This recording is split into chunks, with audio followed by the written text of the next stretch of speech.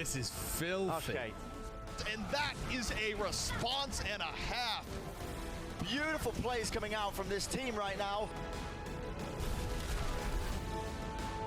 Oh my word! Oh, this is insane. The boy just got completely boomed.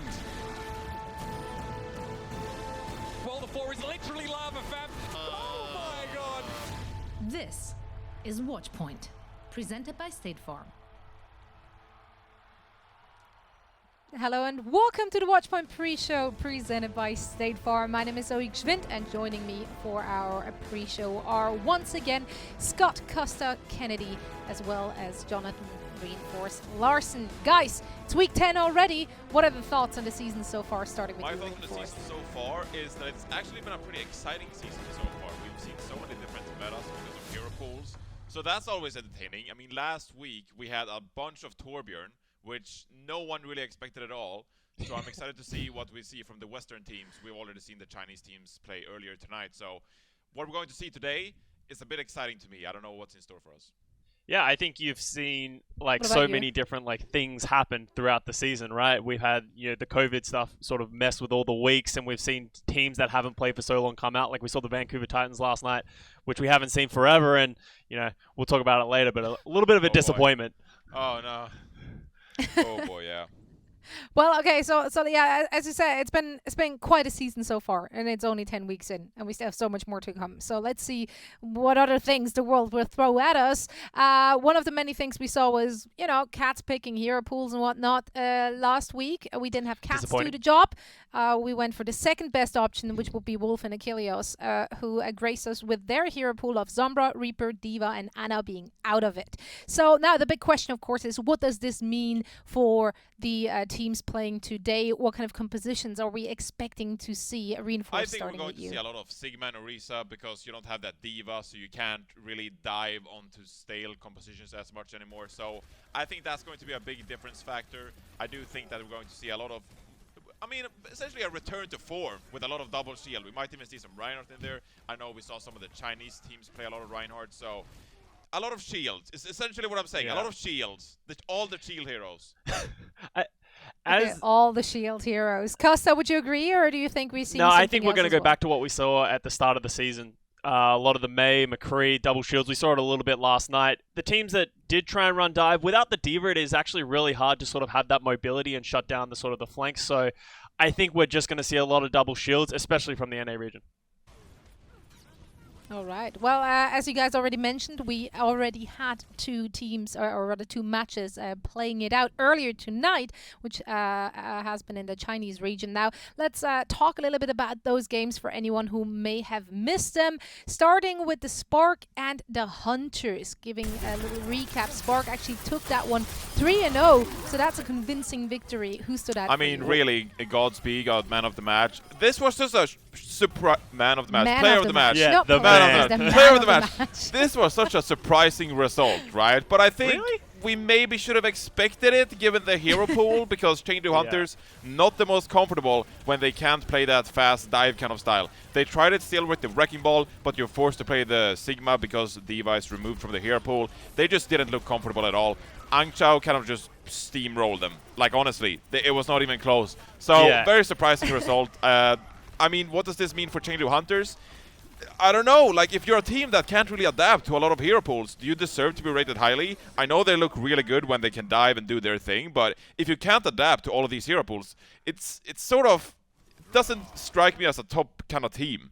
Yeah, I mean, that's the whole point of hero True. pools, right? It is about adaptation, and you have to have the variety and diversity within your team, and a big hero pool for each of those players to really make it work and be one of those top teams. Costa, you didn't sound like you were all too surprised that the Spark actually took I it. think Why the is that? Chengdu Hunters just tried to do Chengdu things, but it's getting a little predictable at When this haven't they? point. They tried to put Jinmu on fire a bunch of times, but you just had Gosby shutting him down on the McCree, and then they just played the Ryan Zaya in the front line and just run over Chengdu.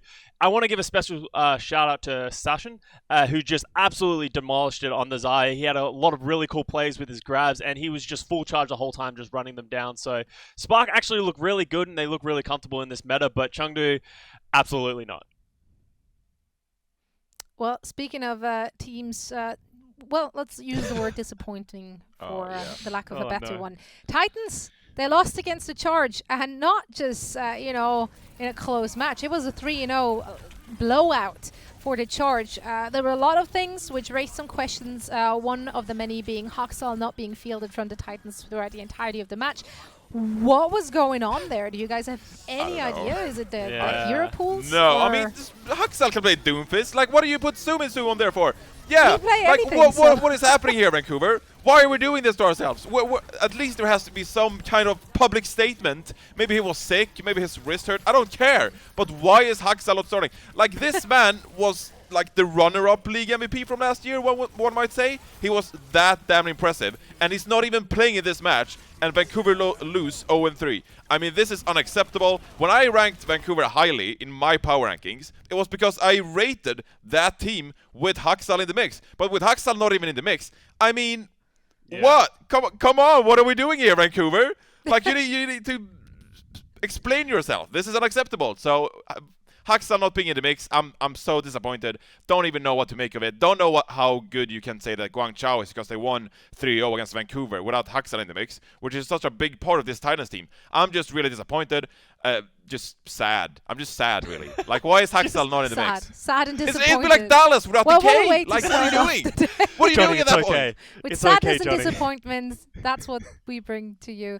It's okay, Johnny. I'm pretty sure that some of the matches today may or may not make it up to you because we're starting off with quite a banger. Taking a look at the schedule today, we're going to have the Philadelphia Fusion taking on the Paris Eternal. This is a rematch. The Paris Eternal were the first team to deal the Fusion a loss this season. So let's see if the Fusion can, get their revenge. The second game of the day will be the Houston Outlaws going up against the Boston Uprising. And last but certainly not least, we have the Washington Justice going up against the Dallas Fuel. So first things first, let's talk about the power rankings, however, before we are actually looking more into those teams, because I want to know where Reinforce put all of these teams. So let's take a look at the power rankings presented by HyperX.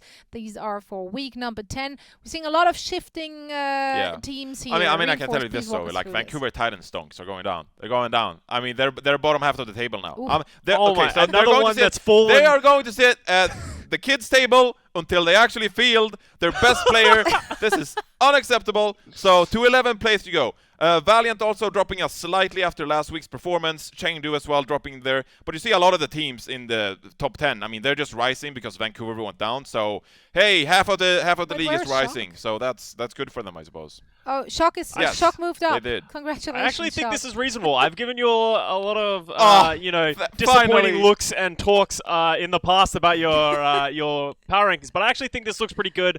I think you could probably put Shock up a little bit higher just because of their notoriety, but I agree with the Vancouver Titans. They just didn't look good. They don't seem to be able to adapt either, so I think they deserve to be at 11th until they prove otherwise. Thank you. That meant a lot to me, Scott. All right. Yeah, I mean, that's the thing, right? You have to prove yourself before you get a good ranking. You can't just base your rankings off of what we've seen from the variety of teams. I will say one thing, though. So the one team I'm looking out for in my power rankings is actually Shanghai Dragons, because they are currently below Paris Eternal and Philadelphia Fusion, but they could sneak up a spot or two if they show more promise in the Asian region combined with Paris and Philadelphia they're playing today. So if Paris disappoints today, we might actually see Shanghai climb a bit in my rankings.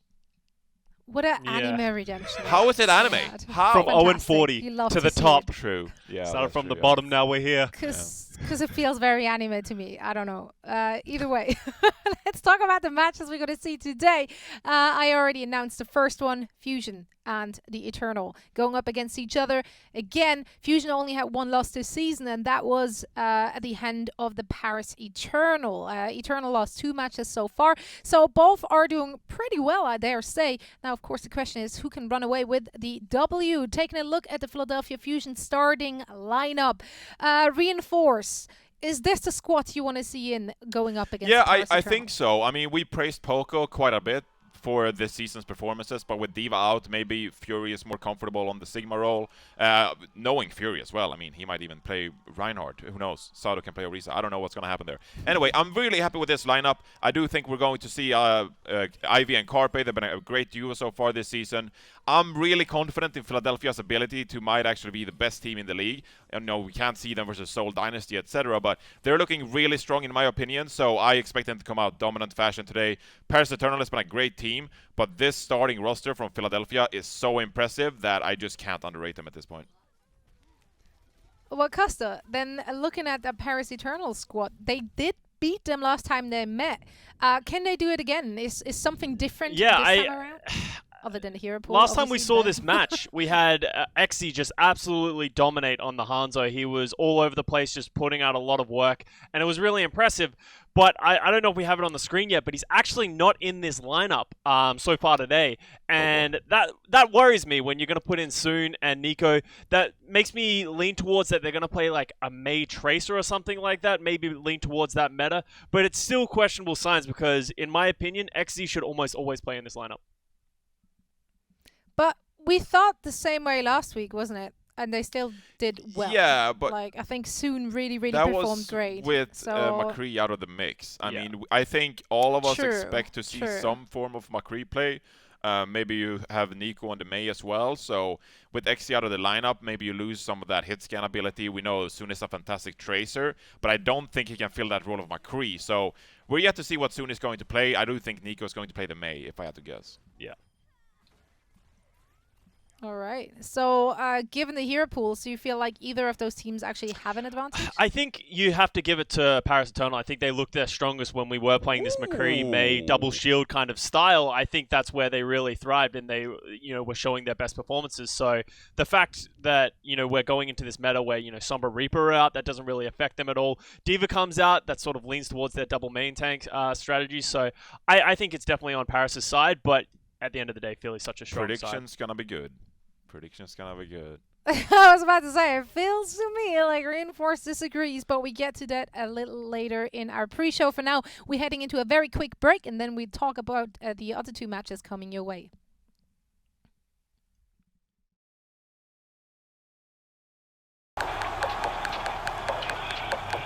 This is it, the official Overwatch League apparel.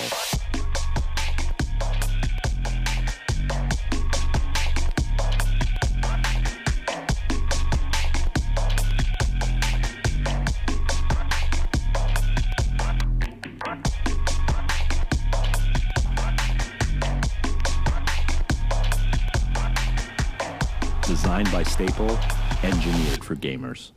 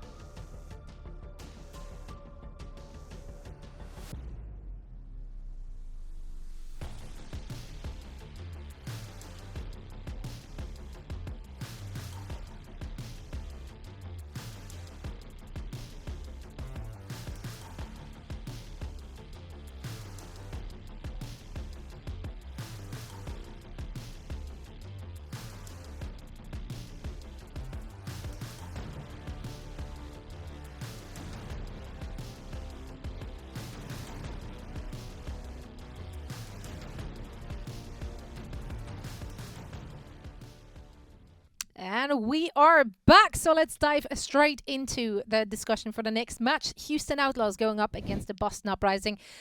Gotta call it what it is. It's two teams Classico? more on the struggling side. Morn. It is an El Clasico. That is correct. Now the question is who's going to run away with it. It's a bit of a redemption story for both of those teams. They had ups and downs. We Mostly saw downs. some, we saw some bright spots from either of those teams. Outlaws actually performed pretty well in their last game. So let's discuss how either of those teams can actually, bring it back and come back a little bit, starting here maybe with the Houston Outlaws side of things. What do you want to see? Well, I mean, Meko is going to struggle a little bit this week because Diva is out, remember? So we're going to see Meko on the Orisa, not on the Orisa, the Sigma.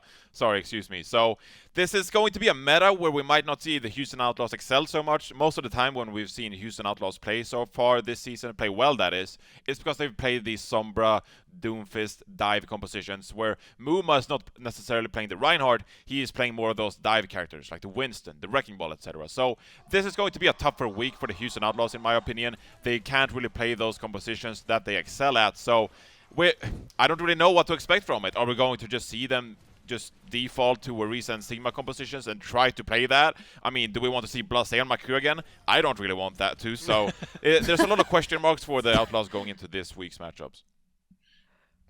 Well, okay, Costa. So the Boston Uprising, they got it done once already against the Houston Outlaws. Do you think they can have a repeat performance? That was the definition of an absolute slugfest. Last time we saw these two teams play, it was just absolute chaos. We had the birth of Jerry into the Overwatch League, just really sort of stepping up.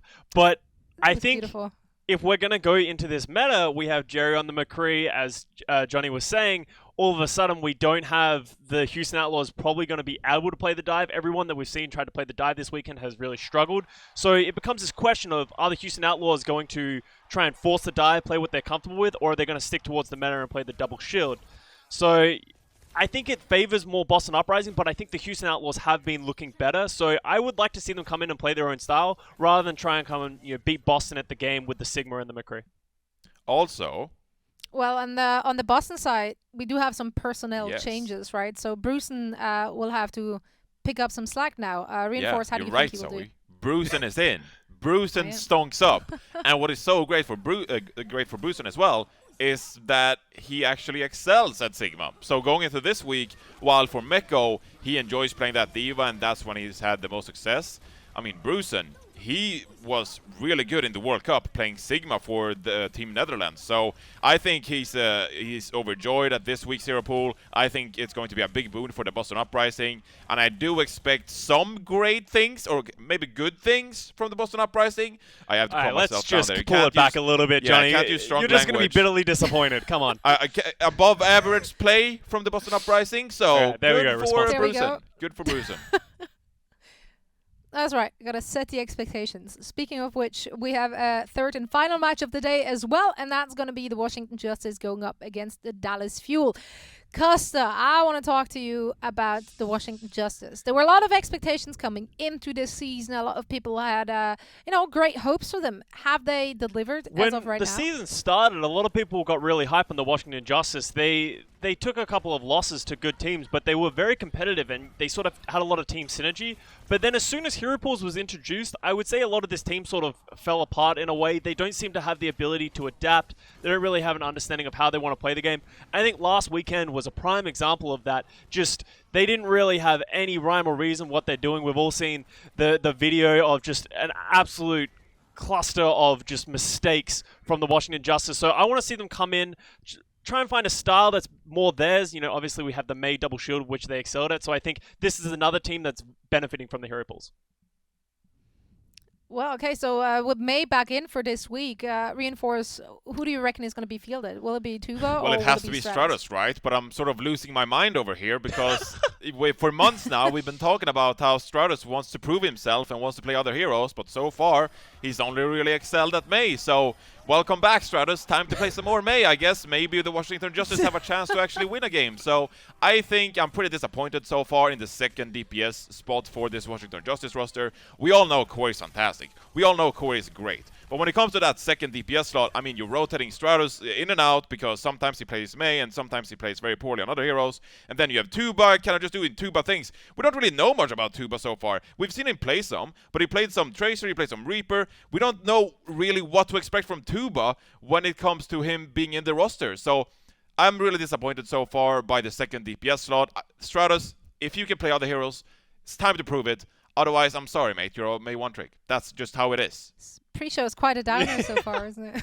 I'm just saying how it Everyone's is. just disappointed Get across good the board. gamers. Well, okay, let's hype someone up. Costa, go. Name one player in this very matchup you're really having your eye on. I think if we're going into this match and you look Say at last DK. weekend, it has to be Decay on the Dallas Fuel. They came in a match which everyone said you should never play Tracer, and they just played Tracer, and it worked really well. For anyone that's gone and watched that VOD, especially from Decay's perspective, it is actually crazy how hard he carried in that match. He was just all over the place, playing incredibly well. But you also have to give props to the rest of the Dallas Fuel team for playing around it very well. So, you know, whether or not that'll work in the long term of just sort of playing against the meta, you know, they can't just have a god tier performance on one of their players all the time. So that's kind of hoping for a lot. So I'm really hoping that they come in with a better strategies, maybe playing the Mei, the McCree, and sort of playing a more standard style and prove that they can match up against these good teams. Yeah, and I agree with that. It is going to be a bit more troublesome for Dallas Fuel this week, in my opinion, because with D.Va removed from the hero pool, what's going to happen with Note? We know that Note is specifically plays a lot of D.Va, but he doesn't really flex around that much. I mean, if Note's going to play the Sigma, like he did in the World Cup for Team Canada, didn't look too good, honestly, so I don't know what to expect from Note. I think that last week, Dallas Fuel, they still had a pretty decent hero pool for them. And even though DK played that Tracer instead of the Torbjorn or whatever, I think that it fit them quite well, and they needed that one win. This week, I'm not so sure this hero pool actually helps the Dallas Fuel that much, specifically because Note can't play that D.Va. So it's going to be interesting to me to see what the Dallas Fuel are doing when Note can't play that D.Va and how they are going to adapt to this week's hero pool. Right. I mean, one of the big parts with hero pools in place is that the coaching staff has to step it up as well, right? Like, they have to put in a lot of hours and a lot of thoughts into which players to field and how they want to all come together as a team. Costa, what are your thoughts on the coaching staff from the Dallas Fuel? Like, can they make it happen? When you look back on the history of Dallas Fuel, the one thing that has been consistent throughout the entire seasons has been everyone wants the Dallas Fuel coaches' heads on a spike because they've never performed to a level, even though they've had incredible talent throughout their series.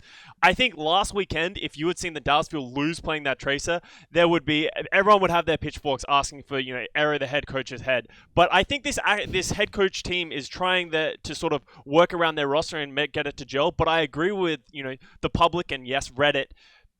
If this team doesn't perform, they seriously need to look at their coaches because they have all the talent they need to be, I would say, probably a top 10 team. They have one of the best DPS duos, or at least the top 5 DPS duos in the league. They should be able to outperform these teams. Doha and Decay are a top 5 DPS duo. If you can name 5 other ones that you think are better than those, then I'll concede, but I don't think it's there. We don't have enough time on Watch Point, but I will keep that in mind, and for another day, I will provide you a list. Tweet it at you. Okay, there we go. All right. That's gonna be good. Speaking of good things and the public as well, we want to take a quick moment right now to highlight the best news and moments from around the mighty interwebs, and that's gonna happen in our Watchpoint Social. That's right. We've got a whole segment for this now. The first and, of course, most important news we had last week is an update to the hero pools. Blizzard, from the very get-go, said that this is a work in progress. They will switch things around, see how it goes, and that's what they're going to do. They now changed it up, so we're going to see a universal hero pool starting on this very Monday. And this hero pool will be revealed on our Watchpoint post show on Sunday. I'm super excited for this. I think this is a fantastic move. I think this is a great change. I think this is going to help the pros a lot with their practice because previously they had one hero pool they had to practice for this week's matches, and then they had a different one in ranked. So you can't really jump into ranked and practice those heroes that you actually need to prepare for the upcoming weekend. So great change in my mind. Yeah, I completely agree. Consistency across the board has been something that a lot of people had question marks about leading into the season. So I'm glad that they're willing to listen to change and adapting where needed. Speaking of changes, I personally struggled with the motivation, considering we were all in quarantine, and it's hard to keep up the motivation for a variety of different things, such as working out or shaving your legs. Yeah, I don't I'm always know. lazy with It's that. rough. What are you guys never struggling managed with? to get it done. I just can't pull myself to do it sometimes. Okay. Yeah, that's what I want to say. That, by the way, that doesn't mean I'm not shaving my legs. Just as a mark here. It just means that I'm not motivated to do it. Either way, you know who is motivated to do just that? Poco. And he's going above and beyond with patterns. Oh, no. Oh, good lord. There's I no didn't picture, know that I right? wanted this in my timeline, but it's. No, you've seen the it's pictures, there haven't you, dude? now. Guys, Oh. are you Oh, inspired? No. I You're feel not like this feeling should be a inspired? challenge. Whoever I'm really loses inspired. this match coming up between Paris and Philly should have to shave their legs like this, just across the board. I mean, So- that is a work of art.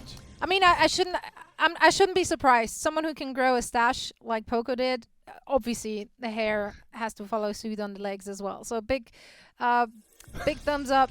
Good job, Poco. Can't wait to see which one you're going for. Either way, speaking of hair, apparently it's just all about hair in this social update. Sorry about that. Sparkle, he just couldn't take it anymore. He decided to cut his Oh, own that's hair. a vibe. That's a you vibe know, right there. That's, yeah, it's a vibe, it's a mood, but Never it's the never play. the mood. Wait. Never the play to Oh. cut your own hair. Oh my god. Sparkle, no. I got PTSD over there. I thought that was back hair. Yeah. Like Poco's legs. I thought that was back hair. I was like, what's happening here? For a second, I What thought the is same going on? thing. Oh well. I mean, if you're going for a classic bowl cut, you know, you can follow a line, right? Yeah. It shouldn't be Well, you know. shouldn't be hard. It's hard to judge because I'm really just looking at the leftover hair. It's hard to I focus can't stop on looking the at his haircut. back. Please get it off my screen. Anyway, don't you guys worry. We have something of quality as well. For Finally. a real good update, Oh. something which will lift our spirits, and that is a really cool story which has been shared with us about a doctor. Her name is Wei Wei. She is from China and she's assisting on the front lines with COVID-19.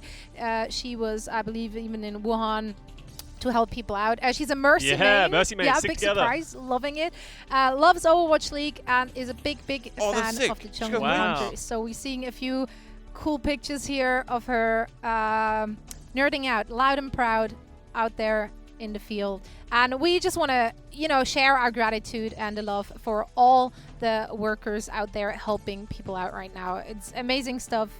This just makes me happy. Video games are Fantastic awesome. That's one of my takeaways. Just video games is so awesome. Like, it's a tough time right now. A lot of people are struggling at home. There's a lot of worry, a lot of anxiety going on in the world, but video games are helping, and we're here to help as well. So, video games are awesome. Yeah. Exactly. Video games are awesome. Wei Wei is awesome. Mercy Everyone Mains out are there is awesome. Much love. Mains are We're now heading into a quick break, which is also awesome. Afterwards, we will be back with our amazing predictions. Setting expectations.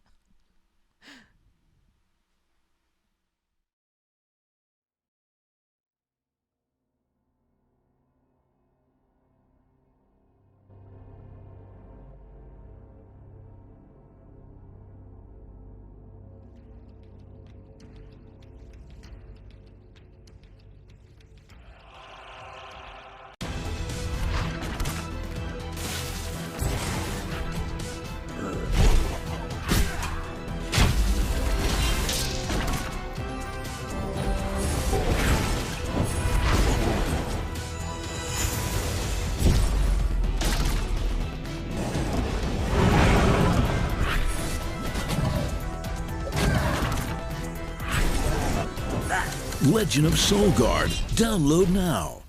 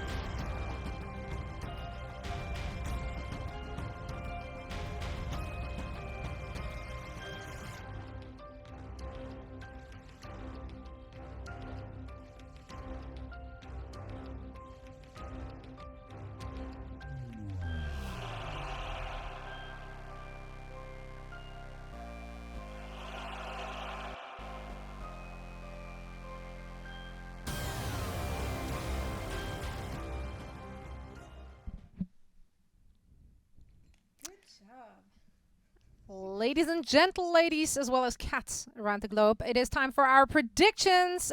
We have a guest for week 10, and that is my cat Miso, and she did phenomenal, to say the least. Quite frankly, I based my predictions kind of off of what she went for. So great stuff around the... Okay, except from that one. I didn't go for justice. But yeah, other than that, I think she has a good knack for it. Look at this production Costa, quality. Are you impressed if with you what see, you I cut up pieces of paper and put it on the floor so nobody could see them. You have bowls, you have labels. This is just professional. Who went for Boston? Johnny. I went for Boston. Johnny? Of course went for Boston. It's true. Oh my! Did it? Yeah, I believe for the upset. You're a madman. Why did you go for Boston? I don't think this is a good meta for the Houston Outlaws. I think this is a good meta for the Boston Uprising. I am going for the upset. It happened once earlier this season. It is an upset. I'm going for it again. I think this is going to be a pretty bad game, but I'm going for it. All right. It's just an upset for Why are you laughing? sake. I see. I can't really defend the justice pick from Miso, so maybe she's just a genius and I had no idea. Either way, why are you laughing? It is what it is. Johnny, Costa, anything you want to say to the Boston pick from Johnny, you're doing great. Keep it up, buddy. I'm sure that's going to work out who really is well. bottom That's in gonna the work out really predictions well. rankings? Well, there we go. We're supportive I support of you and Jonathan. your We're individual supportive of decisions to you. make mistakes. So You're that's all I'm saying. 4th in the predictions. There we go. And we learn from those as well. Now we're going to head into our first game of the day, and then we will be back with our halftime segment as well. The Overwatch League is brought to you by State Farm. For auto, home, or renters insurance, like a good neighbor, State Farm is there.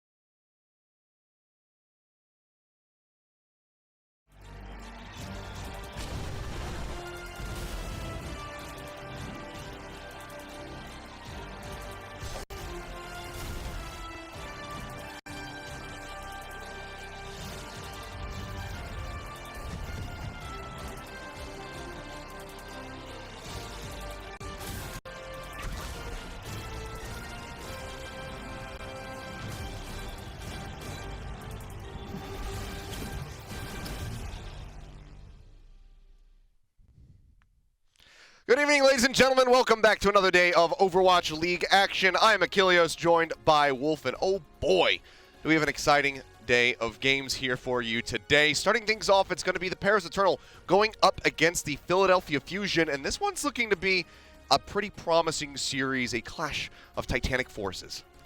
This is going to be the best series of the day, potentially the weekend, especially with what we saw yesterday in the Asia region, which was not a whole lot of games, just 6 maps of one-sided stomping. Yes. That's not going to happen in our matches today, I don't think, for all 3 of them. We do, of course, later on have what a lot of people have been calling the toilet bowl match, the rematch between Boston and Houston, which went the distance last time. Yeah. Not the most high-level game, but hopefully it'll be better this time. And then later on we have, of course, the Fuel coming off of their recent win, facing against the Washington Justice.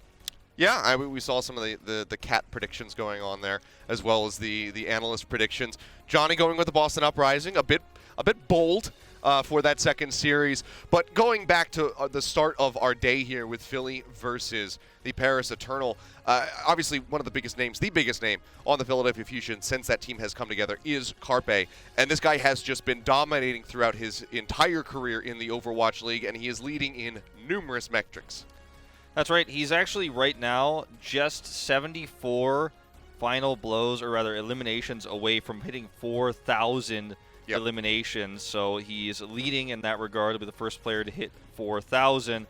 He's also 4 solo kills away from hitting 600, and he's just one step ahead of Soon in that final blow regard. So he's actually leading the charge in that metric against his opponent here in Soon. So pretty sick matchup that we have coming between these two up, assuming Soon sees play. And, well, we already kind of spoiled that, didn't we? They covered that on... rosters were already...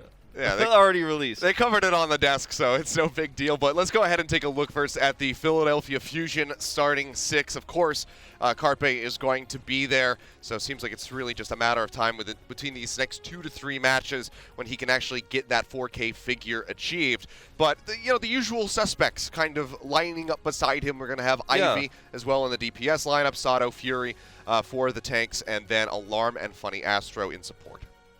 That's right. Ivy starting over Hisu here. Not a huge surprise because Mei is available again. Yeah. And Ivy is the Mei specialist for this squad. So, Ikuyo is actually a good Mei as well, but Ivy is kind of one of those players who's really does specialize in the hero. So I think that's part of the reason why we're going to see him here.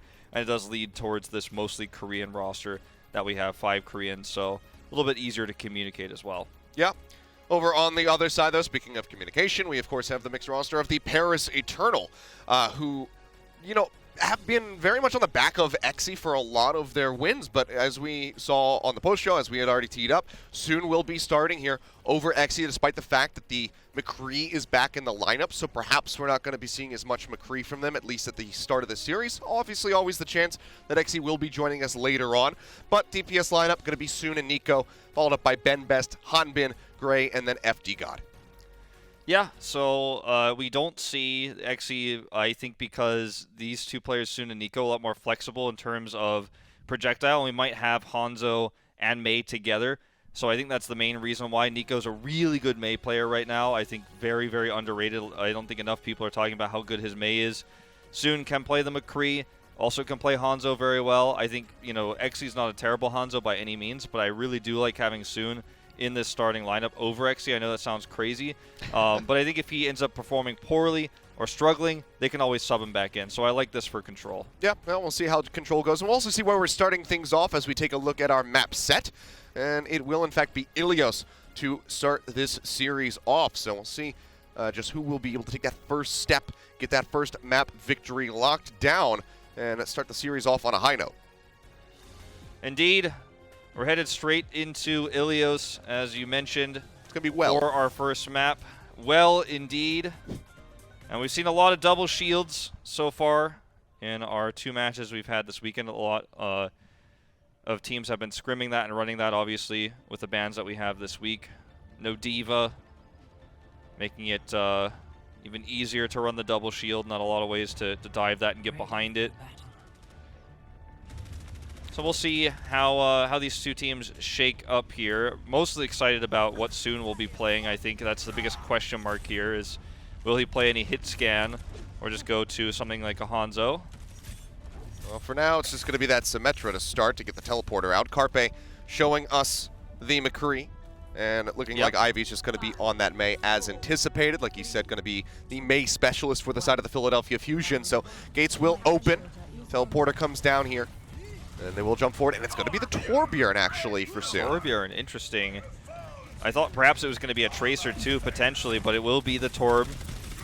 And that's very strong on this map of well, if he can get into position. Working their way forward, Huge everybody Fire piled in, yeah, behind that barrier. Fire Strike goes through. Lado and Ben Best, however, still going to be very close as far as the ult charge for these Reinhardts is concerned. Carpe trying to get a nice little flank angle, playing back behind the well, taking those shots. Mortality field from Alarm going to fall, and that's going to be Sato taken down first and foremost. Soon will get picked off by Funny Astro in the end, but it's at the cost of now 4 members of the Philadelphia Fusion. So fight very much going the way of the Paris Eternal, so they will get the first lockdown of well. Now, Paris is going to play a much more balled up, more death ball-esque composition. Carpe tries to flank, but can't really get great shots in between the wall and the barriers there that Paris Eternal have up. So he does his usual Carpe flanking style, but doesn't get much value. Does not, but now the reapproach coming in for the Philadelphia Fusion. Immortality Field already going to be used as we do see that Ant Matrix come through from Gray. Maywall as well helps mitigate a lot of that damage that otherwise could have led to somebody getting picked off. They will find the turret on the approach, and this is a very slow building Molten Core for Soon, only at 48%. Starts picking up some extra percentage as they take the fight to the Philly Fusion, getting right up in their face. Mortality Field now gone. Shatter comes down solo over onto Nico, who will get picked off by Ivy, but now Sato gonna fall as they did go for the mutual pin. Both Ryans hit the ground, but Ben Best is the only one standing, and Soon gets the shots in onto Carpe, finding that elimination, and FD God sends Funny Astro off the side of the map or into the well. So we'll just be a nice hold here for Paris Eternal now at 50%. Yeah, there's a lot of healing on the side of Paris Eternal, even in Maze, self-healing, and you have this composition that's very difficult to break through with hit scan. And they didn't even have to use Molten Core. They didn't have to use the sound barrier. They've got both available here for this fight. This should be 99, worst case scenario for Paris.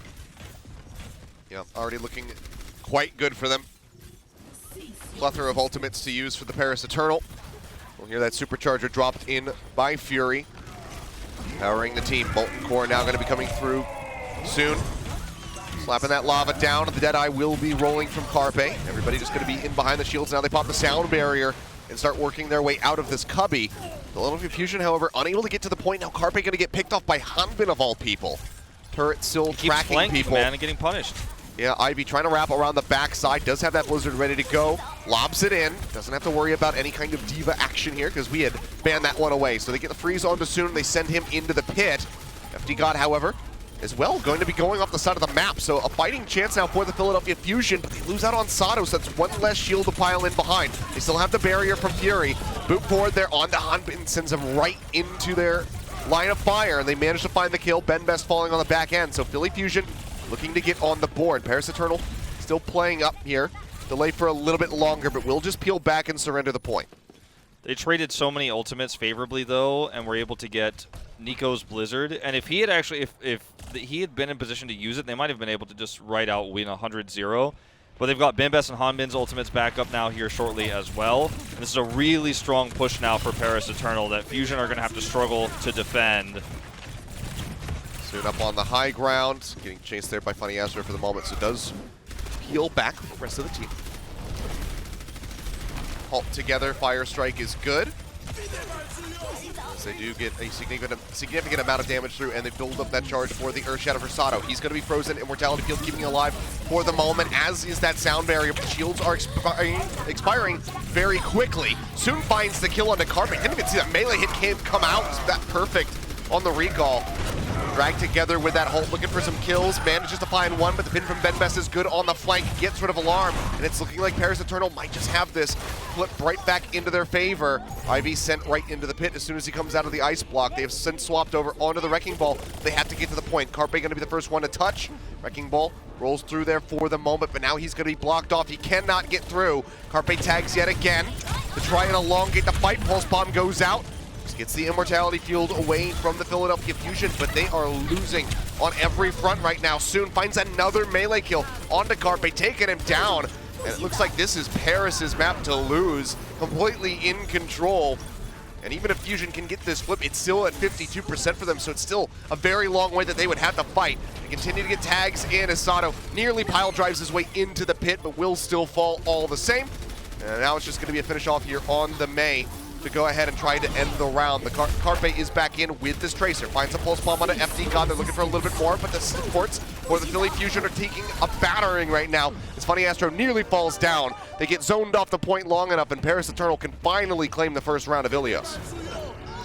Yeah, we have to rewind really far back to talk about how the retake happened, because there was a lot of delay there. But nice attempt on the side of Philadelphia Fusion. Alarm has the Immortality Field perfectly placed as soon as Nico drops down the Blizzard to keeps everybody alive. Funny Astro's there to clean up with the sound barrier. But Paris Eternal, again, have this composition that's very sticky.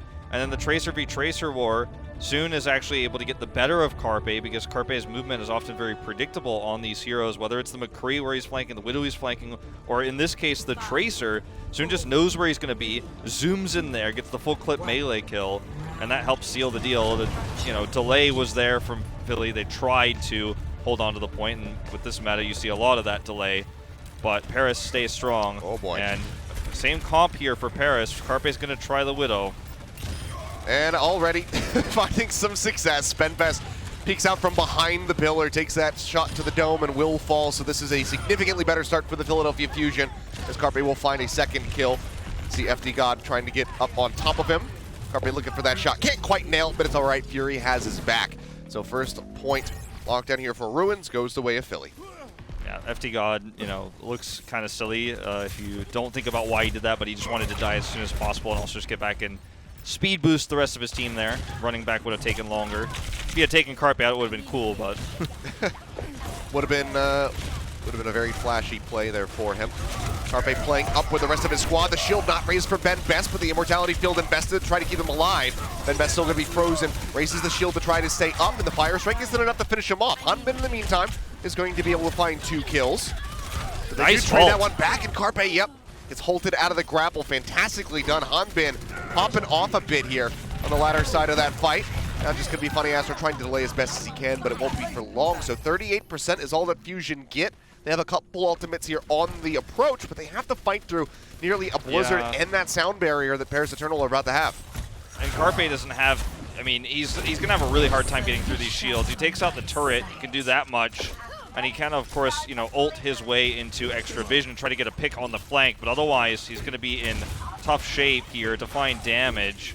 There's just not a whole lot he can do. He's looking for FD God. Oh, gets that body tag onto him. Immortality Field will come through. Sound barrier now going to be dropped. Sato, the first one to fall, soon finds the kill as he gets closer to that molten core. Ivy will manage to take down Nico. Now he gets Soon. So they completely break down the DPS duo. Now get rid of the Lucio. Just 2 tanks and a Baptiste to try and hold this point. Paris Eternal are currently in the lead with 41%, but Philadelphia Fusion still have 6 men over here fighting to try and retake this with Carpe up on the high ground and unopposed for the moment. Gets the headshot onto Gray. The Fire Strike from Sato will get Ben Best. Here comes FD God yet again. Will manage to get rid of Carpe this time around, but it's not doing much for the rest of his squad, who continue to get picked off one after the other. Yeah, he can't really delay much further. Impressive to see the Carpe kill there. But yeah, as you say, inconsequential at the end of the day. Nice ice wall here. Almost gets them a stagger kill. But Paris Eternal, they took a lead in percentage. Soon's actually going to match Carpe on the Widow, which I didn't expect to see, but I always love to see it when we get to see this duel. Yep, only a few times a year. I'm very happy about it. Will not complain. Right back is going to be coming through, but oh man, Philadelphia Fusion are just getting completely run over. They cannot backpedal fast enough to get away from the wrath of the Paris Eternal. They completely swallow them up. Yeah, they overextended there, got caught. Soon comes out here. He didn't really do a whole lot, but now he has sightline advantage. Checks for the flanking Carpe there on respawn, as he knows that's where Carpe likes to go. Now he's just going to set up, play safe here. And they're going to try to play around this Blizzard of Ivy and then get their own follow-up Blizzard. That's their best chance of closing this out 2-0. Sound barrier is very close here as well as Alarm drops down that window. Very well dodged here by Paris, and it looks like Philly just going to play patient. Yeah, it's going to end up being another 99%er here for Paris. Oh, Carpe looking for the shot, but Soon finds him. Love to see that one from Soon's perspective, perhaps. FD God, for the moment, though, looking to build up that sound barrier. Drops it immediately upon receiving it. Shatter is going to be dropped in, but doesn't find any members of the Paris Eternal. Sound barrier matched For Funny Astro, Sato frozen for the moment, but the kills finally coming through for the Philadelphia Fusion. As soon as Ben Best will both fall now. FD God and Hanbin going to be joining them. This will just be the cleanup. Gray, the only one retreating with his life intact as the flip will come in. 99% built up for Paris Eternal. 68 now for the Philly Fusion, but very few ultimates to work with. They're about to have walls, they're about to have a supercharger, but there's a supercharger in a blizzard there for Paris. Nico has his Blizzard ready to go. He finished charging that up, and they just fought for 99 and fought to force ultimates. They were successful in both regards. Soon gets Vision, which isn't going to give him a great shot, but it's going to help Paris Eternal approach a lot easier.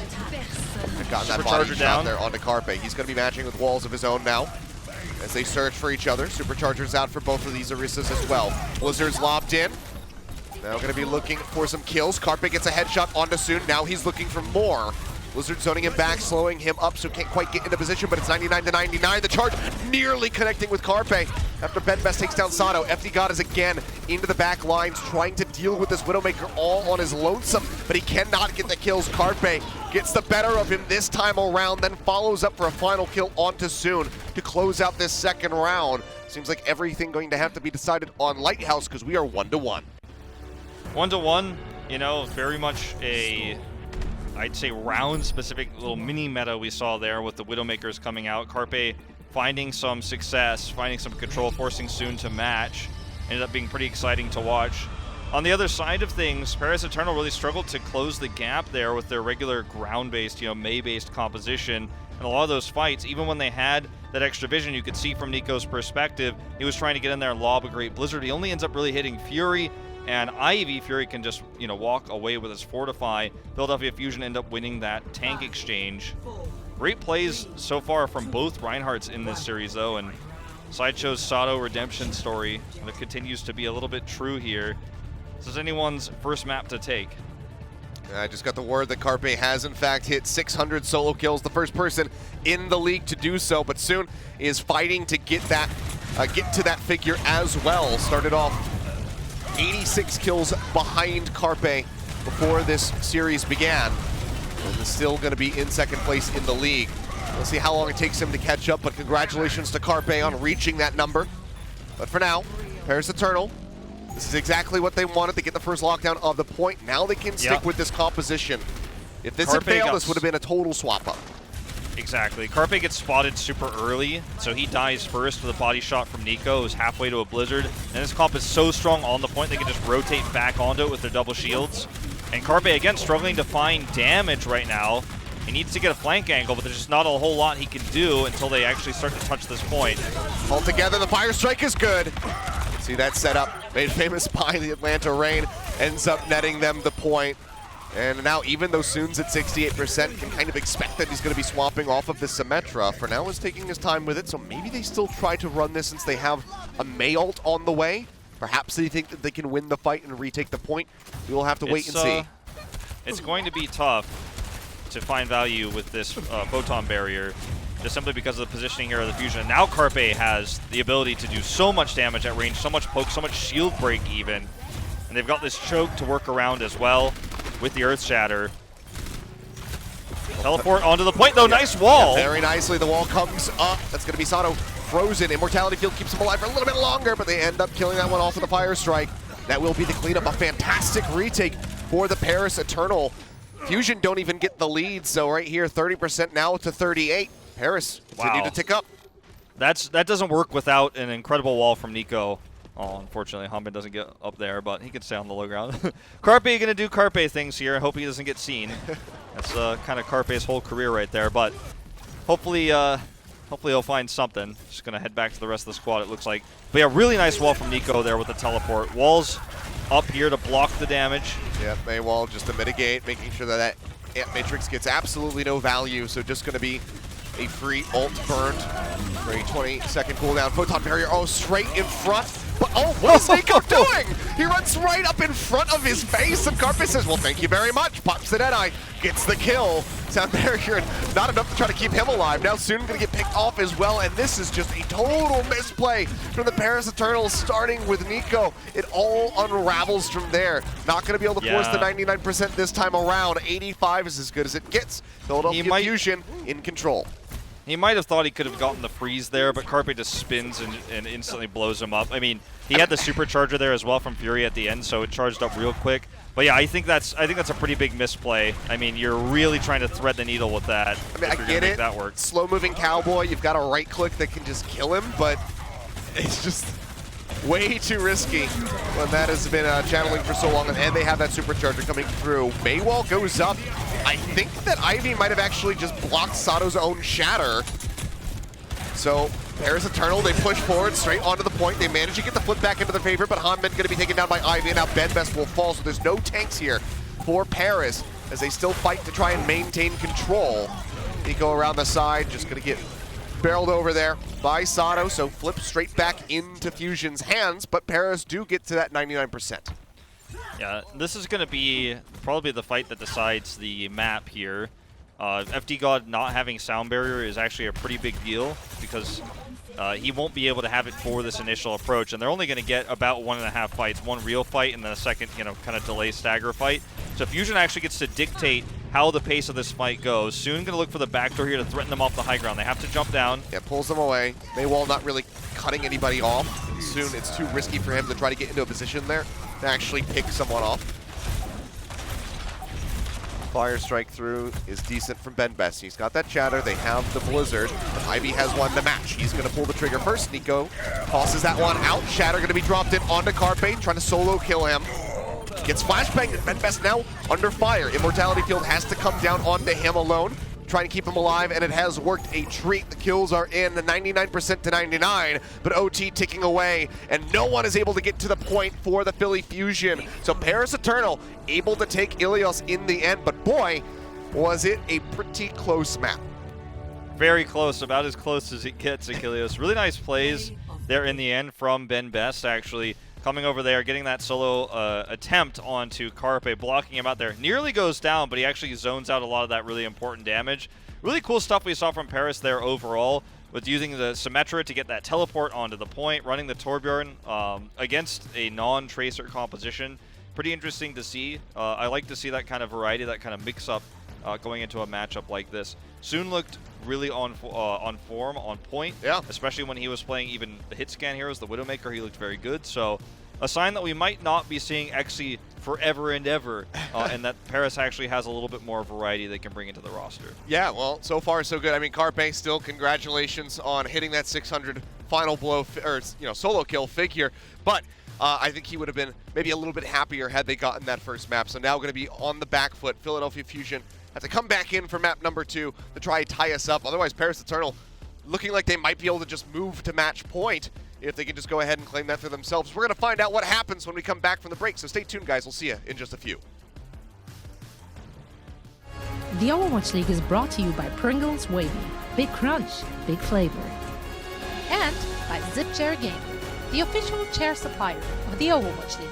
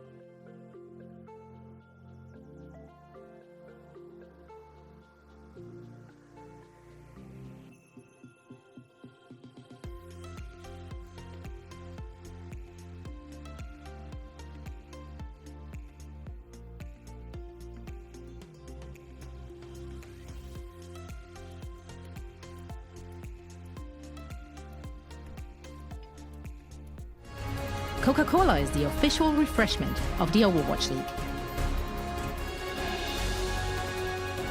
Welcome back, ladies and gentlemen. Map 1 out of the way in this series between the Philadelphia Fusion and the Paris Eternal. The latter able to claim that first map of Ilios. Very close back and forth throughout that entire thing, ending with 100 to 99% on a Lighthouse in the third round. But Paris able to edge out ahead of their opponents, and that's a very good start for them in this series.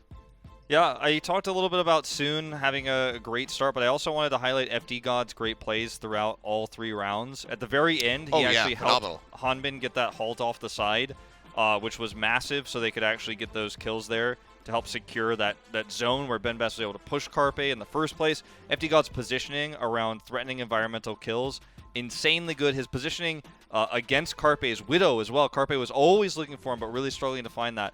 Very impressive to see, so just want to give FD God a shout out again. Very well deserved. I mean, pretty much everybody on the side of the Paris Eternal playing phenomenally. Hanbin having some moments as well on the Orisa where he was really shining. So a very solid start and a good foot forward for the Paris Eternal, but we'll see if that is going to stay with them as they move forward into map number 2, which is, of course, going to be Hollywood for our hybrid map. But Philadelphia Fusion, they're going to be hungry for a victory here. They do not want to fall. They only have 1 loss so far here in the 2020 season. So they want to advance to that 7-1 figure for themselves. And Hollywood, another one of those maps, especially when we get to the Streets phase, where the Widowmaker could potentially come out for both Carpe and Soon. Yeah, definitely a really fun map in this meta, in my opinion, because you see a lot of Sigma Orisa here. You see a lot of McCree. You can see the Widowmaker. There's a lot of variety. Hanzo even has a place, I'd say, in the Streets phase. Yeah. And when you have no Sombra, because Sombra is, of course, not in the pool this week, you eliminate that fear factor of the hacks, of the EMP fights you could take on B, of that high-low ground control that she can offer. No Diva either, so how you decide to position... You're welcome for that. There you go. How you decide to position is it's difficult to break, so you kind of get to, as a defender on this map, make your stance and kind of hold it, and you're not having to worry about low and high ground and kind of tricky flanks and stuff like that as much. So it kind of becomes a very sightline-oriented Streets phase. And with these 2 Widowmaker players, hope we get to see that a little bit. Well, Carpe we already for did now. a little bit on, a little bit earlier, but yeah, Carpe on the Hanzo, as you're saying. It will be that. Eternal seeming like they still want to be running this Torbjorn on the attack. We'll see how Soon fares or whether or not he's going to swap things up once they see that Carpe is on that Hanzo. For now, though, just going to be sitting double barrier up on the high ground, poking out onto the members of the Paris Eternal as they do try to advance. The Hulk comes through, but of course no fire strike for them. So not going to be getting that big, meaty damage on the Reinhardt. Yeah, the shield break is really good for the Philadelphia Fusion, so it's tough for Paris to actually go through the main entrance. As you can see, they're kind of struggling, have to speed boost their way around and use the wall, the May wall. So that's going to be on cooldown. Yeah, Carpe just going to be taking some pot shots here into that stairwell.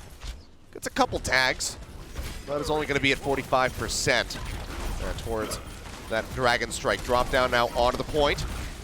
Turret going to fall, Immortality Field taken out. Carpe manages to find 1, but it's going to be a trade-off on the supports here, as we will lose a Baptiste as well as a Lucio for the Paris Eternal, but now Hanbin manages to find Ivy. That's a lot of their staying power for the Philly Fusion gone. Already a tick ready to be given up. Maywall to boost them up onto the high ground. Benbest just swinging away, but he's overstepped. They do have that Amp Matrix out, however. That's enough to zone them back as Fury is on the backside of the point and has realistically nowhere to run. Still taking a little bit of damage, but without Benbest, they will have to go ahead and just wall him off rather than be able to push up against the rest of the Philadelphia Fusion. So they can inevitably get that kill here onto the Sigma. Nico, one of the smartest Mays I think we have in the Overwatch League right now, from how they got to the point to how he boosted them up. The way he fights Ivy in the May v May, even when Ivy is ice blocked, how he just constantly checks to see if he's going to de-ice block with his left click there to set up a freeze. And again, going to utilize this wall to get them onto the high ground here. This comp, very difficult, very immobile to get up here. But perfectly timed wall gets them up to the top. Now they can actually initiate from the high ground while the cart gets pushed solo. Yeah, slowly. Love to see this kind of May play. Slowly bringing that one up right now is Soon. Discord Orb is going to be out onto him. Alarm is playing that staple pick of his. That Zenyatta's going to be popping the Transcendence to try and stay alive throughout that Blizzard so far. Not looking so great as 3 members are going to be gone. Alarm with a sliver of HP, trying to survive, trying to find something here. We'll start getting a little bit of that shielding back, but Philadelphia Fusion on the wrong side of the map will all get taken down with Alarm being the last one to fall, so it's just going to be a very smooth ride forward into point B. I mean, look at this time bank. It's about to be bumped up to 5.5 minutes. So Paris Eternal in a very nice spot. Philly Fusion, they have to put a halt to this card. They do have that Blizzard, so it's possible, but they need to execute on it. We'll never see what was going to happen with Carpe on the McCree on the Streets phase, but as you can see here, they're going to struggle in this fight without the ults they just traded. Very nasty fight here for Philadelphia Fusion. They don't have a Transcend, so it would have been amazing in that fight, but look how forward Paris is, how much free push they're going to get. Carpe's swap to McCree isn't useful until he can get into position. They just simply didn't allow that. And now they're going to get this free corner push that shouldn't be this easy. And Nico's already close to another Blizzard. Well, in the back. Soon just taking some shots, trying to get that Molten Core online. Blizzard's going to be on the way. Philly Fusion have a plethora of ultimates to choose from at the moment, with Alarm trying to get that next Transcendence online. But for now. Yeah, and look at the position of Benbest here up on the high ground. If Fusion did decide to commit in heavily, he could have dropped down. He's just going to safely come around now to the main part of the map. Get the hull together. Yeah, Matrix going to be tossed in, looking for that accretion stun, but doesn't really net them much. Soon pokes his way up to that Molten Core, but then gets taken down by Alarm. A nice headshot with the orb. Manages to alleviate a lot of pressure. Still 4 minutes remaining here for Paris Eternal. Philly Fusion have not yet had to burn any of these ultimates, so still are sitting in a decent spot. Nico has to use the wall to keep himself protected. He's going to have that Blizzard now. Alarm Transcend's not quite ready. Paris are hoping to use their second. Here's the Molten Core. Molten Core coming through. That's going to be the Gravitic Flux. Manages to find Soon. Immortality Field is there to try to keep them alive, but Nico stunned up after tossing the Blizzard. Will just get picked off. I've actually lost it there in transit. Didn't see the zone on the ground, but either way, Carpe, with that high ground position, manages to get rid of both of the DPS members here for the Paris Eternal. So the cart very much in a lockdown now. Philadelphia Fusion have zoned them back, and Paris, the onus is on them to try and reapproach, and that can be rather difficult. I think he was either hit by an accretion there or Carpe's flashbang, but I don't think the Blizzard went off, and that's huge. That's the ultimate they really needed. They at least could have traded Transcendence for that, but they don't get it. And Carpe has full sight lines now, and he gets picked again on the poke. Carpe has sightline control. You can see him there looking for a wraparound here for the Deadeye potential. They spot him. And this is going to be so much time bought right now. Oh, yeah. And they basically can't lose a fight with the Trance. Yeah, just about 3 minutes gone now. Soon as well is looking for a wraparound, but pushing up as a Tracer versus Carpe on a McCree is a very dangerous prospect. Flashbang, however, is going to be down, so now they pile forward and start looking for that kill. Very nice barrier placement. Will protect that Supercharger for a little bit longer, and Matrix now out for Gray as he looks for a kill. A lot of poke damage going forward, but doesn't find anything yet. Sato going to get dropped. The Transcendence coming in from Alarm. It's a little bit too late to try to keep that Orisa alive.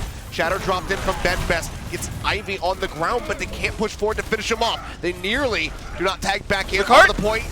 Fast enough, however, Ivy trying to get there. Has to burn the ice block as Boombox is in the back. They buy a little bit more time as Sato comes through. Gets the pile driver, but they're zoned away.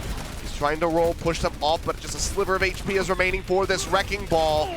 They get the kills. They finally will be able to push through. But man, what a time buy for the Philadelphia Fusion. We went from 5.5 minutes down to below 2, so still a fantastic defense for Philly. Insane push, though, from Paris. So clean, and soon looks for Carpe on the high ground there. He knew that Carpe was likely going to flank because there was no vision of Carpe in main. And when I say main, I mean the main archway. That's usually what people kind of describe any sort of main hallway in Overwatch.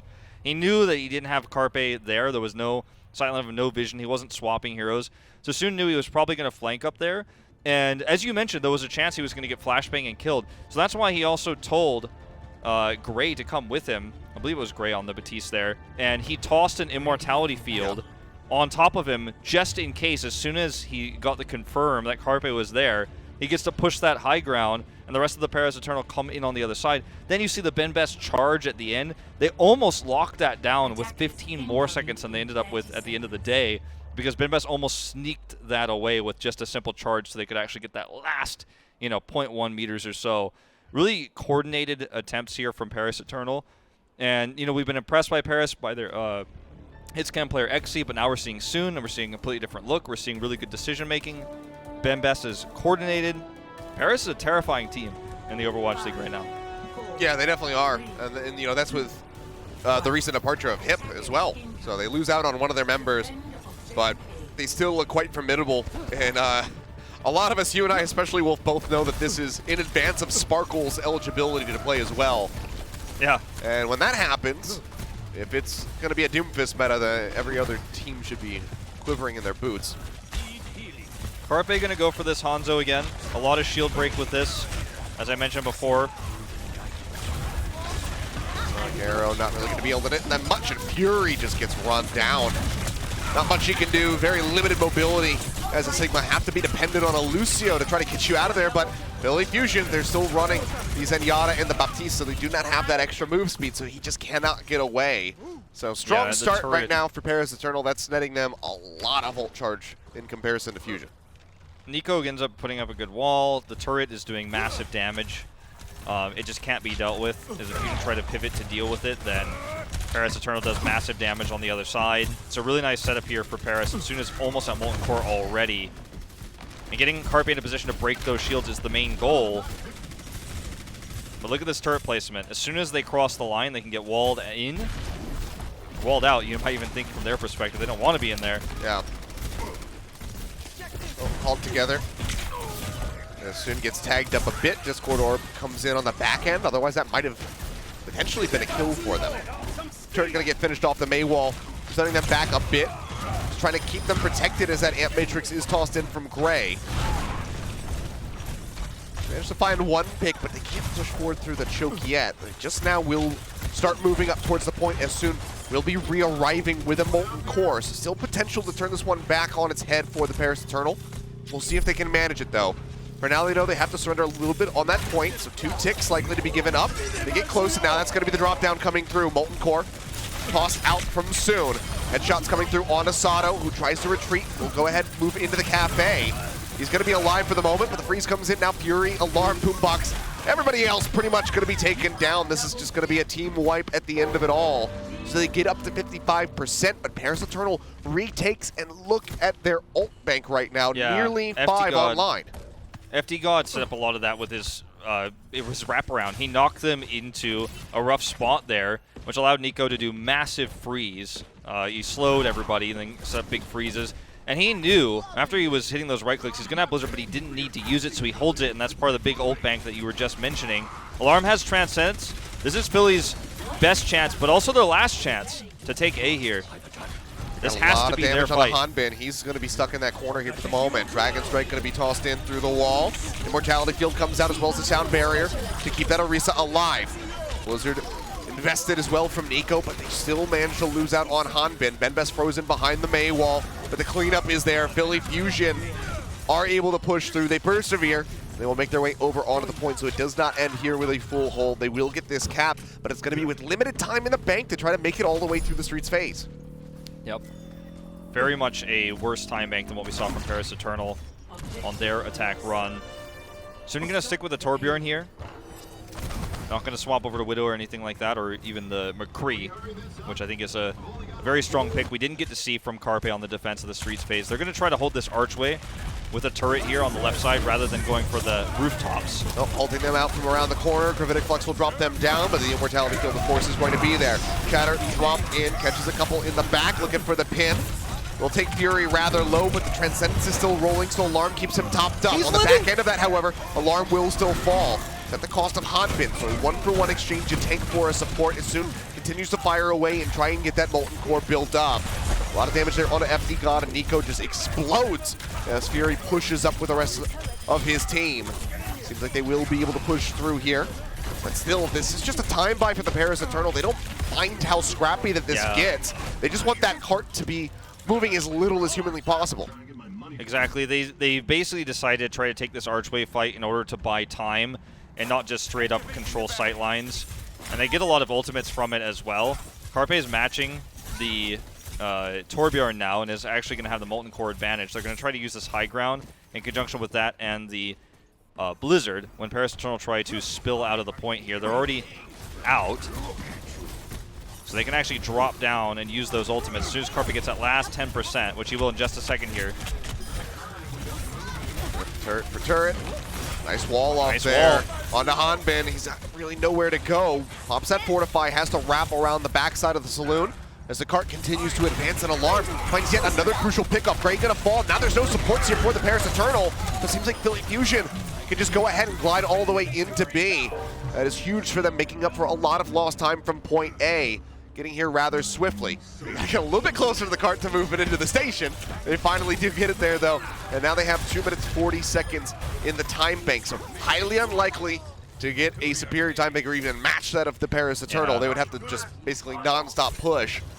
Paris also decides to they decide to try to hold the Arch on the retreat and get staggered as a result. So this is actually looking really bad for them in terms of what they could have accomplished. Like, there's still a good position to hold, but they've had a lot more. Ooh, they all just pile down into that gravitic flux, but the sound barrier is out. Sato going to be eliminated as Carpe tries to find some kills with this Molten Core. Drops it all over the place, but soon in the back line tries to get rid of Alarm, but this is a very dangerous duel, and Alarm will come out on top. This guy made a name for himself as a Zenyatta player, and he manages to take down one of the legends of this game. Paris now need to regroup here and try to build ults and stagger for Nico's Blizzard. He's a little bit behind, but he has the ability to control sightlines here if they can get those shields up. Philadelphia Fusion, though, not hesitating, already pushing up to the archway. Ult's not good enough here. Paris want this win. They've already got the time bank advantage, but they need that Blizzard in order to secure this. And I just don't know if they're going to get it. Boombox taking a lot of damage. The Supercharger going to be dropped in by Sato. Amp Matrix out on the corner, but Hanbin just has to hide for now. See the poke around the corner from Carpe, trying to get on that flank angle. Does a ton of damage too soon. They force the use of the Immortality Field. Gray going to fall. Carpe manages to find that one. So another major pickup for him, but a very short run back for Gray. Soon struggling, trying to stay alive with a sliver of HP as Gray. He was flashing the Moira for a second there. Thought maybe he was going to try to come back in, but decides to go back to the Baptiste. May ult will come through from Nico, but he is going to fall immediately after using it. Alarm keeps the rest of the team topped up with that Transcendence. And Matrix is out. The tanks have to hide around the corner, despite the fact that they have that sound barrier shielding coming through. And Nico is going to be swapping over onto the Doomfist with Soon on the Tracer. So now going for dive, but they're going to have to fight their way through a Molten Core as well as a Blizzard here from the side of the Philly Fusion. They get rid of the turret. Carpe going to be delayed by a little bit longer, but he can just take up naturally to that ultimate. Nico, Seismic Slam into the back, looks for the kill here, onto Alarm, but the Immortality Field is perfect, and they manage to cut him down. Shadow from the side, however, from Ben Best is absolutely huge, and he gets a pin kill onto Alarm. Molten Core coming down from Carpe over towards the cart. Hanbin going to be picked off. Now FD God and Gray. There is no tanks, there are no supports. For the side of the Paris Eternal, it's just Nico against the world trying to defend this, but it is in overtime, so Philly Fusion not going to be able to get any time bank here. They instantly kill off the Doomfist. The Gravitic Flux pulls that Wrecking Ball so far into the air that he cannot contest, and they will be able to finish the map, but it's with 0 time in the bank. Yeah, a lot of delay there from Paris Eternal. They were clearly playing for time bank advantage more than they were playing for the win, but they almost got it. They almost just straight up stole the map away. Ben Best's Shatter, in particular there at the last moments, was really, really solid, very clutch. Philadelphia Fusion were able to, obviously with a man advantage, still win that fight and then eventually win out with Ivy's Blizzard. They played well around Nico's Doomfist. They knew that he was going to be swapping to that. Really nice Immortality Field that you called out from Alarm when he did go for that initial punch there. Or onto Alarm, rather, from Boombox when he went for that initial punch. And there were a lot of things that I think could have gone better for the Paris Eternal had they played more conservatively around B, and had they kind of played a little bit slower around C.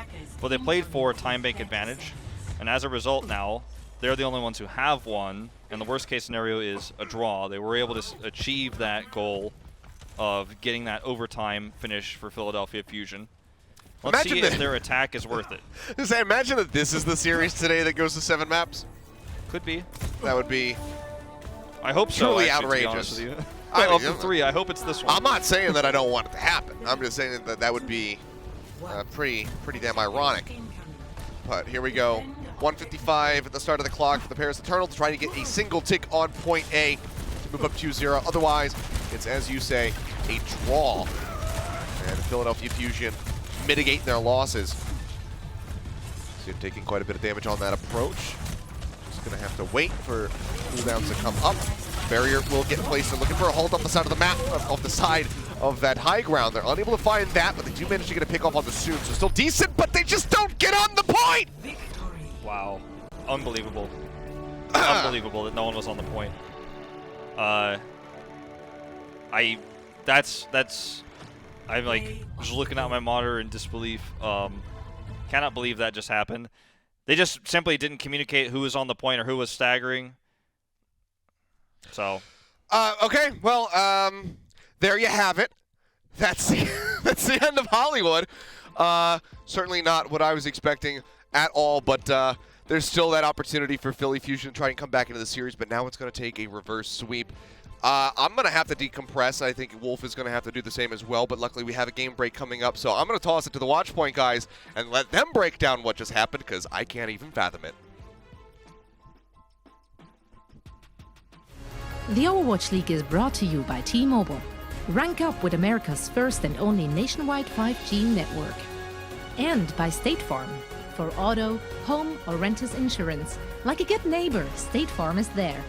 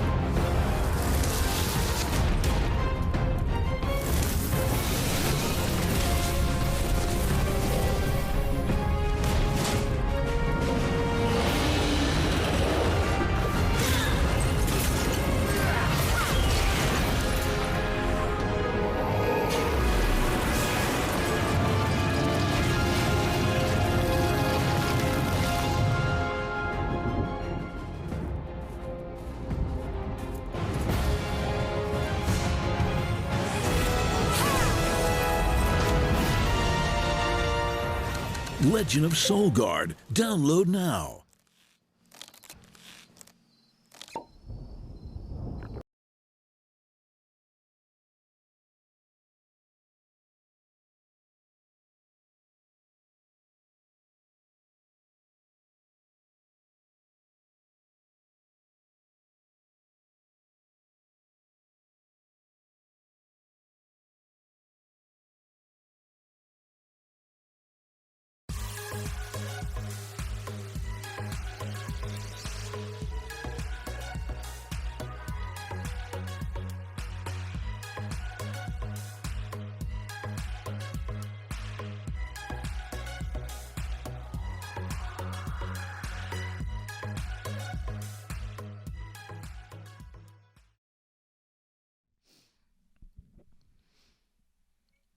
Hello and welcome to our game break presented by Cheese It Grooves. I am Zoe. Joining me here for a quick chat about the match we are watching right now are Costa and Reinforce.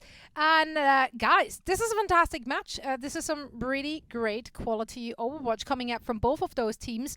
We're going to ignore the Charlie Niner at the very end there. But other than that, I think this has been absolutely fantastic. Reinforce, you look very impressed. I mean, that was what I was going to say going into this game break. Just like, wow, what an incredible match we have in our hands. And then that happened, and it didn't go out the window, but it sort of just leaves a sour, bitter kind of like end to it, you know? It's not an end, but a bitter end to the half on it. Because, like, it was such an incredible matchup at the first map and the second map. Like, the amount of Lucio duels we're seeing, the DPS duels, we have Sado and Fury as the main tank and the off-tank duo on Philadelphia Fusion. I mean, this is an incredible matchup. The gameplay we're seeing, the smart play we're seeing from Paris Eternal. I specifically loved on third point how Gray and Soon took the high ground to set up Gray with his ultimate as well. Like, so many big brain plays going on, so much great mechanical skill. This is one of the better matchups we've seen so far this year, and even adding in their last matchup when we saw these teams go head-to-head. Like, this is turning out to be one of the better rivalries so far this season because of the gameplay we're seeing from both teams. I'm very impressed. Yeah, who would have thought that going into this? Costa, I know you had your eyes on the Lucios there as well. Great stuff coming out from Funny Astra as well. Yeah, as I think both of these players are playing incredibly well. It's been really interesting to see these two teams have a very similar strategy in how they want to play the game with the double shields for the most part and just sort of like running at each other. We saw a bit of an adaptation on Hollywood. We saw Philadelphia Fusion bring in Boombox to play the Baptiste instead of the Lucio. So they were playing a more defensive style, but you saw Paris Eternal playing a more offensive style with the Lucio and just sort of running them. So it was sort of like a back and forth between the two teams. I just love the adaptation that we're seeing, even though they're playing pretty similar comps. Now, talking of adaptations, that brings us to our wonderful crunch time presented by Cheese It Grooves. Costa, I want you to take this one. We saw so much variety coming out of not just Carpet, but also Soon. It just looks like they're playing a game of chess within this game. Yeah, I really want to highlight these two DPS players, veterans of the league and the game, and you can just see the deep hero pools and that they're willing to change their characters based on what the other is playing. We saw Soon originally in the first round come out as Torbjorn, which apparently is not a meme pick anymore. I didn't get the memo, but apparently so. But we actually see Carpe sort of flexing to sort of force Soon off of this. Soon is obviously playing this in some way to stop Carpe from playing the Tracer, but then we went to Ruins, and Carpe plays the Widow, Soon goes to match him on the Widow, and we've just seen that throughout the entire series of, you're going to play this, okay, I'm going to play this, okay, you're going to play this, then I'm going to play this. And all the adaptation is coming out has been really cool. We've sort of seen it settle a little bit on the Torbjorn of all things, which is interesting, but I'm expecting to see more adaptations as we go into future maps. I love it, really. And I think the reason, maybe, I'm just speculating with, an educated guess, I might say, but I think we're seeing a lot of Torbjorn actually because of the double shield compositions. Yeah. I think that if we saw Reinhardt and D.Va, I think it'd be back to mostly McCree. But McCree is not rendered useless, but he's usually picked for his finishing blow potential. Remember, he deals a lot of damage. He can actually finish off targets quite quick. But when you're playing against a double shield composition, there is so much shield in between you and the enemy team that you can't really get a lot of things done as your McCree. So I think Torbjorn actually has quite a lot of damage output if you add up the Torbjorn himself with his turret. Like, there's a lot of damage there to poke at shields as well as shutting down tracers. So I think Torbjorn actually has found himself quite a niche in this sort of meta. And then Costa, you added on as well when we were talking about it that his ultimate is actually gaining some value now in these slower compositions. So I am enjoying what I'm seeing, and I think that's why we're seeing some Torbjorn actually. Absolutely. Torbjorn is back in the meta. No jokes. This is the timeline we're living in. Now, Paris is up 2-0 against the Fusion, but by no means has this been a blowout. It is a very close match. Let's see if the Fusion can bring it back in our second half. So we're going to send it once more back to our casters. The Overwatch League is brought to you by Cheese It Grooves. Deep flavor, deep crunch. It's a mind crunch.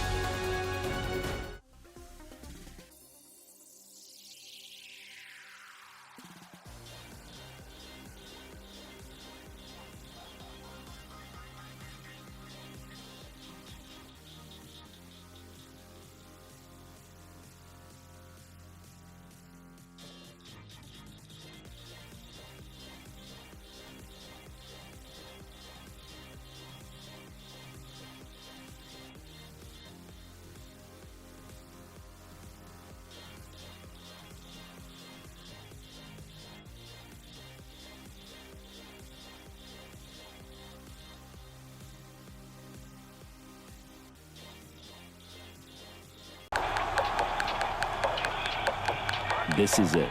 the official Overwatch League apparel.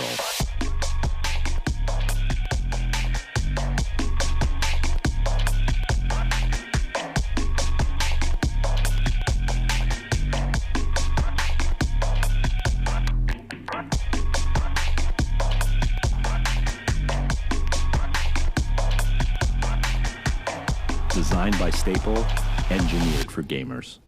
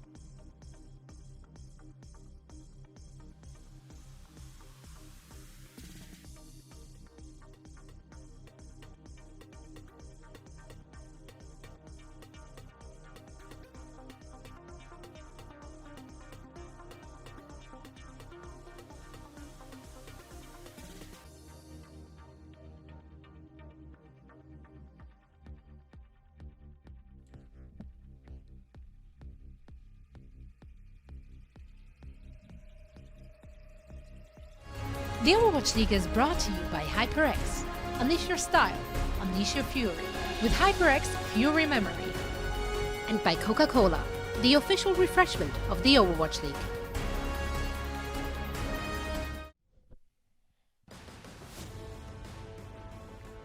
And welcome back, ladies and gentlemen. We are here after the half. Currently a lead for the Paris Eternal, up 2-0 over the Philadelphia Fusion, who now need to reverse sweep in order to take this series. Otherwise, they're going to be getting tied up as far as match record is concerned with the Paris Eternal. This would move them to a 6-2. That's right. Very much a closer series, I think, than the scoreline does indicate, but oh, for sure. We got to talk about, before we go into that third map, we got to talk about that, you know, people are saying, is it a C9? Is it not a C9? How in caps is the god of FD god? Look, if you're Paris, you know that they've dropped off in this weird angle where they're ice walled at the top. There's only one way to go through the point at that point, is around that side where FD God was, and he hits the boop. You can't defend like Philly did when you're at a one-tick loss situation because you don't have time to recontest the point. By the way, even if FD God didn't boop, that fight is 100% lost because the positioning is so poor there, they can't win it. So, I mean, that was a mess. Paris Eternal are probably thinking, well, that was easy. What a free end to the point. I mean, we talked about how they stalled for that overtime, for that worst-case draw scenario. The attack was so easy for them. They've got to be feeling great going to this third map. Oh, I think so, especially as we take a look at our map set. Since it's their home map, it's going to be Paris coming up for Assault, and we'll see if Eternal can close it out there. Can't think of a more fitting place for them to find a victory here in this series, but yeah, I agree with you. I think there's a bit of conjecture there, obviously, as far as like whether or not they would win the fight, but not popping the Fortify to actually get through the boop is a major misplay there, and the setup as well was just a little bit too risky, and it cost them dearly in the end. But now, Philly Fusion with their backs against the wall. We'll have to see if they can persevere and, in fact, get that reverse sweep rolling with a map victory here on Paris, or at least elongate the series by trying to force a draw here. Either way, not a good position to be in whatsoever for these guys, so the pressure is certainly on, and we do see a substitution coming back in. This is going to be Boombox taking another step back, and Funny Astro rejoining the squad like we saw in map number 1. Yeah. Looks like it's pretty map specific there. Boombox played a pretty good game, solid. Yeah, I think it was they wanted to do the swap out because you know, Funny Astro. You think of Funny Astro, you think of him with the Lucio. Seems like they wanted to run that Zenyatta Baptiste duo, so bringing in Boombox to run that Baptiste just made a little bit more sense. Well, for the Fusion now, another concern I have is that this is a map that doesn't really play, at least on A in particular, doesn't really play into their style of kind of more ranged, focused, you know, either via hit scan or via the Hanzhou, more poke oriented on the both attack and defense oftentimes, as we saw on Hollywood. So they're going to be the attackers this time into the Torbjorn May. We'll see if Carpe can make it happen with this Hangzhou. There were struggles. They lost a lot of time bank on A on Hollywood with this composition. I don't know if this Sato ball is really, I didn't think so. The Junkrat was a surprise, but it's not really either. That's a lot of time lost there, but Philly scouted out. I'm going to match compositions besides the Sigma here. That's just to help break this bunker. And the Zenyatta as well, obviously coming in as a variation. Yeah, so still going to be sticking through with that. Funny will be on that Baptiste instead of the Lucio. As I said, this could be a little bit rough because Sigma's move speed as well as the Orisa for that matter. They are very slow moving. So going up against the Lucio, it's really hard to run away. It's also hard to just get up on top of your opponents. But hey, who has to get up on top of him when Carpe can just click heads? Manages to find a pick off there onto Nico. And this is just unraveling completely for Paris Eternal on this A defense. Yeah. You know, a support down. So now going to have to go ahead and just work their way over onto the point, and Paris just kind of have to give it up.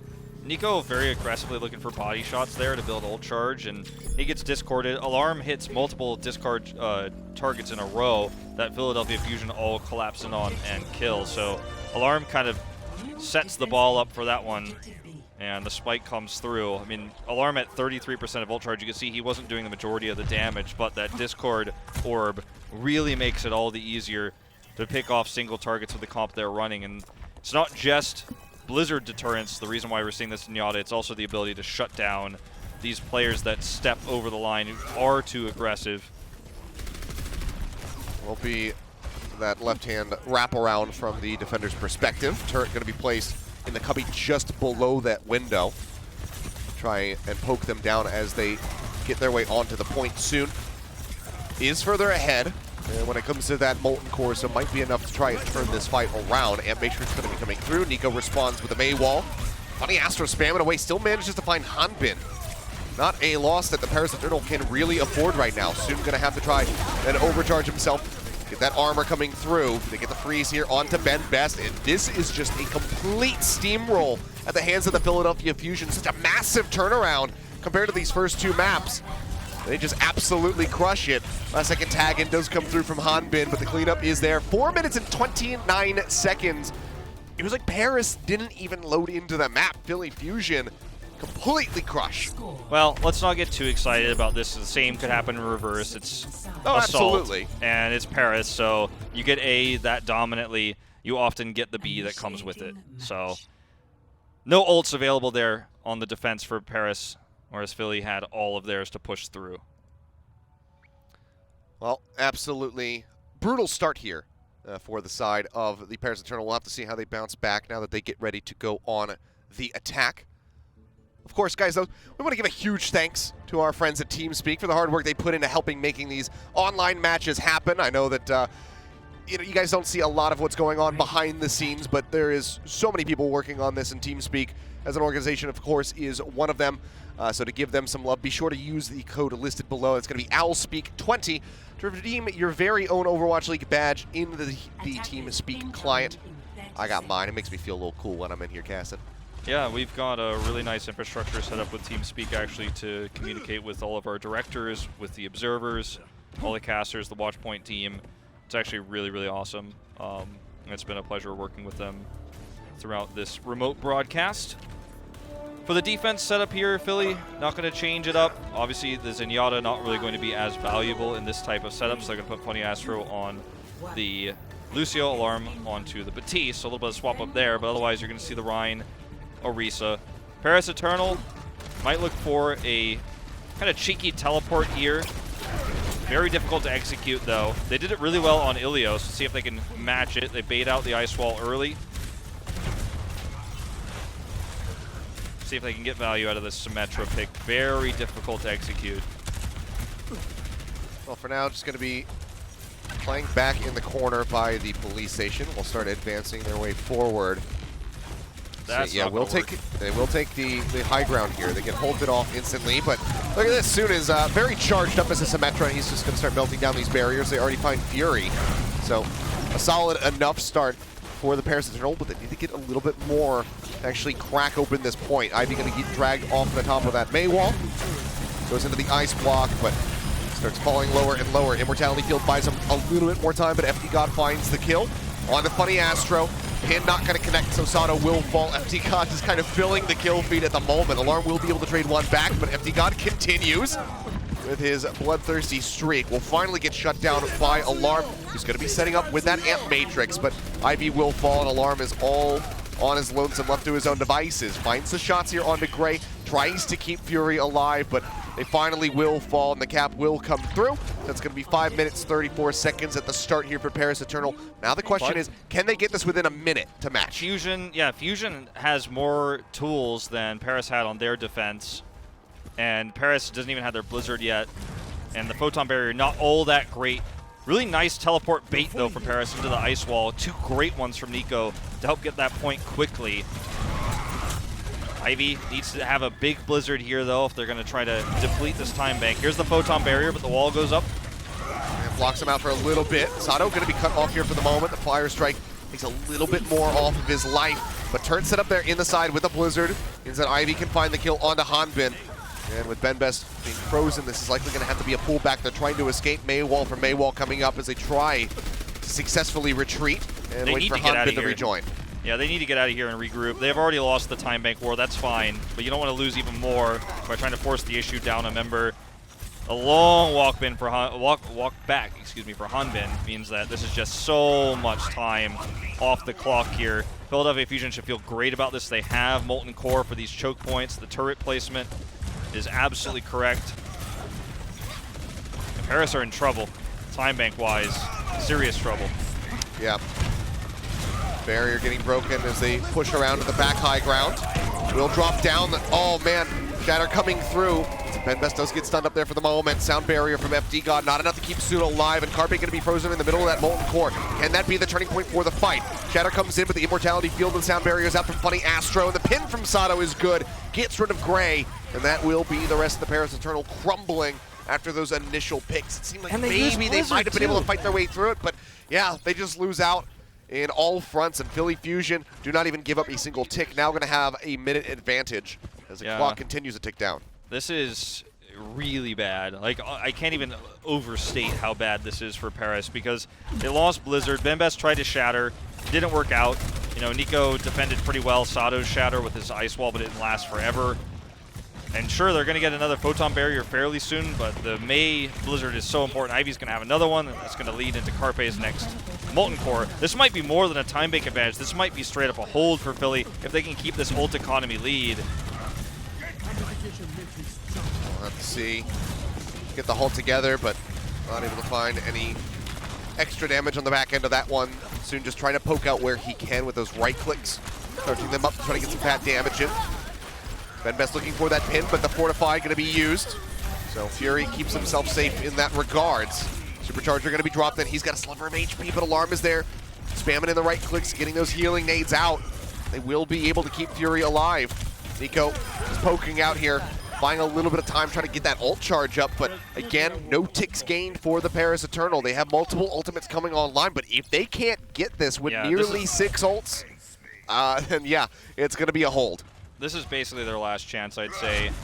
And even, I don't even want to say that because I don't think this is a fight that they can realistically win unless they get really nice value out of the Photon Blizzard. Like, they need to get 2 kills before Philly can even get close to 1 and start to snowball it that way. Carpe has Molten Core, that's going to delay. And that's what Ivy's Blizzard helped accomplish, right? I mean, they just keep getting these ultimates. Here comes the engage. The Photon Barrier is going to be there. The Blizzard going to be tossed in as well.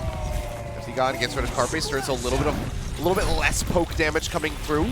Sound Barrier still held for FD God. Funny Astro uses his. They manage to find the kill, soon opens things up. Can they get more? Shatter going to be dropped down, finds the solo hit there onto Nico. He'll be able to get the kills, and there you have it. Just the supports left alive. At the end of the day, they get a single tick, but now we're down to a minute and a half. So even if Paris Eternal are going to finish this map, it's looking like it's going to be into overtime. And again, they're in a position where they have to try and force a draw. But this time, Philly Fusion would have 4.5 minutes to take a single tick. It's very much, they've gotten themselves into ult economy checkmate because every time they ult, Fusion has the advantage, they have more ultimates, and then the DPS players were staggering ults together, the Torb and the Mei just swapping back and forth. Now Ivy's got his Blizzard, Carpe is just going to swap off the Torp because they know they only need one more defense here. And Paris Eternal doesn't have anything left. This happens a lot when you try to go for the double cap and fail. With the flashbang over the top, managed to get the shatter in. Catches 2, but the immortality field is there. As soon as overstepped, Carpe finding the headshot instantly. Gets rid of that McCree. Nico trying to find a target to freeze, but so far everybody's been rather elusive. And Matrix will get tossed up here into the hallway, but they can't really utilize it because everyone's just so damn low. Now the wall comes up, they get the cutoff here onto Ben Best, and this is catastrophic for the Paris Eternal here as Funny Astro will get 3 kills for himself, make it a 4th, give this man more. He pushes forward, but Hanbin just a little bit too healthy, so really will not be able to get taken down. But yeah, Funny Astro excelling right now on the back end of that fight. Really great immortality field from Alarm there as well. That was insanely huge. Soon looks for the flashbang shatter, and it's just instantly popped the immortality field, preventing that follow-up damage. That was their only chance. That was their whole game plan. Pushing forward, no ultimates to utilize. Sato with a shatter. They nearly have a sound barrier as well as that Dragon Strike. Fusion are holding all the cards. Only one tick grabbed. Ben Best inches his way back up onto the point to force that OT meter to reset. Soon finds one as Ivy will get headshot. Nico in the ice block going around the side, nearly has that Blizzard online, and he needs to get this off, and it needs to be a huge one, but he's going to get shattered to the ground, looking for the pin, but they manage to get the stun. They stop shot Sato in his track. Now Nico is taken out, and FD God has fallen. Gray eliminated, no supports left to go. The Paris Eternal will in fact be held right here. Philadelphia Fusion puts their foot down, says, you know what, we're not done in this series yet. We might have had a blunder on Hollywood, but we're going to bring this one back. They keep themselves alive, and they bring the scoreline to 2-1. They just took really good defensive fights on B. That first fight when you're the attackers, when you're trying to go for the double cap, and it applies to both the first attack and the second, doesn't matter the order there. If you mess that up and your opponent gets to hold better ultimates than you and you commit everything, and then even commit further and have a late retreat, you lose a ton of time. You give your opponents more ult charge, they hold further ult advantage over you, and on a map like Paris, sometimes it's either you get the fast double cap or you just don't get B at all. And it's no surprise that that trend continues. Billy play really well around the shatter flashbang combo there, and it's, you know, it's an easy cleanup. Very solid stuff from the Philadelphia Fusion, looking alive now. But are they going to be able to continue this journey and take us further into this series? We're going to find out in a bit as we get ready to come back for map number 4. Home field advantage, really not working out for Paris Eternal, but we'll see if they can still close it out when we come back for the next map. The Overwatch League is brought to you by T-Mobile. Rank up with America's first and only nationwide 5G network. And by State Farm. For auto, home, or renters insurance, like a good neighbor, State Farm is there.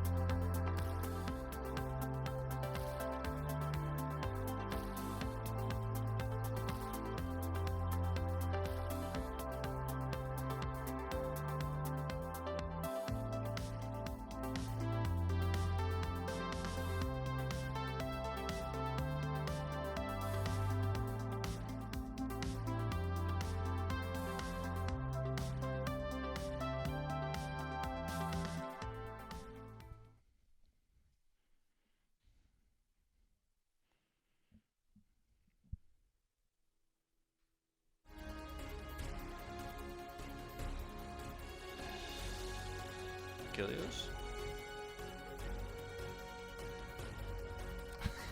We're back. I don't know if Ilios realizes it yet, but we're back. We're back here for this next map. We're going into Dorado for game 4 as Ilios sorts things out. It's just I'm me here. Doing I didn't get play-by-play stuff. Wait, sorry guys. Is he here? Yeah, okay, I'm here. He's here. All right. How's it going? I didn't get a count in. Oh, it's okay. It's We're all good. right. I got one. It was for, I guess it was only for me. I guess I was supposed to open this time. So we're heading to Dorado to see if Paris Eternal can close this one out, or if that reverse sweep you were alluding to might start to creep its way back in after a really nice Paris game there. They're going to be trying for it. It seems like the momentum is fully shifted back into Philly's hands after that map. Just kind of from the outset, didn't know what to do.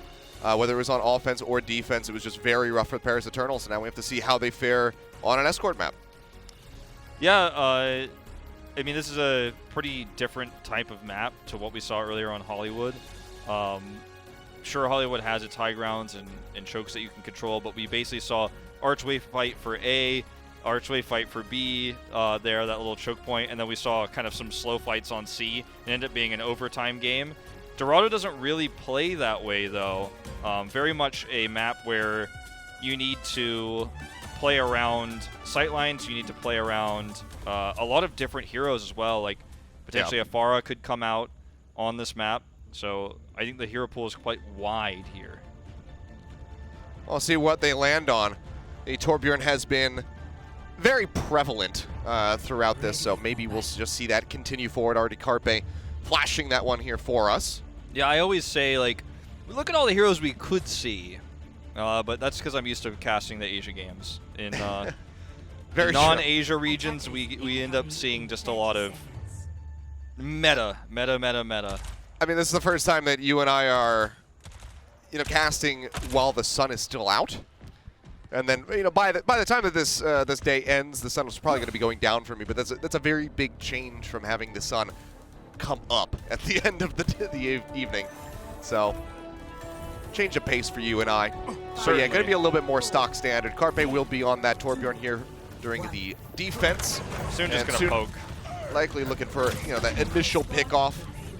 He checks for a Pharah too. You can see. Yeah, he just makes sure. Well, look for a poke here around the corner as well. I think it would be unwise to continue this even with a halt. It's double barrier, so always a little bit rough. Immortality Field will get taken out. One from Paris Eternal not really being focus fired at all. They find Alarm, but here comes Carpe. They'll get rid of Ben Best, and FD God will also fall. Now he'll get a third to his name. So a very strong start for the Torbjorn, and now we're actually going to have a pause. Seems like Alarm calling for that one. Yep. Looks like it's going to be on the Philly side just based on chat there with the Alarm and the Philly coach giving the P's in the chat. But anyway, just to talk about that last fight, it was obviously the later Immortality Field coming down for Boombox. He's able to heal everybody up. I think had Soon been playing almost any other hero, then they could have pushed forward and gotten the cleanup kills because they got the initial picks. Everyone was super low there on the side of Philadelphia Fusion, but they couldn't get the follow-up, and Boombox is just healing everybody, keeping them alive. Boombox had a pretty decent Batiste performance when they're running this Batiste Zen. He's looked pretty good overall today, being subbed in. And, Funny Astro is a big favorite right now, so a little bit surprising to see, but I love Boombox personally. I think he's a really positive personality in the scene. He's a really good support player, and I'm positively surprised by what we're seeing from him so far. Yeah, I mean, when it comes down to the supports there for the Fusion, it's kind of like pick of the litter. It's not really a bad option for them. We've just been seeing so much Funny Astro that it's interesting to see Boombox coming back through. But I agree with you. His Baptiste has been very good so far throughout this series. Funny as well. Funny Astros was solid on Paris and helped net them that victory.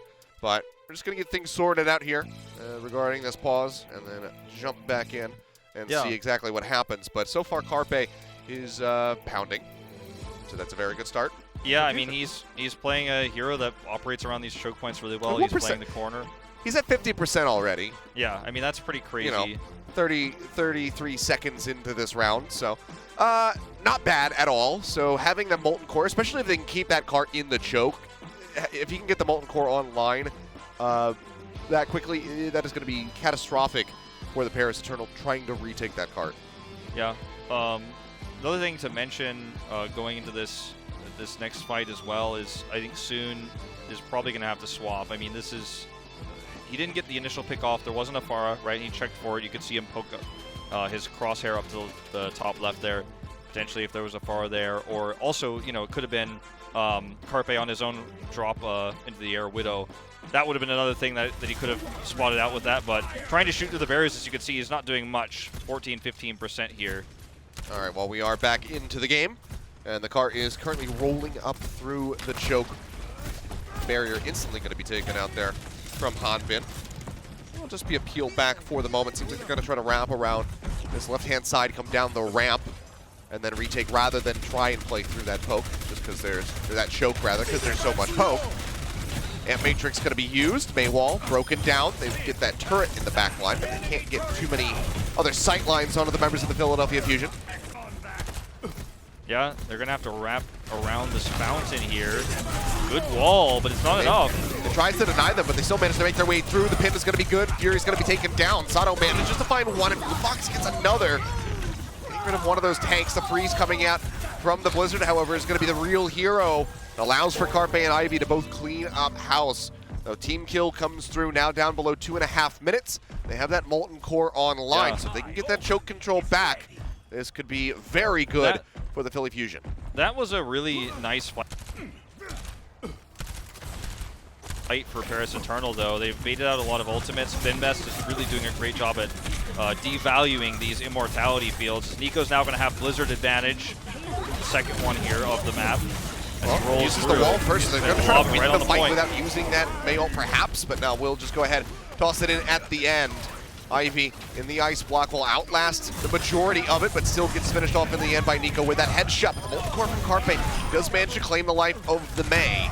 Cart just 2.02 meters away, and now we'll go ahead and glide in. So 4 minutes on the clock. Not too terrible here for the Paris Eternal. Would have liked to have held on to that May ult for sure, but he's not that far behind. If he can start getting some poke damage in, he can catch up to Ivy. Yeah, I think he's actually really happy with how this worked out. Like, that was, after a lost fight there on the Fountain Point, like, that's about as good as it gets to the ult you bait. And you end up getting a pretty decent time bank as well after that first somewhat bungled attack. Ended up getting a slight advantage there, but then pushing around this corner now, relatively free. When you know they're not running long-range hit scan, you're in a pretty good spot to get this corner. And now Philly has to be the ones to be aggressive. They can just use this top here that everyone's standing on. It's almost like an umbrella. Just roll around the edge. And Philly's going to have to drop down if they want to engage. Oh, really good drag down there onto Carpe. He just did not stand a chance. So early pickoff here. Now the fight going to unfold. Gray uses that immortality field to keep himself alive, but they focus fire that one down, and Fury bouncing those spheres manages to get that kill. So down they support now. Alarm just hovers here on the high ground. Gets the kill onto FD God. They're going to go ahead and retreat inside the bank, but a little bit cut off from the rest of the squad. Have to wait for Gray, have to wait for FD God to get there.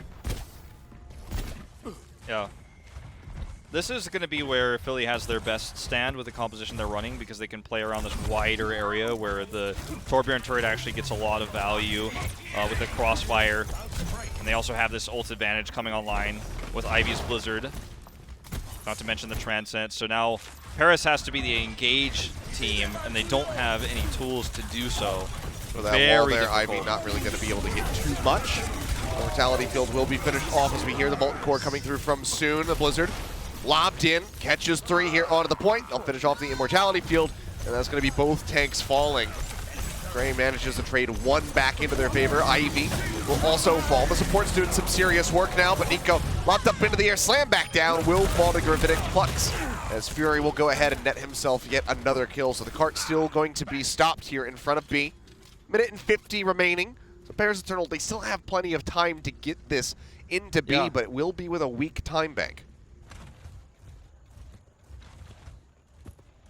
So Philadelphia Fusion here used a ton of ultimates. Like Paris, again, not a perfect scenario, not a perfect world, but they have the Blizzard. There's no answer for it this time. They trade out Ivy's Blizzard.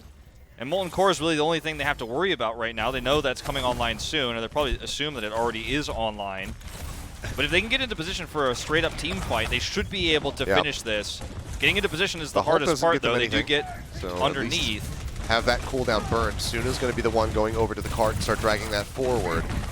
See the drop down coming through from Carpe. He takes a little bit of damage. The recall are going to be forced out. He's up into the face of that May, so has to dip back into the bank to try and stay safe. Carpe with a Molten Core. Lays that down. You can see Ice block out from Nico, just trying to survive. Has to boost himself up over the lava just to keep himself in the fight, but still is getting poked lower and lower. And Alarm still on this high ground, completely unhindered. Finds a kill onto Hanbin. This continues to look very good for the Philly Fusion on this defense, and soon, not the jump scare that you wanted to see.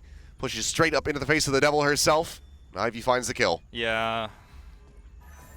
I don't think he should have been sticking around there that long. He wanted to get an exit kill on his way back, but had to recall there. Very unfortunate.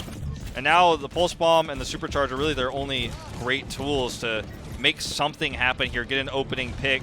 But with Transcendence available here, Paris is all but spent. They need a miracle. Soon's trying to make it happen. On the turret, Soon again starting to move that cart up. It's going to have to stay stuck to that one.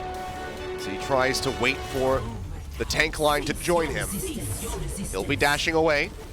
Ben Best now taking over cart duties. Drop down comes in from Sato. The wall perfectly placed to go ahead and help mitigate that damage going out onto him.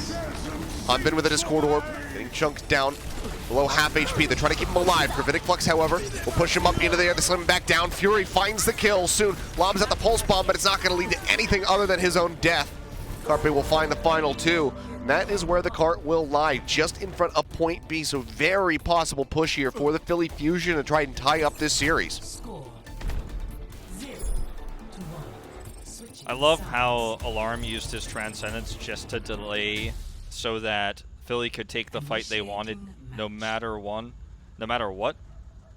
So it was actually quite impressive to see how they played around that trance, because what happened was Alarm stands on the point right. He's in a pretty vulnerable spot. He becomes relatively invulnerable as he transcendences. Paris Eternal try to collapse into him and still punish him, and that leads to the follow-up damage coming through with the Flux. They're all grouped up in one area, and Paris can't take the fight they want because Alarm transcends there. So very cool stuff, and very, I almost want to say metagamey, pretty sneaky what Alarm did there.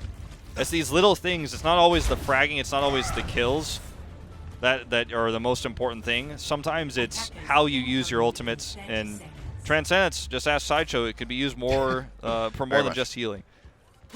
Philly Fusion. I don't think we're going to see that Soldier stick through, but we do have Soon starting with the Widowmaker. And this is, again, very bold because he can very reliably expect for Sato and Fury to be playing this double barrier, so getting sight lines to actually kill anybody is extremely difficult. If he can pull it off, it's a highlight reel, but if he can't, then it's just going to look a little foolish, perhaps. Stop the payload. Already that jump up over the top. Not going to find anything, so we'll just be piled in behind the barriers here to keep himself safe. As they look for a little bit of chip damage, that hole way too high to actually drag anybody out. But already repositioning, going to be coming through from the Paris Eternal. They don't want to stay on that high ground and let the cart just glide through the choke for free. So we'll just pull back to the other side of the underpass. Continue to try to break down these barriers. Maywall coming up, but not really going to be zoning anyone off the cart. Soon here, almost able to get a nice pick off there, but the barriers are getting broken down. And this is pretty successful delay here from Paris. The big problem being that as the cart rolls forward like this, Nico isn't getting much Blizzard charge, and that's something that I think he's really going to need if they want to slow this Ivy quickly enough. Isn't either. See, push up there onto that high ground Fusion, just trying to get a single pick. Anyone taken down would be huge for them. But breaking through these shields is proving to be difficult, and that's costing Carpe a lot of ult charge. Just going to be sitting here at 34%. So a very long ways away from having that Molten Core online. There you go. Alarm just not able to find finally finds a shot. Orbs. He's looking That's for going to be another Boombox. solo kill added for his tally. Line. Gets rid of Boombox, and now it's just going to be the waiting game for the Philly Fusion. Have to allow him to respawn, run back over to the rest of the squad, so instantly 15 seconds burned off the clock. And Nico's going to have a Blizzard for this next fight, and that's really important. You really want to have that Blizzard advantage. Soon. Just waiting in the back. Pushing up now. Coming up the staircase. See if anybody can get picked off. Shot's going to be flying. Maywall used. But they're not crossing to that little bridge across the top here to try and get a peek through the window. They are just delaying, so the Maywall doesn't buy them much. Carpe going to be playing solo. Down by the cart, he gets body shot. Nearly taken out by Soon with that Widowmaker, the nice Hulk combo, and Hanbin is able to find that kill. Now Sato going to fall as well. Down below a minute and a half, this starts getting a bit more dire for the Philly Fusion because ults are stacked across the board. Gray doesn't have that amp matrix. Fusion about to have 5 of their own ultimates. As Carpe swaps over onto the Hanzo, but Paris Eternal, they have the Blizzard as well. They nearly have a Shatter, a Supercharger. And as time goes on, if people continue to get picked off solo, it's going to be Gray building up for an amp matrix of his own. Locked by the dragon. 60 seconds remaining. Person can hide from my sight. Soon. Keeps looking for those picks. Gravitic Flux into the back. Manages to pick up a couple members as Gray will fall to a headshot there from Ivy. Sound barrier not coming in to keep him up. Soon pushes forward very aggressively, but it's going to get finished off by the Accretion. Fury just lobs that one in. And just like that, the point has completely been broken open. A bit too aggro for Paris. Now they will be losing out on this point A, you would expect, unless they can pull off a miraculous hold, but Ben Best is just now respawning and no one is really close enough to contest this one. Yeah, this is Gray a really... hovering nearby. Do they go for this? The answer's going to be yes. Yeah, they are going to go for this. I don't know if this is the right move. They're going to look for the flank shatter. Well, Gray already picked off. First one in the last fight, first one in this fight. Carpe getting around behind. He's got the high ground now on top of the door. Shatter dropped in from Ben Best. Doesn't manage to stun anybody up. Fire strike through, doesn't find anything either. Now FD God and Ben Best both going to fall. Hanbin is gone. They have to abandon this fight. And that will just be the end of it. They will push through. 2.5 minutes now to get just in front of point B. Paris Eternal, they bought a lot of time off that bank, but a little overzealous on that reapproach. I really don't like the contest there because you're already looking at an overtime finish. You're going to have the same amount of time no matter what. You don't have the tools to contest to really look for a hold there. Ben Best Shatter is optimistic at best. And now you've given Philadelphia Fusion more ult charge. You've basically fed ult charge while trading your own ults poorly. And now Soon is trying to swap over to Widow to hope for some lucky picks here, but I really feel like they could have just waited, controlled high ground, and traded ultimates better. Carts, you know, obviously halted for just a moment here as they drop down. Dragon Strike going to be used. That's straight through the steps there, and Carpe will find a follow-up kill onto Soon, and now he has that high ground. Really difficult for anyone to try and contest him. You see the boop coming in from FD God, but even he not willing to push up to try and get the killing blow onto Carpe. Gray seems like he's up to the task, however. Does manage to force his position back with the fire strike through with the Hulk. No, they're not fire strike, my bad. Bit of damage coming through, though, with the back side of that Hulk is just huge. Onto the members of the Paris Eternal, they break them down. And now it's a free push opening right up. Yeah, Soon is up on the high ground, but he doesn't have a pulse bomb. He's got really no way to threaten here. Even if he jumps onto alarm, that Transcendence is ready to go, so he can't get that pick off. He certainly is not going to get a pick off. He's just trying to delay the cart. He just touched it. He's trying to give the rest of the team time to reposition. They're ice walled out, though, and the cart just keeps rolling. Soon is, again, going to have to touch this cart as Nico's trying to set up for a Blizzard. The Flux used there by Fury. Blizzard is out from Nico. They managed to find a kill. On to Soon. Hanbin trading one back now on to Sato. Fusion dangerously close, meters away from that box of victory with 35 seconds remaining. Paris Eternal, they drop the beat. Looking to elongate this fight. They managed to find two, but Carpe tries to trade it back. He gets double headshots there. One on the Gray, now Ben Best. Gets a final shot there onto Soon. So close. Of HP remaining. Hanbin just cannot hide behind that barrier. Needs to get the finishing blow onto FD God. He's trying to juke him out. The arrow not going to connect. Nico rejoins with a Doomfist, but it's already taken down. Sato finding the kill. Ben Best, however, has come back in. 100% just about to be there with that shatter, but Boombox cuts him down before he can get the ultimate online. He manages to find Gray. FD God taking lower and lower. Can they actually pull this one off? Fusion so very close to taking us to a game number 5. But Paris Eternal trying to fight tooth and nail to stop that from happening. The pulse bomb from Soon, unable to find anything. He will be finished off on the back end of that one. The punch comes in. They get the seismic slam in with the uppercut, but it doesn't get Jack. Nico is taken down. The shatter hits no one. Denbis can only find Ivy before he is eliminated by Alarm. They are starting to glide their way in. Hanbin, the last one to fall. And Philly Fusion will in fact be able to push forward into point B on Dorado to take us to a map number 5. Going the distance, going to game 5 in this series. Incredible clutch performance by Carpe there in the end. Hitting the headshots with flick shots on Hangzhou when he needed to at the last moments. Without those kills, Paris Eternal would have eventually overwhelmed the slower returning members there of the Philadelphia Fusion and would have started to win that fight. Really nice plays from Carpe at that last second, despite a heroic attempt there by Nico to set up that blizzard and to look for that final team fight. Really close map at Dorado. You don't see Dorado games look like this very often. Yeah, I mean, that was neck and neck, but we are in fact going to a game number 5. Philadelphia Fusion on the cusp of being able to get this reverse sweep pulled off. Paris Eternal, they need to just hunker down one final time to try and close this out, to tie the record that we currently have in the season for the Philly Fusion. We'll see if they're up to the task or if Fusion can in fact pull off that reverse sweep when we come back.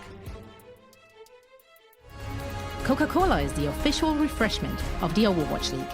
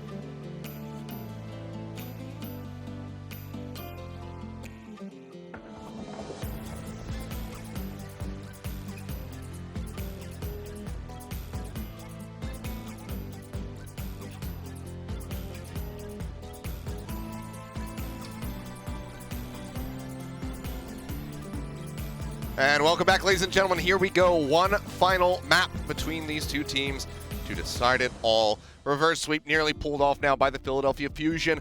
Just need to get this final round of control, and they will have done it. Paris Eternal, though, such a strong start in this series. Strong performances throughout. To lose like this in a reverse sweep, it's always the most terrible of feelings, so they do not want that to happen. Yeah, I mean, after such a great start, too, and really intelligent plays overall throughout this series, you know, I gotta applaud them for actually keeping the maps they just lost as close as they were. But Philadelphia Fusion definitely looked like they've bounced back. Some of the smaller mistakes we were seeing, like that weird Hollywood snafu there on A, some of these things are getting tightened up. We're seeing them able to very, very convincingly swap between Boombox and Funny Astro. Yeah. Two different supports on the Batiste. Running the Zenyatta composition very well, and they look very robust. As we head back to Control, though, that's the map type that Paris led the series with, so we'll see if they can close it out. And Control is always just historically, no matter which teams it is, can be very swingy. So we will go ahead and take a look at the map set as we get ready to jump in for this final map of the series. But what a way to start off the day already, Wolf. I mean, a 5-game set right at the top of it all. And then, of course, we do have, you know, Houston-Boston coming up after this. So who knows how many maps you and I are casting today. It's going to be a lot, I think. It's definitely going to be a lot. Dallas and Washington after that. Yeah. We could have a record-breaking day of series here for us. But I'm fine with it. I'm up to task. I hope you are as well. And I hope that the audience is ready to just kind of hunker down. Hope you guys have your snacks there while we're all quarantined together and can just enjoy some nice, clean Overwatch. But here we go. See who is able to take this series at the end of it all. Oasis on University to kick us off for the final map. That's right. Oasis is a map that I think varies about the least out of all the control maps in terms of compositions you see. You kind of generally see the same one no matter what across all three. The exception kind of being the more open Farah City Center. But I mean, generally speaking, I think we're going to see a lot more Torb. Symmetra here again for Paris. They've been really liking this style, trying to teleport to the point, controlling it with that extra damage, playing a more death volley style. Whereas Philly's been favoring the Torbjorn. It looks like it is going to be a Torb. They just want to teleport to the point, get there faster. Work their way forward. Already though, fight breaking out. As a bunch of damage comes through, Immortality Field's going to be traded out on either side, but Benbest gets the better of Sato. So first lockdown will come through for Paris Eternal, you would expect. Point's still not unlocked though, so this is one of the faster first fights that we've seen on Control lately.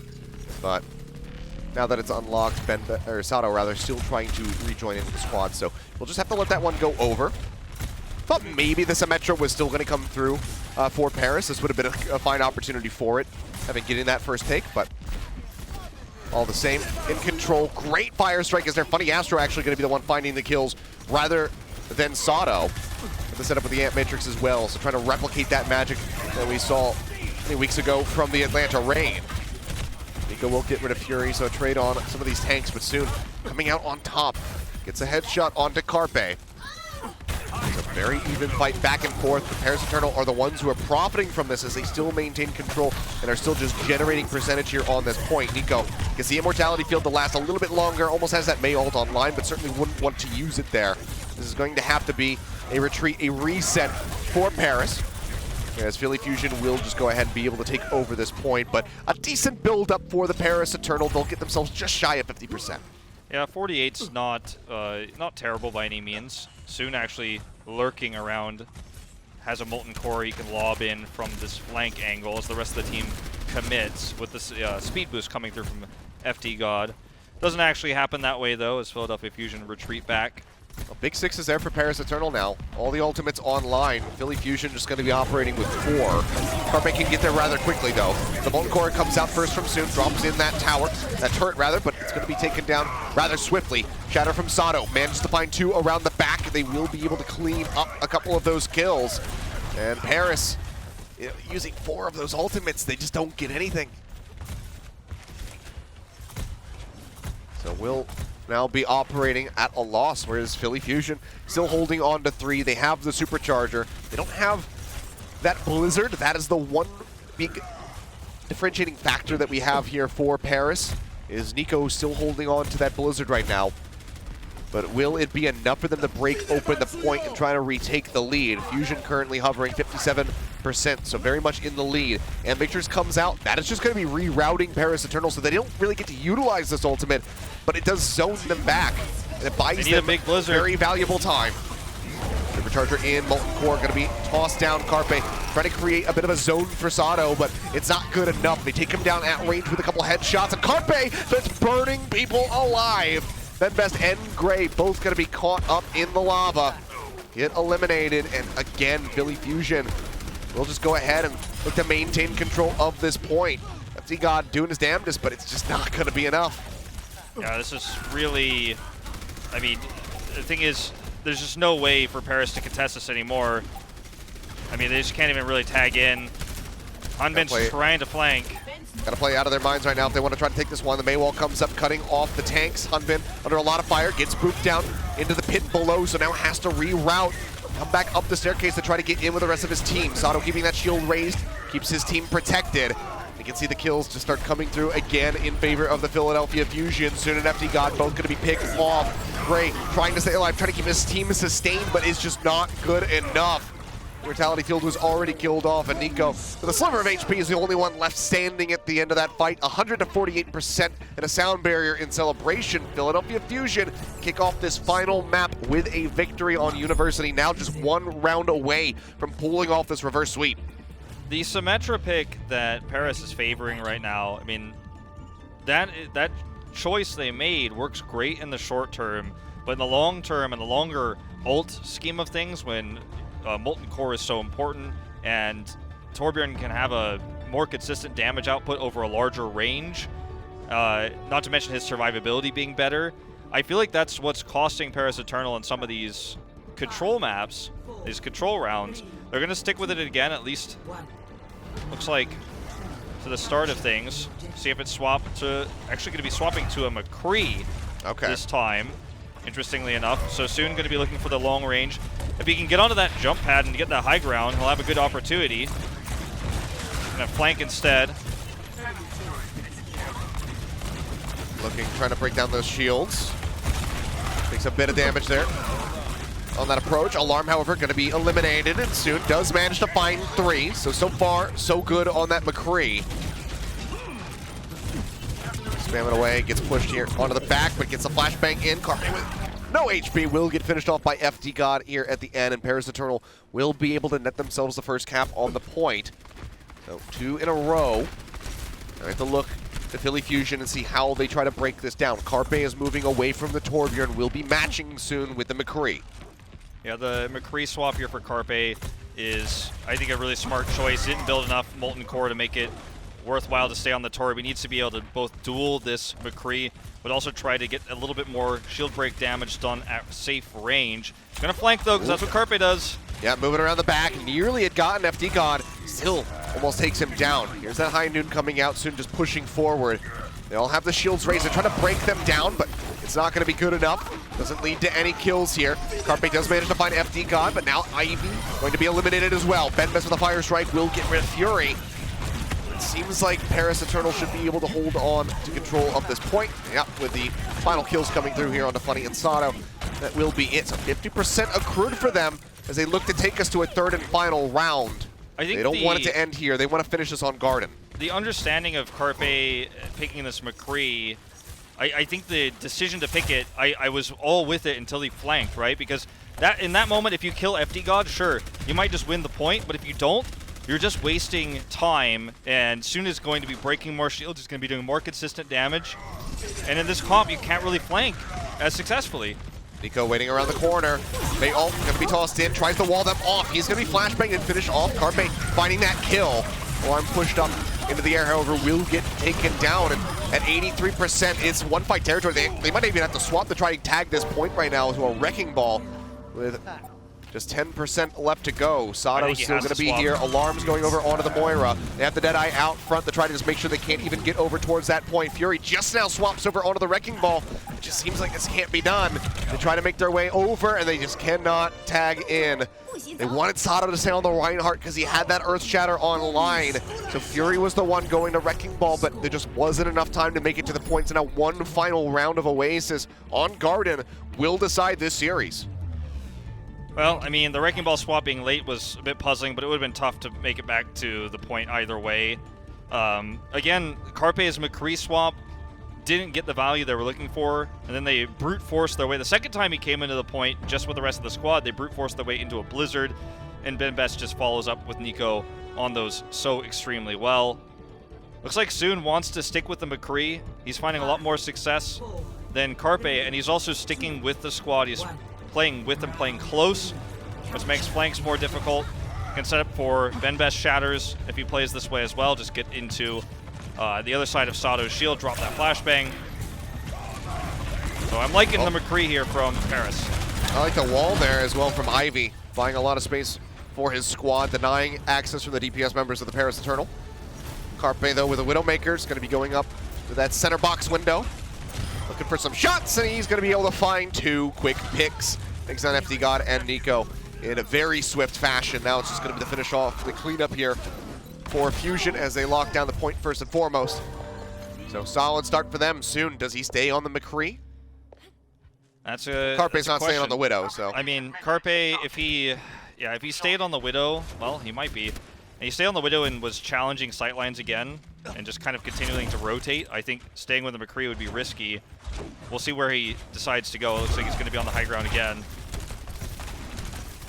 That's very annoying for Soon. Yeah, Carpe now going to have that flanking goal. I think he might have been trying to force the swap and said, okay, you know what? If he swaps off, and I'll go to the McCree, and it's going to be reset time on both of our ult charge. Setsuna just going to get picked off by a fire strike here at the start of this fight. Major damage going forward onto the Philly Fusion. The Immortality Field barely keeps them alive. Need to get topped up pretty quickly, but they still have that supporting fire coming through from Carpe, trying to suppress the enemies. And that will be the finish onto Gray, and another clean fight victory comes through.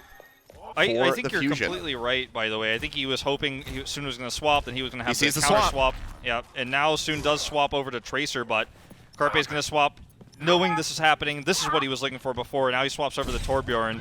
And Philly has total control right now. Paris Eternal don't even have the Blizzard yet. So far away from a sound barrier. Soon instantly getting melted down. Oh, no. Carpe just around the corner. One quick pop. Soon gets stopped. Benbest going to fall as well. And this is just not looking great at all for the side of the Paris Eternal. Hanbin trying to stay alive. The Immortality Field's going to expire. Gets that whole drag back to try and buy himself just a little bit of space, alleviate a little bit of pressure, but Philly Fusion continue to just +4 and in towards them. And now they're at 85%. And they still hold on to a sound barrier. They have a Blizzard. It's just a supercharger and a sound barrier getting ready to come up for Paris Eternal. Yeah, they've got high ground here for Philly. They've got this Blizzard for the choke. No way to initiate this fight. They need that sound barrier, but they don't have it in time. They have the tag forward. Wall comes up. Benbest trying to stay alive. The Blizzard on the other entrance, and Benbest is the first one to fall. Fortify will buy Hanbin just a little bit of time, but the shatter comes down from Sato, knocks him to the ground, and looks to knock them out of this series. A reverse sweep coming through for the Philadelphia Fusion as they finish off Hanbin. The OT will bleed away. Was a close one on several of the maps throughout here, but Oasis was just very much in the hands of Philadelphia. Man, what a reverse sweep from the big botch on Hollywood to taking this series in the end. I don't know if that went through on the stream. Carpe plugged his YouTube channel in chat. I did not get to see that, but that is hilarious. Carpe has been one of the more vibrant and colorful people that we've had in the chat, telling Corey to sit after beating him down with the Torb Hammer just last week. But well, I mean, that was a really and clean, subscribe to Carpe. That was a really clean series there at the end of things for Philadelphia Fusion. A far cry from what we saw from them at the beginning. Our player of the match here for this series is going to be Alarm, who actually I think had more consistent play than Carpe. Although Carpe at the very last two maps had some great moments. Alarm played great all series long. His Zenyatta Discord orbs were great. His Transcenses were intelligent. His positioning on all the heroes he played was really good. He consistently played throughout all 5 maps. And I think, Carpe definitely a close second there, but Alarm really, really impressed, especially on the Zenyatta. Yeah, super good. I mean, Alarm's just one of those pickups that had a lot of hype behind it when, people were looking in the offseason of who to get before the announcements even come out. People are saying, oh, you got to get Alarm, you got to get Alarm. People are excited when Fusion picks him up, and it's one of those ones that doesn't fall flat. He actually lives up to the hype. He performs extremely well, both when he was, on stage and now here in the online fashion. So really good to see that pick come through and be fully justified, by all of the hype surrounding it, and a very well-earned player of the match for him. Fusion overall, really great perseverance coming through from them to actually be able to pull off that reverse sweep. So very solid stuff from them. Paris Eternal, they did play extremely well throughout the series, but just a couple mistakes here and there, getting outplayed from time to time does cost them in the end. It was a close series that we were looking for, though. I mean, really, really nice plays on both sides. Really enjoyed watching FD God on the Lucio, the boops he set up, the really nice flanks he had, and also Nico, who capitalized on a lot of those. Ice walls were good. Benbest. I mean, Paris looks really strong, even without Xe. Didn't see play in all 5 maps. It was the Soon show this afternoon, but I have to say, Paris looked really good, and I don't really have doubts about their future going forward in their next few matches based on how they played against the Titans that are Philadelphia Fusion right now. Yeah, well, that's Fusion, I believe, moving up to 7-1, so a very strong record for them at the top of the standings. But guys, we're just getting started. That was Series 1 of out of 3 that we have here today. Coming up next, it's the return. It's El Clasico 2.0. We've got Houston Outlaws going up against Boston Uprising. You do not want to miss it. I cannot wait. We'll be back in just a little bit with that series. The Overwatch League is brought to you by T-Mobile. Rank up with America's first and only nationwide 5G network.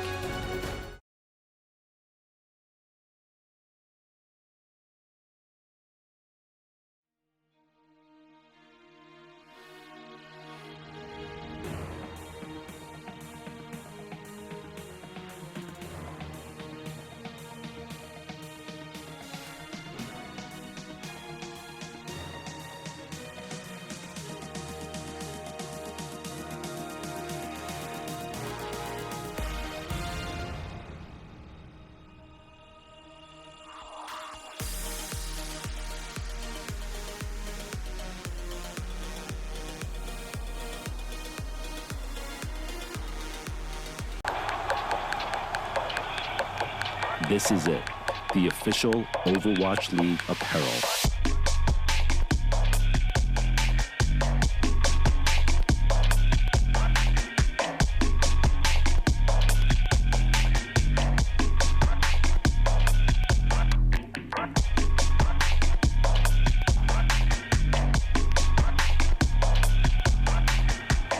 Designed by Staple, engineered for gamers.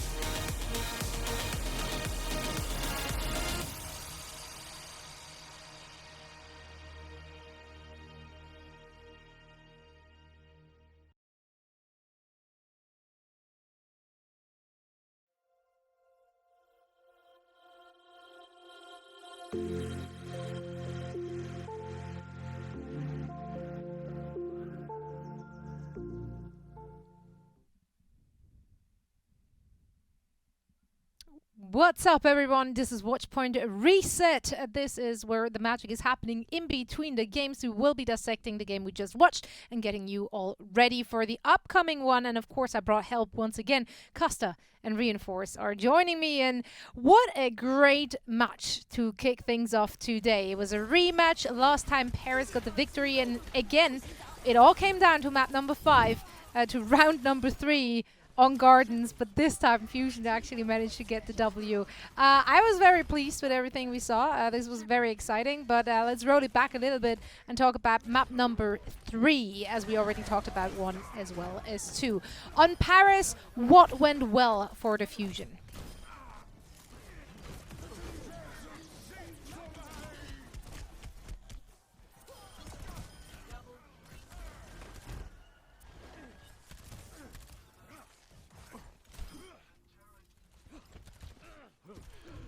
Yeah. So I think that this is where you really saw on map 3 and 4 that Philadelphia Fusion, they really started adapting to whatever Paris Eternal were doing. They noticed that Paris wanted to go aggressive, and so instead we saw that Philadelphia were adapting and they were playing way more passive, trying to draw themselves way back, trying to play the high grounds. So I really enjoyed the improvement in shot calling from Philadelphia Fusion when it came to map 3 and 4. And also, you have to give some credit to Carpe, because I think Carpe played so well on his DPS role in the second half that he actually almost carried the Philadelphia Fusion. Obviously not trying to give anyone in the team less credit and give it all to Carpe, because I think that's wrong. I think it was a team effort. But I think Carpe had some moments where it really popped off. He had that 3K on Gardens, on Oasis, that really set the Philadelphia Fusion up for success. But he also had that ending moment on Dorado when it came down to the last fight, where he managed to get a triple kill with Hangzhou and all headshots as well. So very, very impressive stuff from Carpe, but I think it was a team effort overall. And I really like what the Philadelphia Fusion were doing as a team,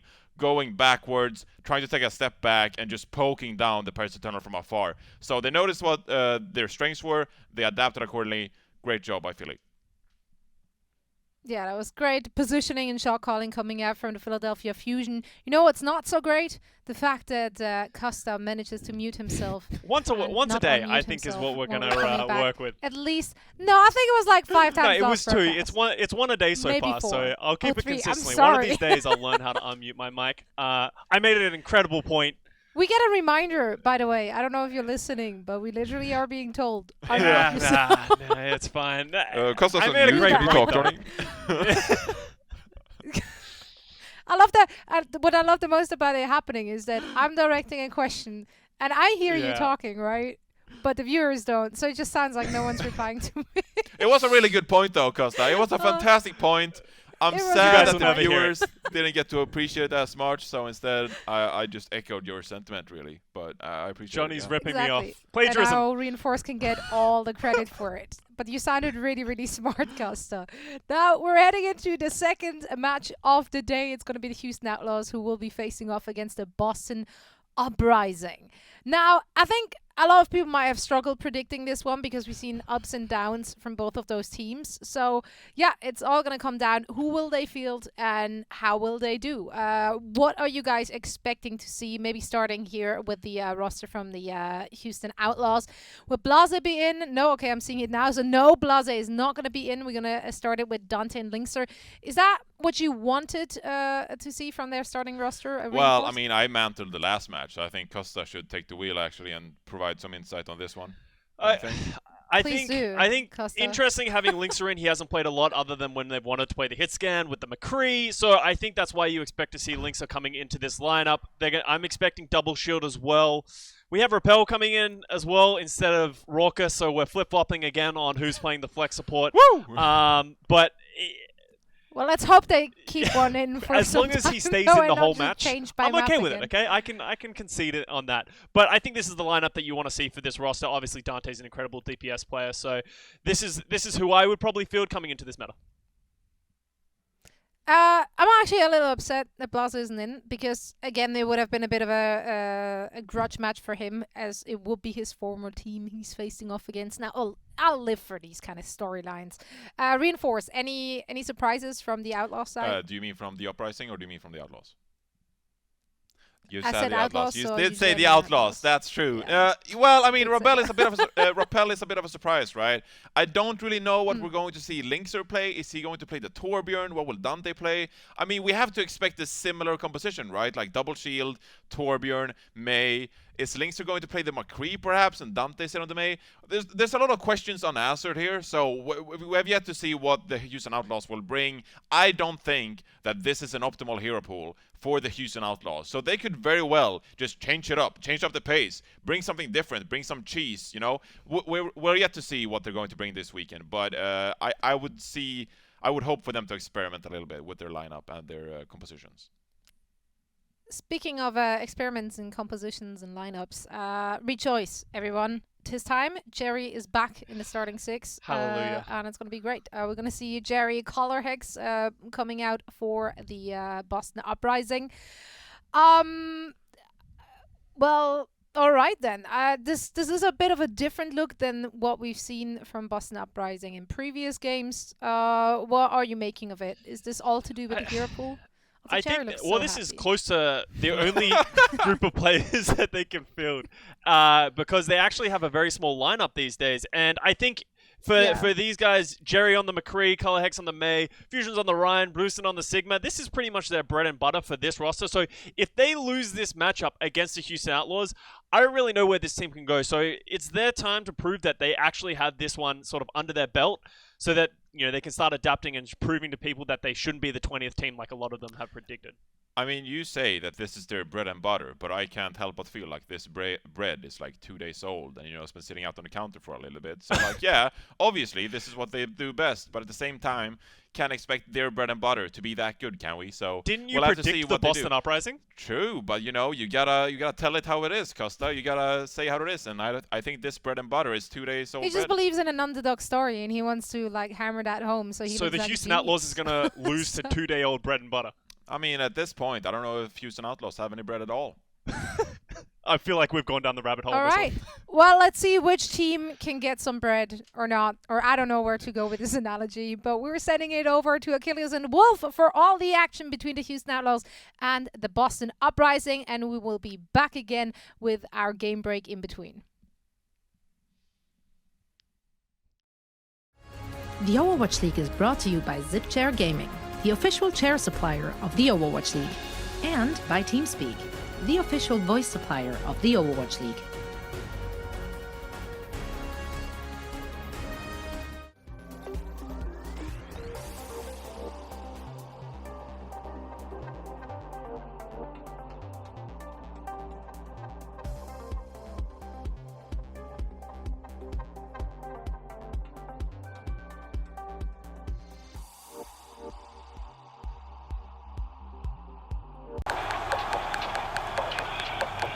This is it, the official Overwatch League apparel.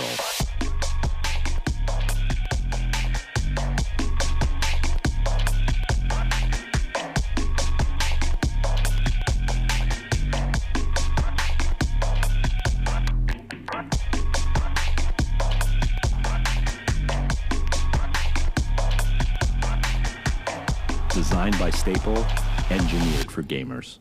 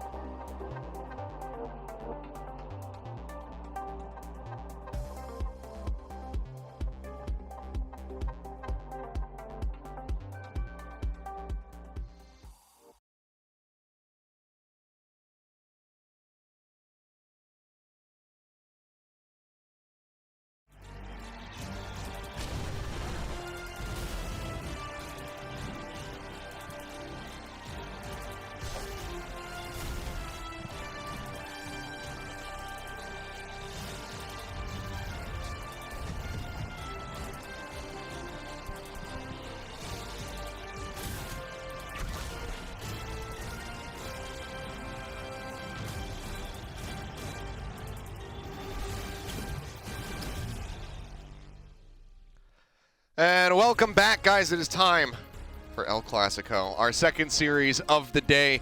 Houston Outlaws going up against the Boston Uprising. We saw these guys square off a couple weeks ago, and it was record-breaking. We had seen 7 maps in a first-of-3 series. Absolutely unprecedented. The question is, Wolf, can we do it again? That is the question. I'm very excited to see how this series goes. I think it's going to go a lot better in terms of the skill ceiling we see from these two teams. I think they've had a lot of time to improve. I think they both have improved over the course of the season. We've seen Houston take their first win. You and I got to cast that at the homestand. Houston looking a lot better these days. They don't have the Sombra to work with, unfortunately, though, in this series. So unfortunate for Dante. That is very true. Removed by you yourself, Ilios. But sorry, Dante. I mean, I think that they come into this series. I don't want to say either of these teams are favored, but I think the series is going to be better than last time. Let's be honest. Last time was fun, but this time I think it might be interesting, if that makes sense. Yeah, I get what you're going at. I think it's pretty in sync with what we were seeing from our desk there at the end of that breakdown. You know, talking about how do you realistically predict one of these teams. It's very difficult to do so. But we'll go ahead and start things by taking a look at our roster, our starting 6 for the Houston Outlaws. It will, of course, be Linkser starting in for Houston this time around. And they were talking about it, you know, a little conjecture coming through. Seems like that's likely going to be because McCree is back into the pool this week. Yeah, that makes a lot of sense. We saw a little bit of Widowmaker, obviously, in the previous series. Don't know how much of that we'll see in this one, but I like that choice a lot. Yeah. You have Repel and Jexay, the usual suspects. No Raucus for this one. And I think Dante is a pretty decent Torbjorn player, so I think that's what he'll end up playing. We'll see how that all pans out. Linkster's also a very good Hanzo, so something to consider as well. Yeah, I mean, we could have some evolution throughout this. Obviously, the Houston Outlaws, they have a pretty deep lineup as far as what they can interchange is concerned. So we'll see if they're going to make any alterations as we go through this series. We only saw the one sub in and out repeatedly in our first one from the side of the Philly Fusion. So, you know, Paris Eternal not really playing as much with their roster.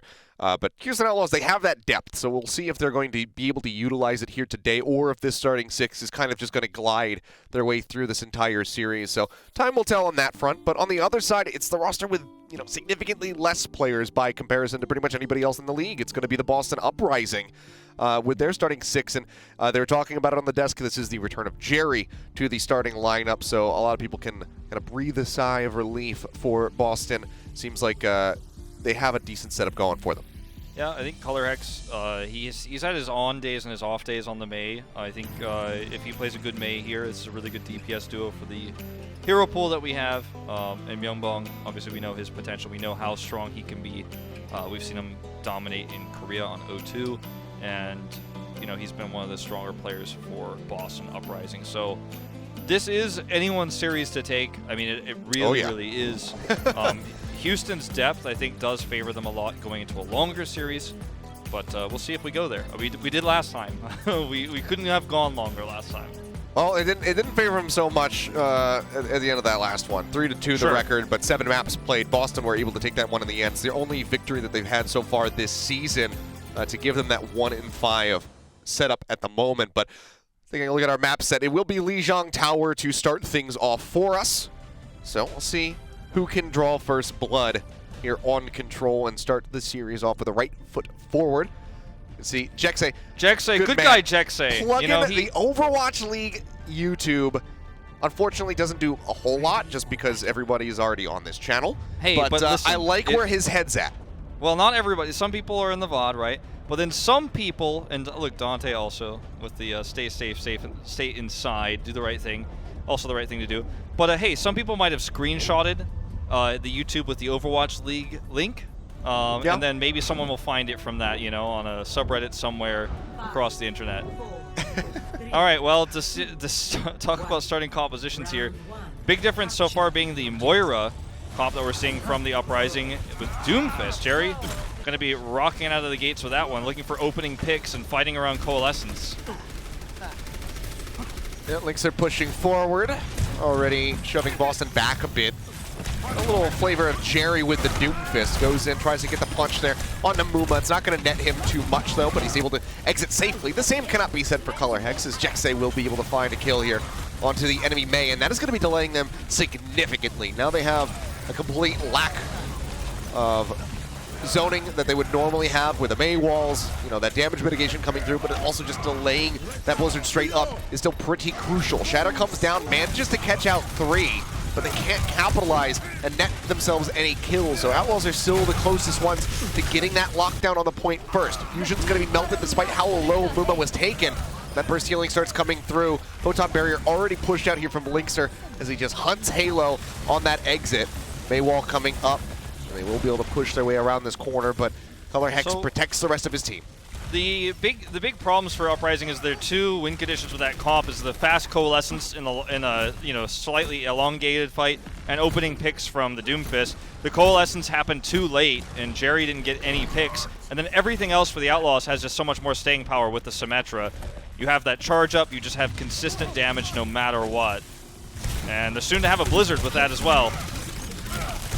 They are. Jerry looking for an opportunity, but again, going to be denied any access by the Maywall coming through from Dante. Just waiting and ready to go with that Blizzard. Color Hex going to be significantly further behind, still needs to build up an additional 35%. Jerry, however, huge picks coming through, gets rid of both supports in an instant. Meteor Strike comes down and Meko gets flattened like a pancake. And will get his block knocked off, and that will be the flip coming through. Some very clean plays by Jerry on the Doomfist, nets them the point. Yeah, I mean, it may even be warranted to see a swap. Yeah, Lynxer's going to swap over to McCree because now you're trying to Symmetra into the point if you keep that one. And McCree also gives you a little bit of extra protection against the Doomfist with that flashbang. Really nice fake out here from Meko to bait the wall. Everybody just going to be able to push through. All together, sound barrier comes out from the Boston Uprising. Jexay just 30% away from his own. Meko knocked down below half HP, trying to stay alive, but Dante gets a kill onto Brucein, and that seems like Houston Outlaws should be able to just reroute their way around towards that point and try to get the lockdown. Boston, however, had that inside track, so they do manage to get here first. Ult coming through. Blizzard's going to be tossed in. Immortality Field used to keep Muma alive. Fire Strike will take that one down, and just not enough healing output to keep Muma in the fight. Sound Barrier a little bit late from Jexa. Cannot keep Muma alive, so now it's just going to be Boston's fight to lose. I mean, yeah. Seems like they're not going to do that, though. They certainly are not. They absolutely dominate it. You know, Mekko has Fortify. He can get out of that one. Muma can't. Sound Barrier's too late. Boston just going to play around Linkzer's sightlines here and use this wall. Speaking of walls, the ice wall here cuts the team in half. Linkzer trying to go on a bit of a flank angle, get some shots in behind that Rhine shield, gets a couple taps, nearly has the Deadeye online, but with that double shield coming through, it's going to be really difficult to get much value out of that one. The hammer down from Fusion's not going to net themselves any stuns, so the cleanup will just come through. 83% here for Boston as Outlaws retake the point, starting up 55% now, advancing. Yeah, Linkzer's angle there was really nice. Jerry's going to look for potential pickoff here onto the back line. He can also disrupt Muma's positioning this way, but they don't have much follow through for that. Unfortunately, no shatter. So this is actually kind of working in Outlaws' favor. If he can't find an angle here, they're just giving free percentage points. Outlaws have the ult advantage. Looking for the drop down kill. Clips onto Mekko, though, wanted to get repelled with that rocket punch. Meteor Strike out to safety. Will just drop down on top of the mini pack, get himself top back up. Linkzer using the Deadeye to keep them zoned back. The Halt to try and pull somebody into it, but will not be able to find anything, but still buys them crucial time to take the lead here and force out at least a 99%. But still going to be just about in one fight territory, so they have to be careful. Barrier's being broken down. Fusions is falling lower and lower, and will just be eliminated here from the fight. Muma, however, taken out as well. Doesn't get to use that Earth Shatter, but it seems like it might not matter at all. Jerry, the last one to fall, and it will be the first round. Control Center going the way of Houston Outlaws, 100 to 83%. I don't hate the Doomfist by any means, and he actually got a decent amount of value with it, but looking for that really delayed, aggressive pickoff, it was the delay, I think, that hurt them more than anything else. Because, sure, he actually was able to do a lot, and he had Meteor Strike, so he could threaten a really, really backline pick like he did onto Repel, but when you fail that, and you've already lost so much time, and Houston Outlaws have the ult advantage, it's rough. But you can't swap at that moment either, I don't think, off the Doomfist. Kind of got himself into a bit of a corner there. Yeah. So. Well, either way, what's done is done. Now we can only just look forward. So Houston starting things off with that nice win. Symmetras from both of these teams. So we'll just be the so mirrored comps. Oh, look at that. Picturesque. As they both TP up to the top and drop back down. Well, Symmetra is going to be rapidly charged up, but look at the ult percentage charge here for Linkzer. He is just melting people left and right. Nearly has the Photon Barrier online as he just absolutely decimates the members of the Boston Uprising. That fight could have gone either way. Repel had the better immortality field, but instead of breaking that fight down, I want to just credit our observing team. They've watched so many games, they've watched so many scrims. They actually are able to identify exactly where those ports are going to go through and how to best observe that fight. That was a really nice moment from our team. Sure, SI Not Found is going to have a fantastic time using that shot. Oh, no doubt. In one of his next videos. But Jerry back over onto the Doomfist, just going to be abandoning that Symmetra, who still being piloted by a Linkzer on the other side of things. Amp Matrix just buys additional time for the Houston Outlaws. Boston Uprising just hiding behind the walls to keep themselves safe. Photon Barrier ready to go. Cutting that point in half. Jerry starts up a very long punch. Doesn't get much on the Dante, however, but the Immortality Field has been used by Houston. We'll see if that comes back to bite them. Halt in with a Fire Strike. Color Hex forced into the Ice Block. Still holding on to that Blizzard. Now will be using it. Muma takes a quick little dash over to the side as Jexy will be the first one to fall. The Rocket Punch coming through from Jerry, claiming his life, but the turnaround is there. Houston Outlaws, they play it perfectly. They lose out on one, but they still capitalize, and they absolutely wipe the floor with Boston. Yeah, I mean, Boston, that was a really tough fight to win regardless. They traded ultimates decently well, but still, I mean, now they're out of time, and Fusions is going to really struggle to get this Shatter to land. I think it's really going to have to be Jerry who sets something up. I mean, even necessarily just a flank, just a straight-up pick as they rotate under the point with a speed boost. Sound barrier, they want to hope to use second, but it's so hard to force that in a situation like this against a Symmetra. Their way out the main wall. Yeah, into the back. They have that Amp Matrix out now. Shatter dropped in from Fusions, does manage to stun up 2. Bell being one of them. He stays alive for a little bit longer with the help of that Sound Barrier shield, but the fight is won by the Boston Uprising. Very nicely done with the main wall there from Color Hex to keep everybody nice and contained inside the point. They will be able to get this flip right as we hit OT. Really nice wall. There's nothing they can really do to shut down Fusion Shatter. That's the best case scenario. That was the best team fight they could have hoped for too, because they only really had to use Sound Barrier Shatter there. They can build their own May Blizzard here. Gonna defend this one though. It was a nice Fire Strike. Yeah, really nice Fire Strike. Earth Shatter is ready, but Muma is just getting bullied. He doesn't know which way to look. The punches are coming from all sides. This gets completely shut out and isolated. Very nicely done by Boston Uprising with the juggling there onto the enemy Reinhardt. So they will hold off for a little bit longer here at least. 33% on the board for themselves. Jerry can really use this Meteor Strike again as a defensive tool when he tries to be extremely aggressive. So that's something that the Outlaws have to play around. Is Jerry could be anywhere. He could go for an aggressive flank that doesn't even make sense because he has that escape where he can position himself back onto the point. So they have to slow push this as they look for the Blizzard engage. Maywall coming up. Blizzard's out from both sides. Jerry gets out with a Meteor Strike. He's looking for a place to drop. Rotates around the backside of the point to stay safe. No need to go aggro right there. Maywall will deny a little bit of access with that Amp Matrix, but Bruson has already fallen. Fire Strike through. Hammer gets dropped into the ice block. Goes Color Hex to keep himself safe, but Halo cannot say the same. Has already been eliminated. Jekse finds a nice knock off the side of the map there onto Myeongbong.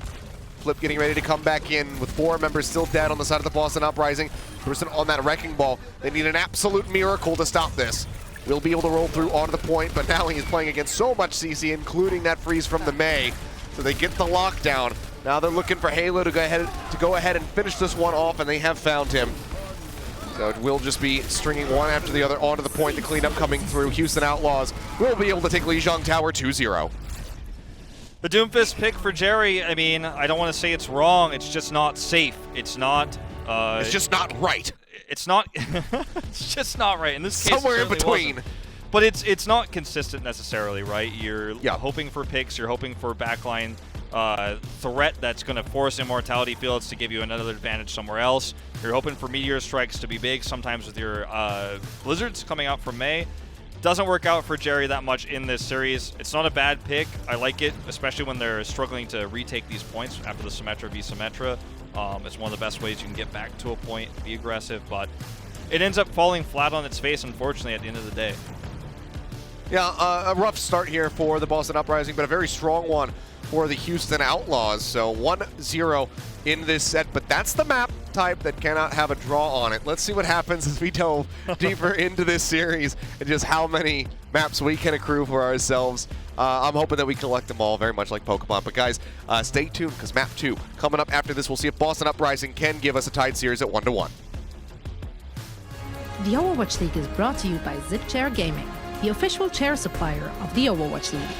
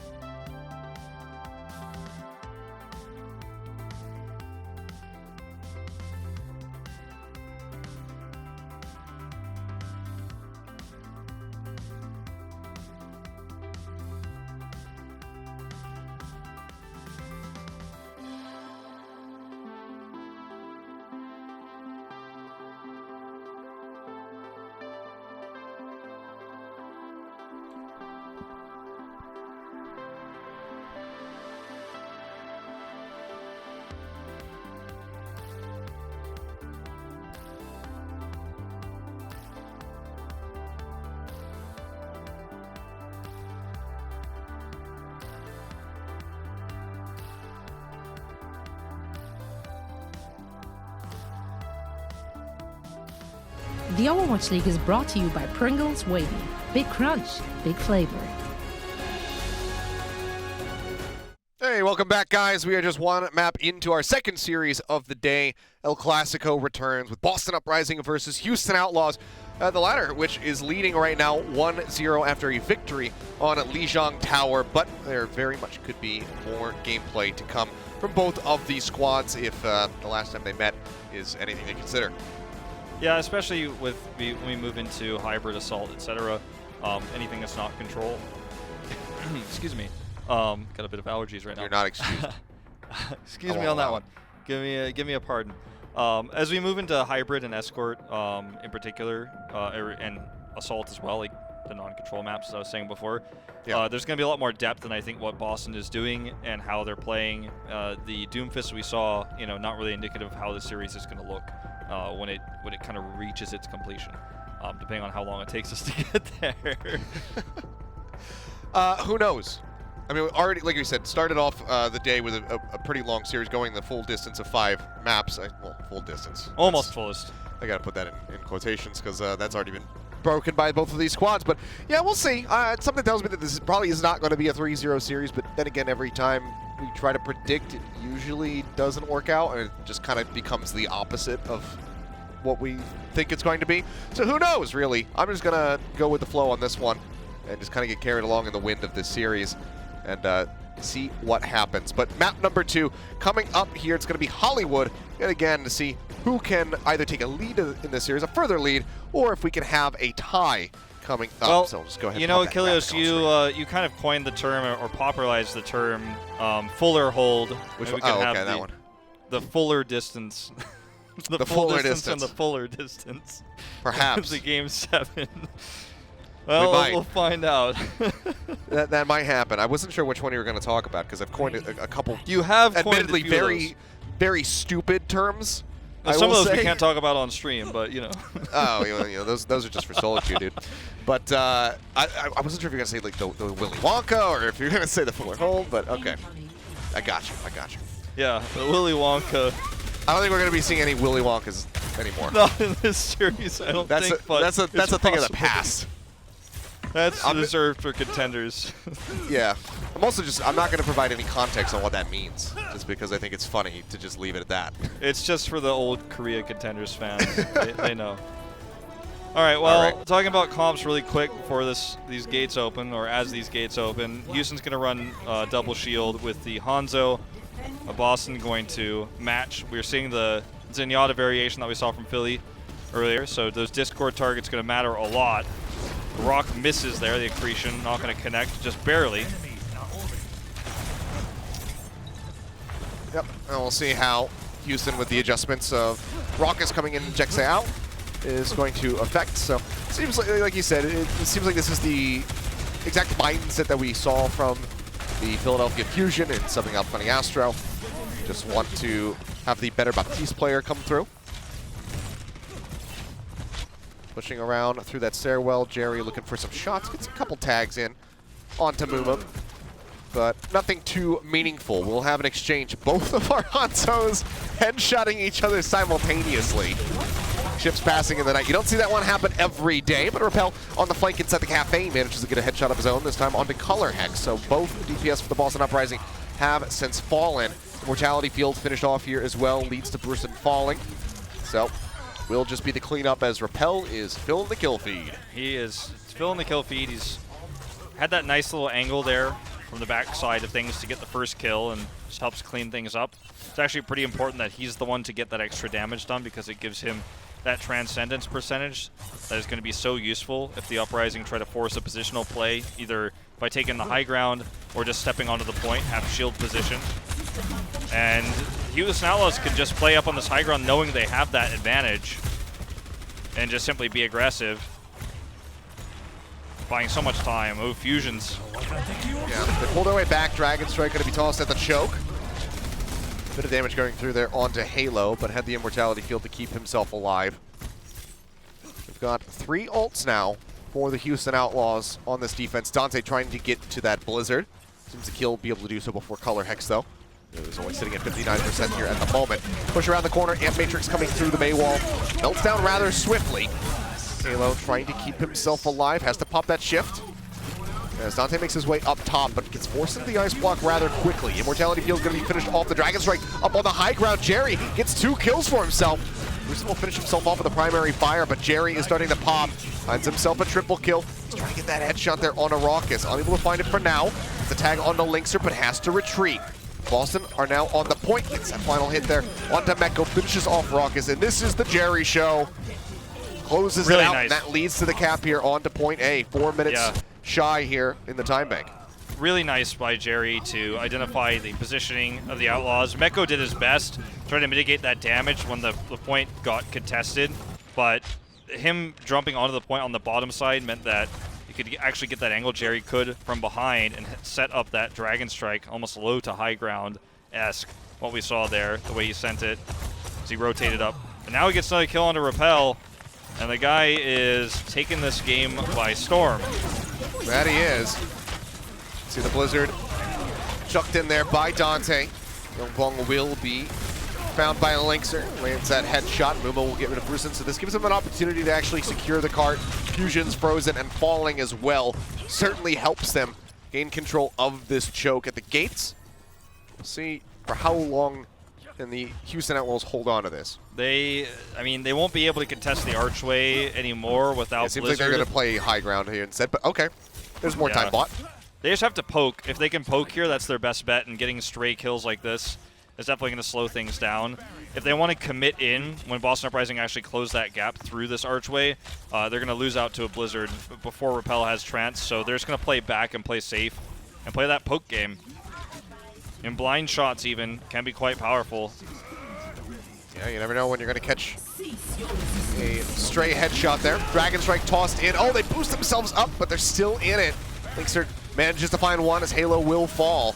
Immortality Field not set up for him to try and survive. Jerry, however, will make it an even exchange on the Baptiste as he gets the Storm Arrow kill on Arrakis, and Meko will be shut down by the Gravitic Flux. Into the ice block goes Color Hex, but he is completely surrounded. But here comes Jerry to the rescue. Has that flank, they weren't really paying attention to him. He still finished off Color Hex, however, but Jerry gets the fadeaway shot with a Sonic Arrow onto Dante. Then follows up for Muma. Cart's just chilling out, though. No one's playing around that, but they finally will push over after supporting their squad in the back alleys. They can start moving that cart back up the streets. Now they have the high ground controlled. ColorX got to hold the Blizzard miraculously somehow throughout all of this, and they still win the fight. Now they can try to Blizzard the choke point here that Outlaws are going to try to escape from. Jerry can have another Sonic Arrow to confirm that, as you can see, that they're coming out from this angle. Sees that's not the case. They should switch focus. A little bit late on that, but they notice now.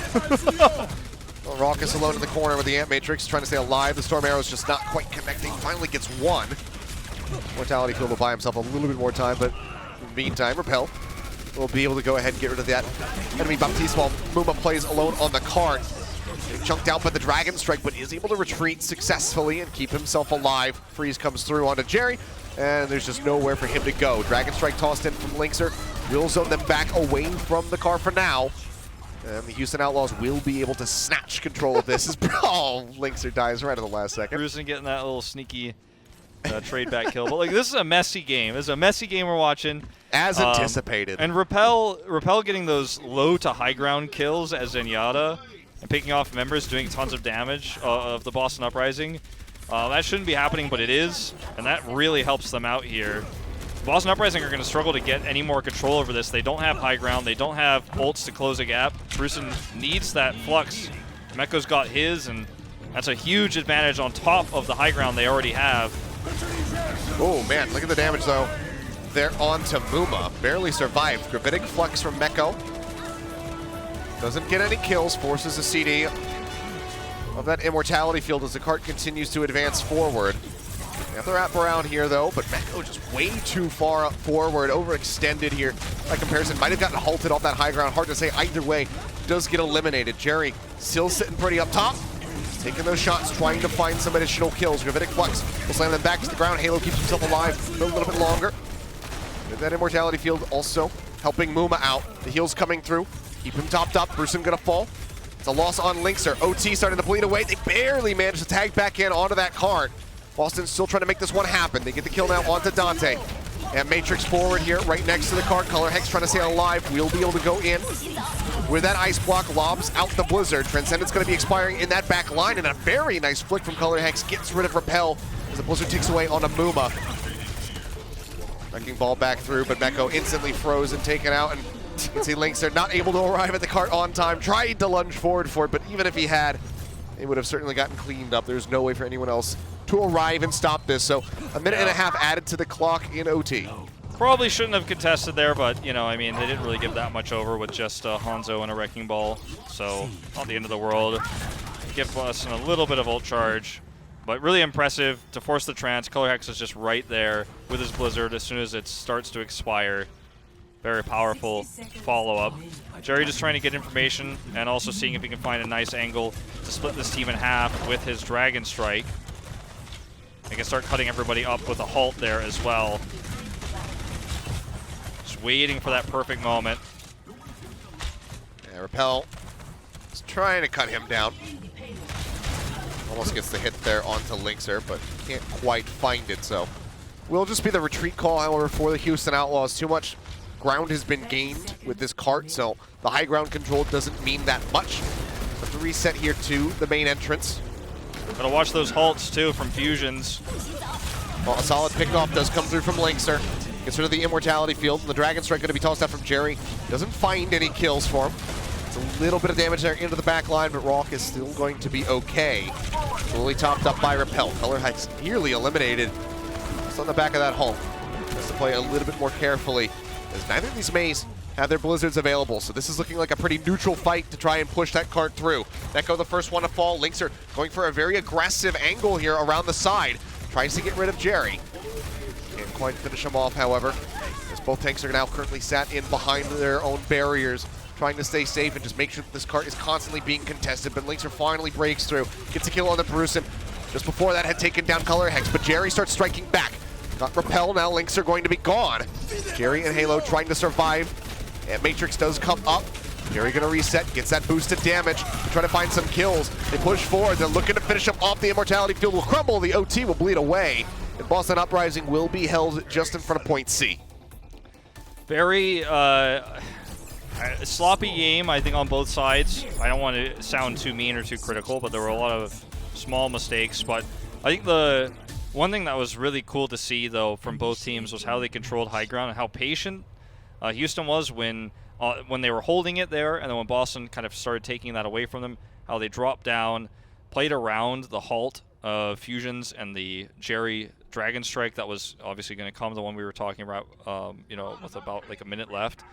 They played really well around that. They split, and we're not afraid to play passively, you know, after a bit of a mistake there on B, you know, overextending. Again, didn't end up being that massive, what ended up happening there with the stall or anything like that, but playing very passive and understanding their win conditions. Boston, on the other side of the coin, getting a lot of value out of Jerry's Hangzhou, and nearly finishing a map that looked almost lost from the beginning with the struggles they had on A. So yeah, very back and forth, and very much, you know, kind of what we expected to see in this series. You want a bandit? You want a bandit? You want a bandit? Coming down to the wire on multiple occasions, but pushing through and getting pretty damn close to the end there.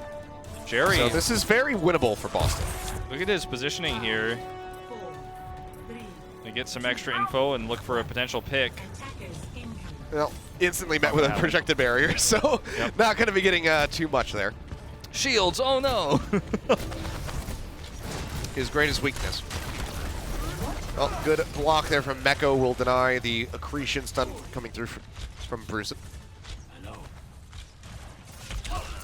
Okay, goodbye. Ouch. That's not what you want to poke. Everybody was prepared for that for that push around from Lynxer. So, instant punishment coming in. Stun is there, Immortality Field out. As the barriers will continue to be broken down. Myungbong in the back line. It's been a bit quiet this game. But he certainly has. Currently looking for a bit of a pickoff. Discord targets have been good. Yeah, target focus in that regard has been very solid from him. Repel just getting off a couple more of the flashy plays. Dante, headshot there onto Jerry, tried to take him down, but is overstepped by himself, so will be eliminated. Jerry gets rid of Meko now. Linkser trading back, finds Color Hex, but Linkser, palm to the chest, will go ahead and be taken down at the end of it all. So this is just again, extremely scrappy. Kind of all over the place, but Houston Outlaws for now going to be held off. Don't get anything built up onto point A. That was, I think part of that was on Dante getting caught there inside the room, whatever you want to call that, there to the side, and having to ice block early, getting picked. Points being contested right now. And Jerry's going to look for a flank again. Okay, I say that, but doesn't. Finds Dante. It's a very critical pickoff here for the Boston Uprising on this defense. They build up. They're trying to get to that first tick, but Color Hex is playing forward, ducking in and out from behind the car. Body tag there on a Linkser. Jerry nearly melted down. Orb of Harmony starts coming through, however, so he does manage to stay safe for the moment. Color Hex hiding in the stairwell, has that Blizzard ready to go. Wrapping his way back up top, trying to get that back angle coming through. Drops that Blizzard down, and it cuts him off from retreat. Transcendence is out from Repel, however, so no kills to be found quite yet. The Immortality Field placed around the corner. Keeps them safe for a little bit longer, but now they don't have it for this ultimate. They drop back down. Will just be the 2 kills coming through. Thought that Graphitic Flux was going to be a lot larger than it was, but it does not really matter. Because in the end, Boston Uprising maintained control at this point. They haven't given up any percentage whatsoever.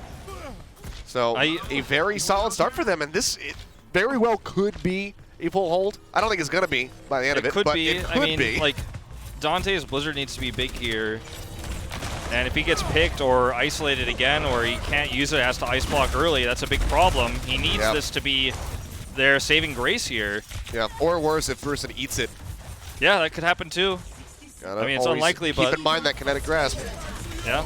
Supercharger around the corner. The Dragon Strike going to be rolling in. Fusions and Jerry already going to be gone. Repel will get picked off. Myungbong starting to trade back. Manages to find 2, but Raucous will be able to shut him down.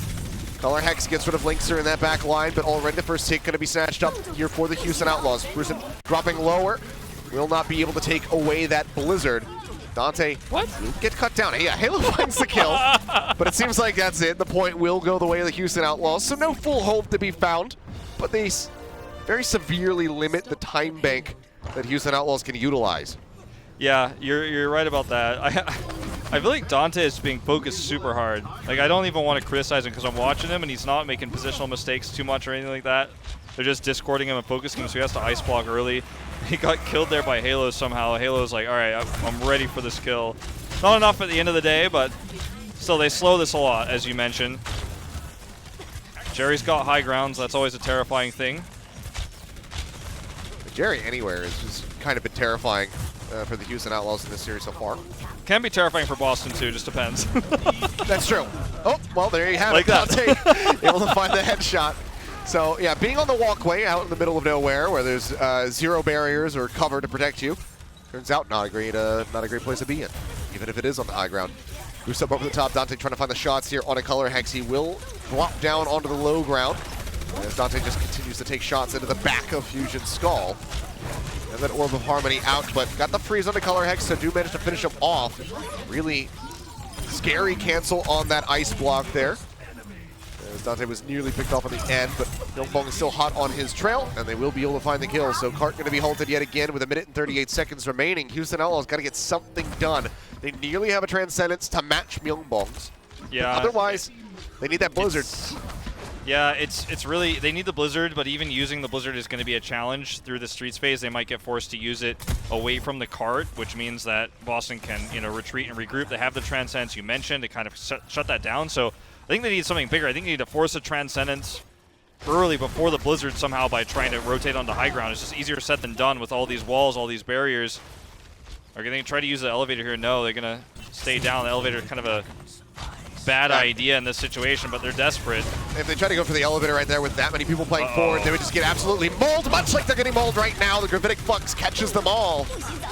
Meko falls, and the Blizzard's still going to be committed here to the fight by Dante. The Dragon Strike now going to be rolling through.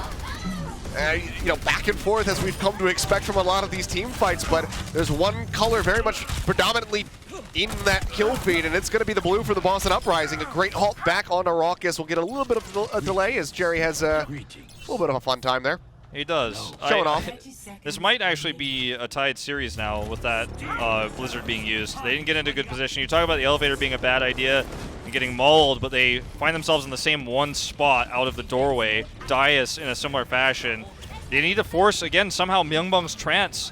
I just don't think they're going to be able to do that. Dante's swapped to the Tracer. He had enough of the Mei, at least for now. He can backdoor this cart, threaten them to, try to threaten them off the high ground, try to get them to drop down. I stumble over my words here. I don't. They spot him out. Yeah, I don't know about this. Well, Dante is still currently the only person anywhere near the cart, so if they get rid of him, that OT is going to tick down. He's already been forced to use the recall. It only has 22% towards that pulse bomb. A bunch of damage there onto Raucus as he tries to get over. Lua drops the barrier, the supercharger coming through as well. Dante finally finds a kill on a Fusions. Now is looking for a little bit more. Forces the ice block out from Color Hex, but Brusen will get rid of Linkser. So they lose out on that Hanzo. Dasher on the backside. He's still trying to get rid of Color Hex, but he just can't do so. Transcendence buys a lot more time.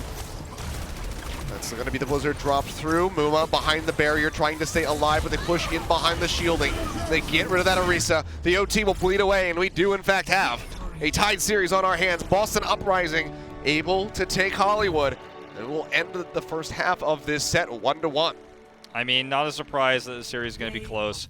I just need a Jerry meter. You know, like I need, you know, like a gas gauge or something where there's just like a little needle that goes between 0 and like Jerry, and it has Jerry's face on it, because Jerry is either like he's full Jerry, he's popping off, or he's full Jerry, he's in the wrong spot. I don't know. I feel like if we keep that 0 to Jerry gauge around the middle, that's when Jerry's going to have the most success. So if he goes full Jerry, then you never know what you're going to get. I mean, he's one of the most inconsistent players that we have in the league right now, but when he's at his best, he looks really, really good, so I don't blame him for the aggression, for the Doomfist, for the crazy Hanzo flanks, but I think he cost them big there in some of the earlier parts. But hey, in his best moments, you know, we're going to a tied series. Yeah, live by Jerry, die by Jerry, not Dairy. Anyway, there you go. Tied up 1-1. Hollywood goes to the Boston Uprising. We're going to have a game break coming up here, guys, and we'll see who can take a lead in this set when we come back from that. The Overwatch League is brought to you by T-Mobile. Rank up with America's first and only nationwide 5G network. And by State Farm.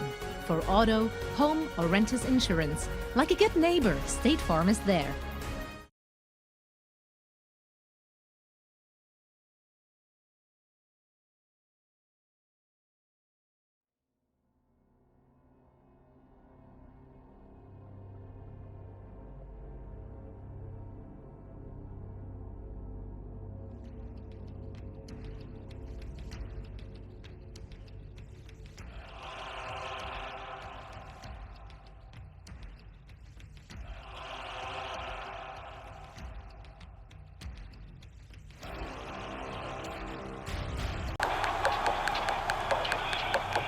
This is it, the official Overwatch League apparel.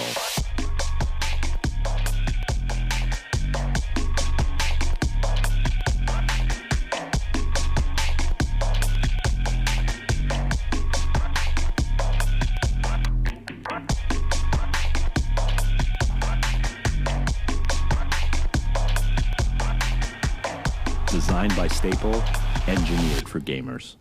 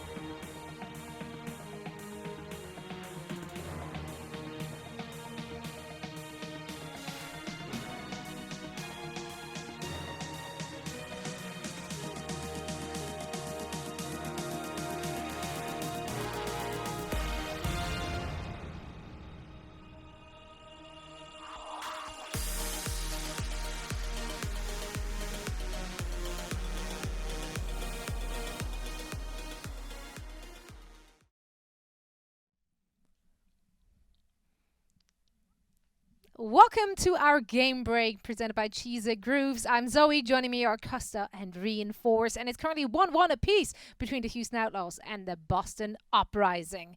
We have to talk about what we just saw, starting things off on the Jang Tower, and that one was, I would say, a more one-sided affair. I do think that the guys from the Outlaws kind of ran away with it. Why is that, though? What went right for the Outlaws on that first map? I mean, they have a tendency of being good on those first control maps. I think you have to look at the Doomfist pick from the Boston Uprising to really sort of dissect that one. It doesn't really make sense, in my opinion, in the grand scheme of the compositions. You don't have a D.Va, you don't have a Xayah to really follow you up.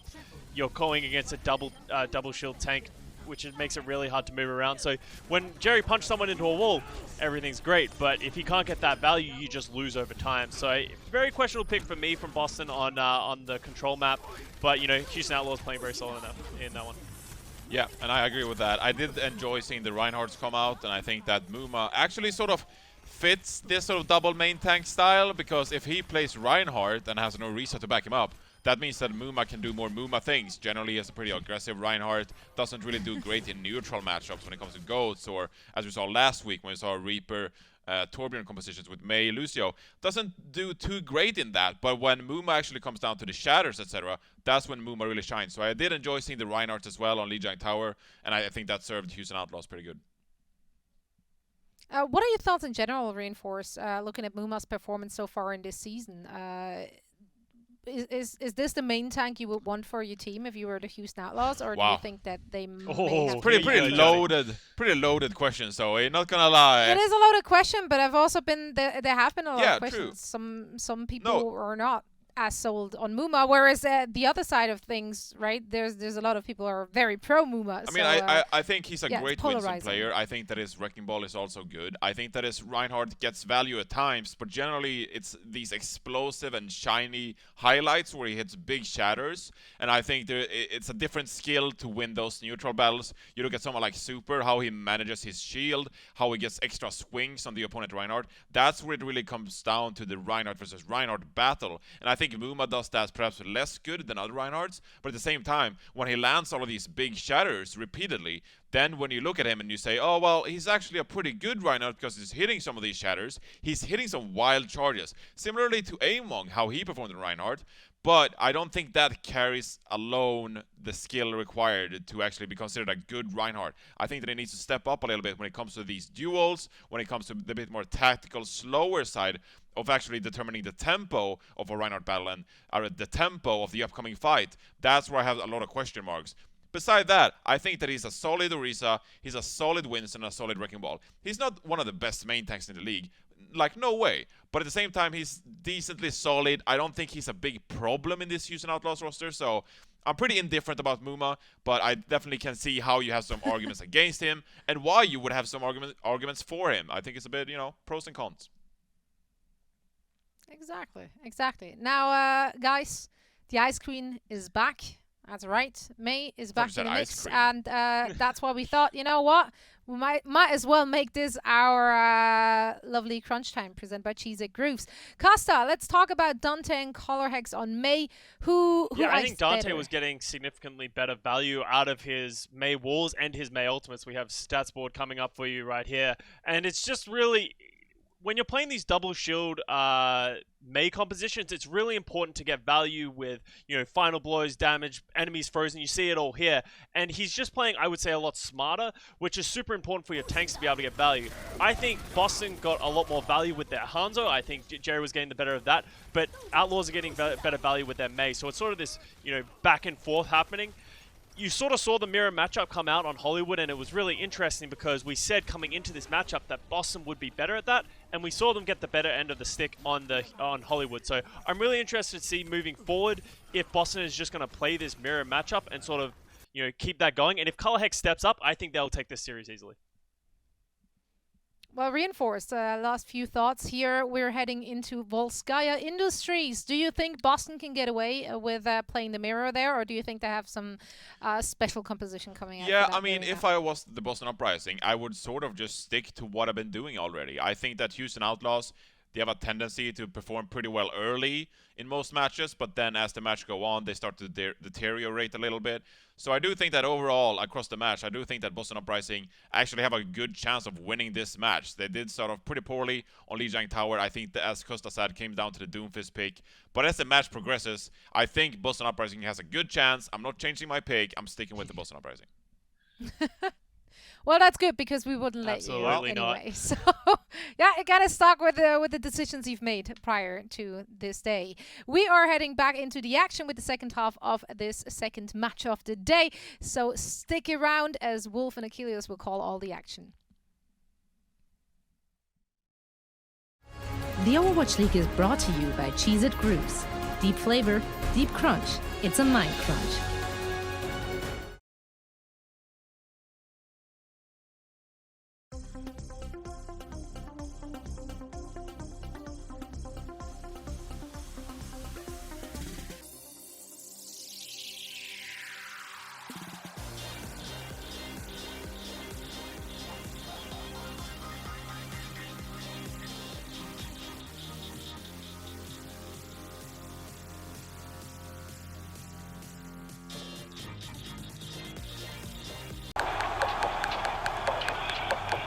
This is it, the official Overwatch League apparel.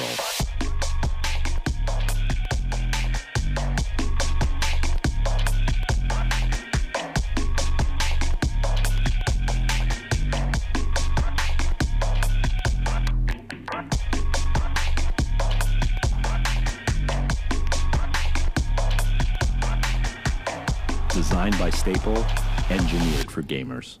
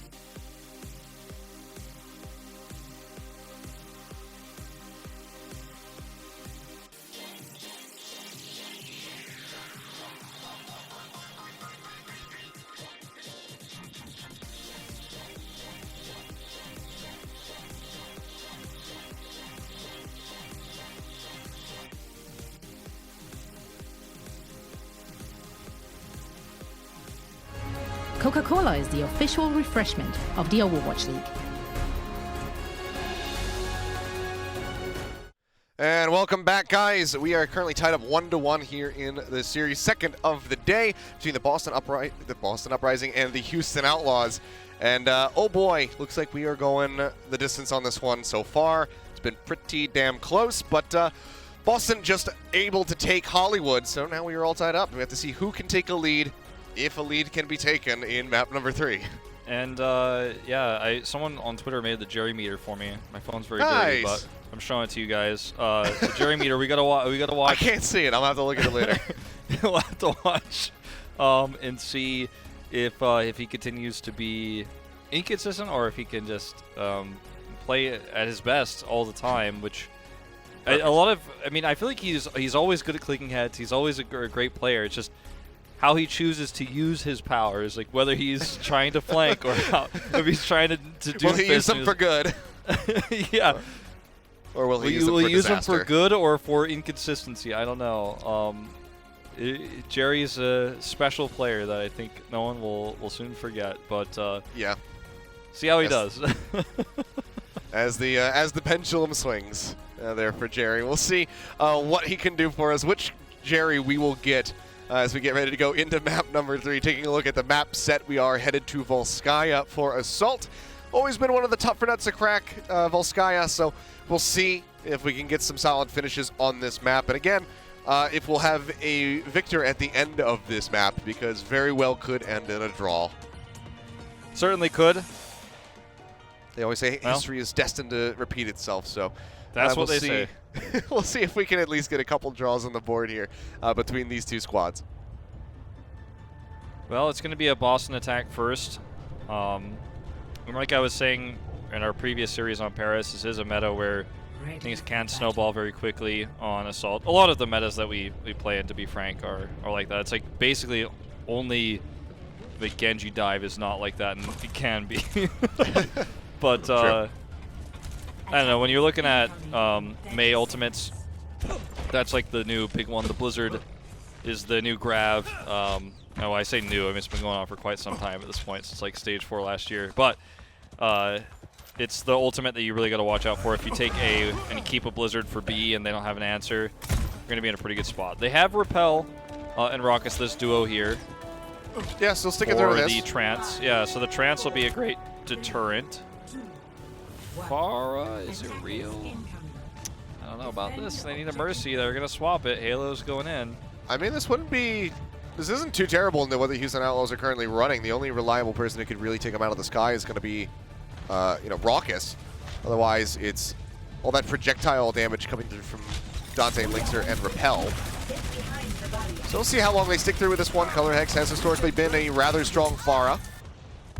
Look at the pressure behind the shield, behind the Orisa barrier, and the barrier breaks. So now Color Hex has this whole area zoned off, this doorway here. There's another barrier, but it's placed in a different angle. So much more protection this time. Well, that's going to be an early pickoff here for Repel. Gets rid of Bruceson on that approach. Myungbong, however, equalizing things, gets rid of Linkser.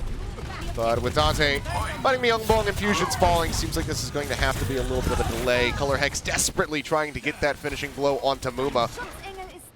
Is unable to do so initially, low. But he's still so very low, and now he's in that cubby. Shots coming through, though. That go up on that high ground will be taken down, and just like that, Boston are straight back into the fight. They're on the point, and they are gaining ticks, and yeah, there's nothing really that Houston can do. We'll just have to let this one go over. Yeah, I mean, it's nice heroic attempts from Muma and Meko's take on how low can you go, but do end up falling eventually as Linkser swaps over to the McCree, but Color Hex is already one step ahead. We'll be swapping over to Mei. Not that the McCree's a bad pick here, even against the Mei, but yeah, Hanzo definitely better at shield breaking with his Storm arrows, and once they realize, okay, it's a swap, we'll be matching that. Ult charge advantage here for Houston Outlaws, so that double cap I was talking about earlier, pretty unlikely here. Yeah, seeming that way. Let's get an incredible Dragon Strike, the likes of which we have never seen before. So we'll just be held up here for the moment. Dragon Strike will go through the side of the wall. Takes Raucus and Muma both dangerously low, but Immortality Field keeps him alive. But Jerry gets a very nice peek around the corner there on the Linkser. Now he's looking for Raucus, but can't quite land those Storm arrows, so we'll retreat back. Play this one out a little bit safer, but one tick already going to be snatched up here for the Boston Uprising. So even if this is the end of that push, it's not wasted. So they still do gain that progress. Altogether coming through, Graphitic Bucks will be catching multiple members on the side of Boston. Immortality Field will keep them alive for a little bit longer. They've gotten rid of Jerry. Is that going to be enough, though, for Houston to maintain control here? Blizzard comes down, gets the freeze onto both of the tanks, and that should be the end of it. Some pretty, I don't want to sound too critical, but, you know, it's the El Clasico, so go for it. Pretty bad ult management there at the end for Houston, with the Blizzard and the Transcends. I don't think either of those were necessary. They were starting to win the fight. They had spawn advantage. But, you know, I mean, when you're desperate and you really want to win a fight like that, I mean, I want to say it doesn't hurt, but it does. But it's not the end of the world. But huge trades for Boston to get both of those extremely important ultimates as Color Hex is getting closer to his Blizzard. The Trance won't be ready. And in their fight with Myungbong's Trance, if they can get onto the point, he will finish it 100%. See if they can do just that. Right now, Boston just trying to poke out, get those ults online where they can. Maywall comes up from Dante, stopping them from getting around and really utilizing that amp matrix. As Linkster takes some pot shots here to try to find a kill. Meko, however, is going to be the one coming up with it. Sprucin will fall. Going to absorb as much as he can with that kinetic grasp, get that shielding coming through. Doesn't net himself too much shield, but does still put Jerry in a very rough position right now as he tries to escape. Does manage to jump his way back up over the top. He's looking for an angle, looking for a target, but can't quite find it. So we'll just be held at bay here for the moment, as Myungbong is not allowed to exit safely. Yeah, nice hold here for Houston Outlaws without the major tools that they used, you know, the Trance and the Blizzard. Dante's extremely fast build actually gets him a second one here, so he's already ready for that. Boston Uprising have, again, the ult advantage, but it's only slight now as the time is really ticking down.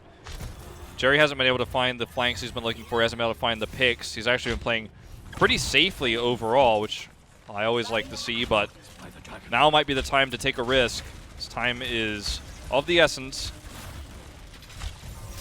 Yeah, burning down 2 minutes and 10 seconds about to be here on the clock. Kinetic Grasp going to be used from Boston. Doesn't find them much of anything, and Repel will be able to take out Halo. Dante lobbing in with that Blizzard. Gets the freeze in. Kinetic Grasp now coming out from Meko for a kill, but doesn't lead to much. It's just a little bit of exchange back and forth. Repel goes down, Myungbong swiftly falls thereafter, but Boston just don't have the legs to stand on. They don't have a way to advance over onto this point, so despite them trading somewhat evenly in the fight, they can't get any progress done. Yeah, really nice plays by Dante. He had to commit the Blizzard, but I think that was pretty reasonable given the positioning that Boston had. And then Meko helps get the cleanups, stopping those retreats, cutting the team in half. Good barrier placement, really good accretion. Color Hex has Blizzard now, but Repel has Trance. They know it. They know they have positional advantage, so I think it's totally warranted this time for Dante to use the Blizzard. They might just look for a Holt Dragon Strike here. Doesn't actually commit the strike as they all drop down. Any time buy is huge for the Outlaws, though, with only one tick for the Uprising. Oh, he's going to flank. Ready for it. Dragon Strike coming through with the Hulk Immortality Field. Timed well there from Halo, but they took too much damage. They couldn't get topped back up in time, so do just end up losing out on now 3 members as Jerry will fall on the back end of that fight. So good setup is there from the Houston Outlaws. They execute on it, and they continue to drain the clock lower and lower. Now at 40 seconds remaining for the Boston Uprising, just 39.9% accrued on point B. Yeah, and I mean, Color Hex is still holding that ultimate he can't find a way to use right now. And they keep trying to use the elevator. The lift is controlled by the Outlaws. They can't go through the middle. It's just too obvious. And they probably think Dante has another Blizzard at this point. He's very close to one. They're going to try to split off here. Looks like perhaps only Fusion takes the lift. We scout with the Sonic Arrow. They need to get that Blizzard onto the point. Supercharger coming through, Muma replacing the barrier. Instantly damaged straight out onto Bruce, and he just melts down. Dante finding those kills now, dropping in with that Blizzard. Gets the freeze here onto Color Hex. A mutual freeze coming through, but the Transcendence is there. Good guy Repel, keeping him covered. They will be able to hold here on point B. 40.2% picked up by the Boston Uprising. It was a very strong start on point A with that turnaround, but they just couldn't get it done there on point B. So now Houston Outlaws, a real win condition set up for them. Can they execute on it, though? That is the greater question here. That's always the greater question, Ilios, but just better positioning overall. Good stalls from the Outlaws. Well, we'll see now. Do they want to have any shenanigans on the attack as well? The Pharah did work out quite well here for Color Hex, but don't anticipate that to happen here for these guys. But as we get ready to move into this one, quick shout out, of course, as Activision Blizzard and Overwatch League, we are very proud to support the World Health Organization, and we encourage all of our players, all of you guys watching at home, to play a part together. And when we do that, we are, the most powerful preventative measure that we can use to protect ourselves, we are embracing that, and we're keeping ourselves safe, our loved ones, and those around us. We all have the power to fight this thing, this pandemic together, guys. So make sure you stay apart, keep playing some video games, and having a good time. Yeah. Or watching anime, as is the case for perhaps some of these players. You can also, I mean, some of them might be watching anime right now, which could explain why things are happening the way they're happening in the series. Well, here we go. Sorry, guys. I missed that. I missed that ult because I was watching Hunter x Hunter earlier. My bad. Let's take a look at the setups here. Dante actually on Tracer to start things off. Might be able to get some extra backline threat or be able to bait out an immortality field that way. And it's one of his better heroes, so always appreciate to see Tracer. Dallas Fuel made it work, obviously against very different circumstances, but love to see people go against the grind in the meta. Unseen so far. Okay, does reveal himself. Yeah, pokes out a little bit. Oh, okay. 6 HP on the recall. Very dangerous. Good wraparound angle there from Myungbong to nearly eliminate him. You can see that Orb of Harmony trying to keep Fusions topped up. He will be able to retreat back into Thorage to keep himself safe. Great shot from Jerry. Goes straight into the skull of Linkster. Taking him out, but Dante answers in kind, manages to find Brucin. Jerry dodging out, avoids the accretion, goes back up to the high ground. He's trying to track Dante, who's being extremely elusive. And now he's landing here in the garage, but can't get anything really done until he gets that pulse bomb online, which he does nearly have. He's got it now.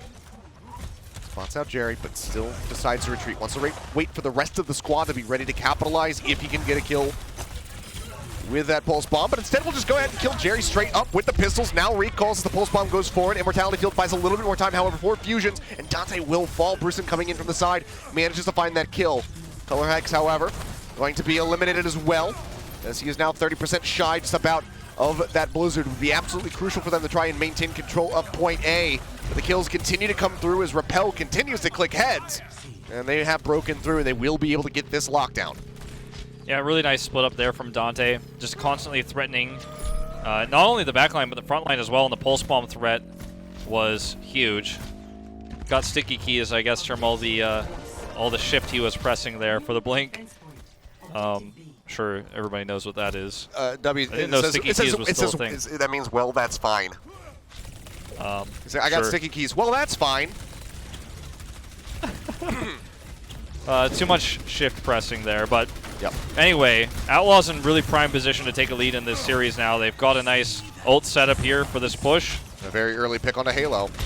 Yeah. Dragon Strike coming through from one side, out on the other. Transcendence, however, very well timed there. Repel keeps everybody alive. Linkster gets that high ground push.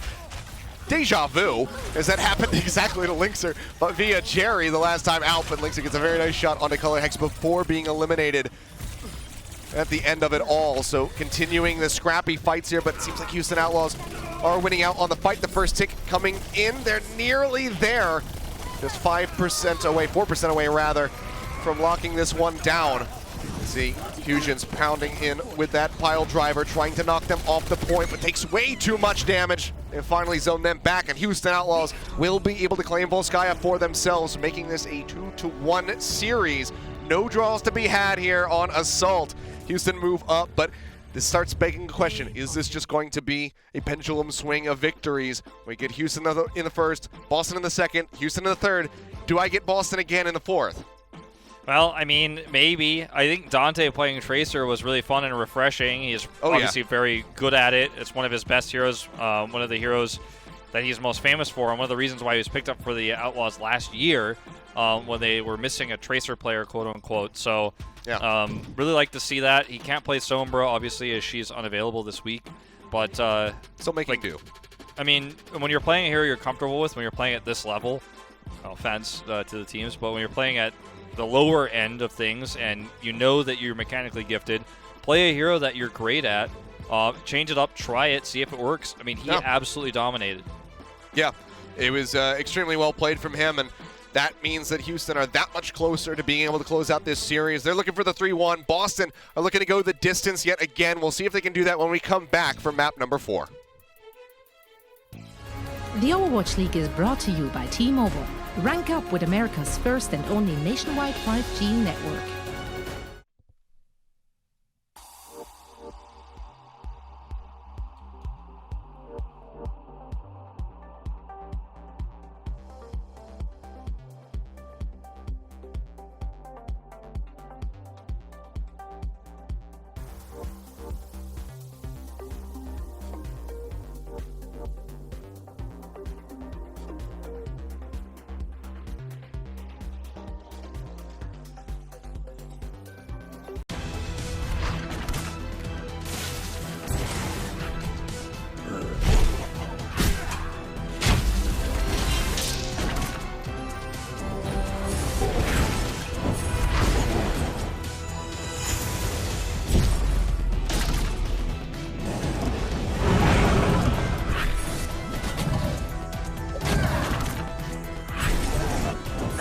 Legend of Soul Guard. Download now.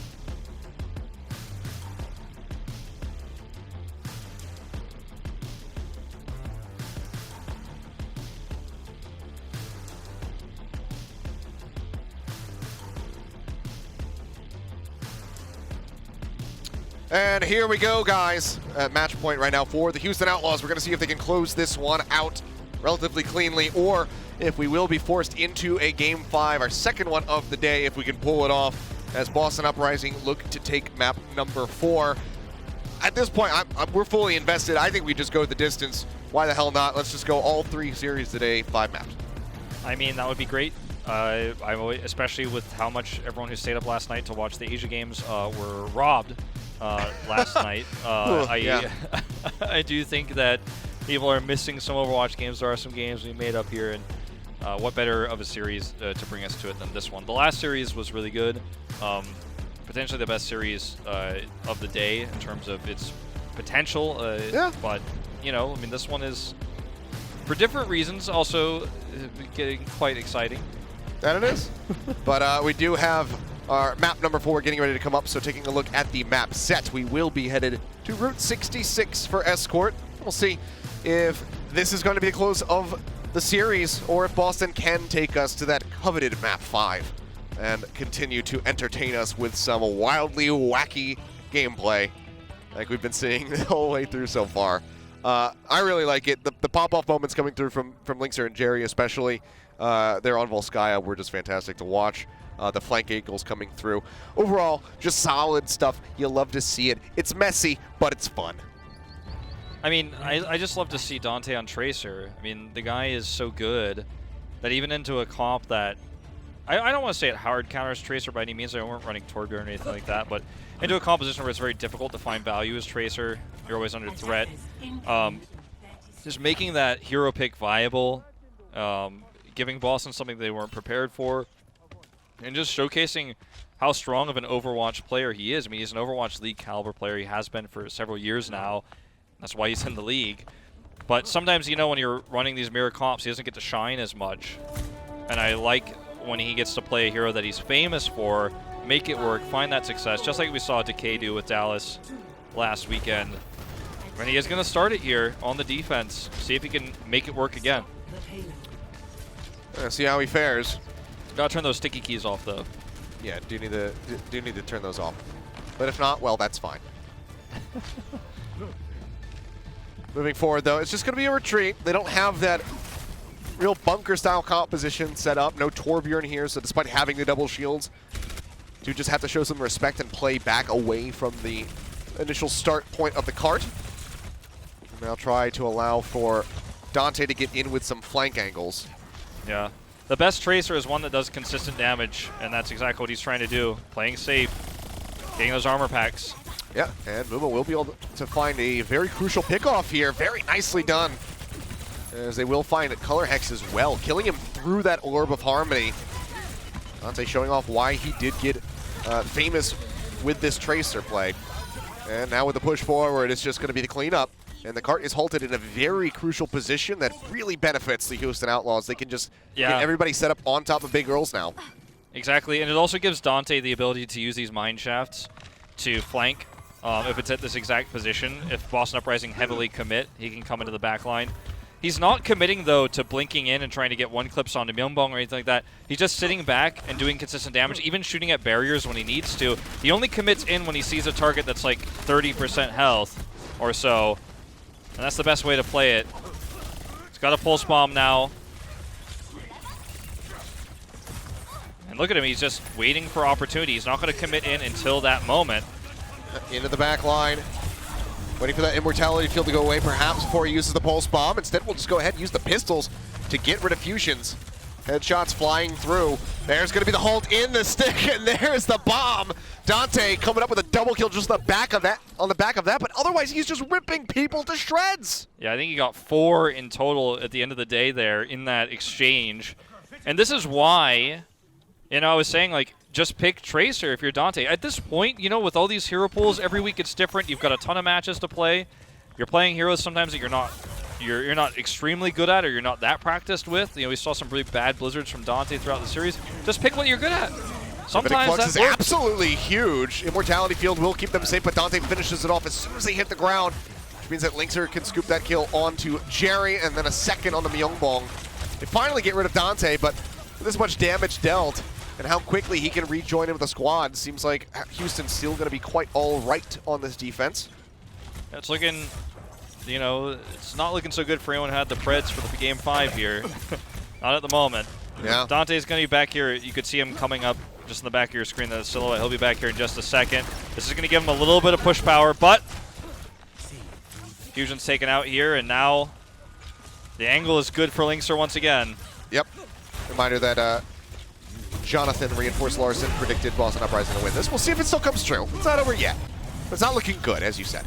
45 seconds to go to try to get into point A and then go as far as they can from there. They nearly have 6 ultimates online. Prusen being a little bit further behind for that gravitic flux. Dante is just, again, harassing, not committing in, taking side angles. Does get caught this time. Yeah, Color Hex finds that headshot. Very well-placed right-click finally alleviates the pressure of that Tracer, who is nearing that next pulse bomb. He is going to respawn now, though, and can get back over. The card at the moment is not being contested by Boston. It is not advancing. They will start pushing out with the help of this Dragon Strike, but the Supercharger is still sitting on top of Big Earls, empowering a few of the members. Dante on his return gets rid of Jerry, who had just taken out Linkser. Pulse bomb going to go a little bit wide. Doesn't get any explosive damage coming through either, as Mecha will get picked off. Card starts advancing with that Blizzard rolling through. Dante finds another one, but can he get more? That's what they need if they want to close this out. Mecho's going to be swapping over onto the Wrecking Ball to try to get back here in time. Under pressure, Rappel left on his lonesome up on that high ground behind the cart, does get taken out. Wrecking Ball comes rolling through, the accretion stun not going to connect. Linkser halted back in, melted by Jerry, who then gets picked off by Raucus. Wrapping back around the side of Big Earls. They have to stay stuck to this card. That OT is going to start plummeting very rapidly, but Dante continues to do a solid amount of work. Gets rid of Myungbong, but can he get more? Fire Strike finds Prusen. Fusion's now going to fall without tanks. It's just the May, the Tracer, the Baptiste, but they lose out on another one, and that will be a full hold at the hand of the Houston Outlaws. They had a stacked deck, and they absolutely unleash it on the Boston Uprising. I mean, look, you get back to the point that quickly as Tracer. When you're Dante, you have the ability to clean up those weakened targets. I mean, he was made for a defense like that. The Tracer pick ends up being so valuable, not only through the start of that attack, but also at the very end of it. I mean, despite Color Hex's best efforts, he hit 2 of the right clicks that hit the head of Dante. 2 of those important icicles almost got them across, really shut down that threat, but when your best chance at dealing with Dante's Tracer is a rogue right-click, you know, from Color Hex, who's obviously very much prepared. I don't want to say, I say rogue because it's like he's expecting where Dante is, he's expecting where he's going to be and where that click is going to hit ahead. But it's, you know, if that's your best bet, if that's your best option against a Tracer, if that's your most consistent way of shutting it down, it's rough. I mean, you might even want to consider as Boston swapping someone over to a Brigida if that's what it's going to take. You know, you're not getting that much value out of Transcendence against that Tracer comp. The Outlaws don't look like they're necessarily going to run it here, but we'll see after Dante goes for this opening shot. Yeah, could just very easily swap back over. Grecian tossed out. Looks like it's not going to connect with anything. Pop up over the top, but the barrier is there to protect Jerry. So yeah, we'll just push back inside the diner. Swap out likely to that Tracer. Yep, there it is. There you have it. Again, similar situation. Boston Uprising, they have to play back over towards Big Earls right now with this composition. And they already give up so much ground. The card is nearly halfway to where it needs to be. And that is such a scary proposition for Boston when you're trying to force this into a game 5. Pushing around the side, Meko is going for a very big flank, very deep one. Grecian doesn't net him much. The protected barrier has been destroyed, but he's at least got this rock to duck behind as he steadily tries to get topped up. Dante's so low. So very low. Will get finished off in the end by Myungbong, but Linkser finds 2. A tank and a DPS. Now Halo going to be gone, but big answer back comes through from Boston. But is that going to be enough? Meko being this far overextended, seems like, yeah, it will be. But the card continues to advance while Boston waits for the rest of their members to join in.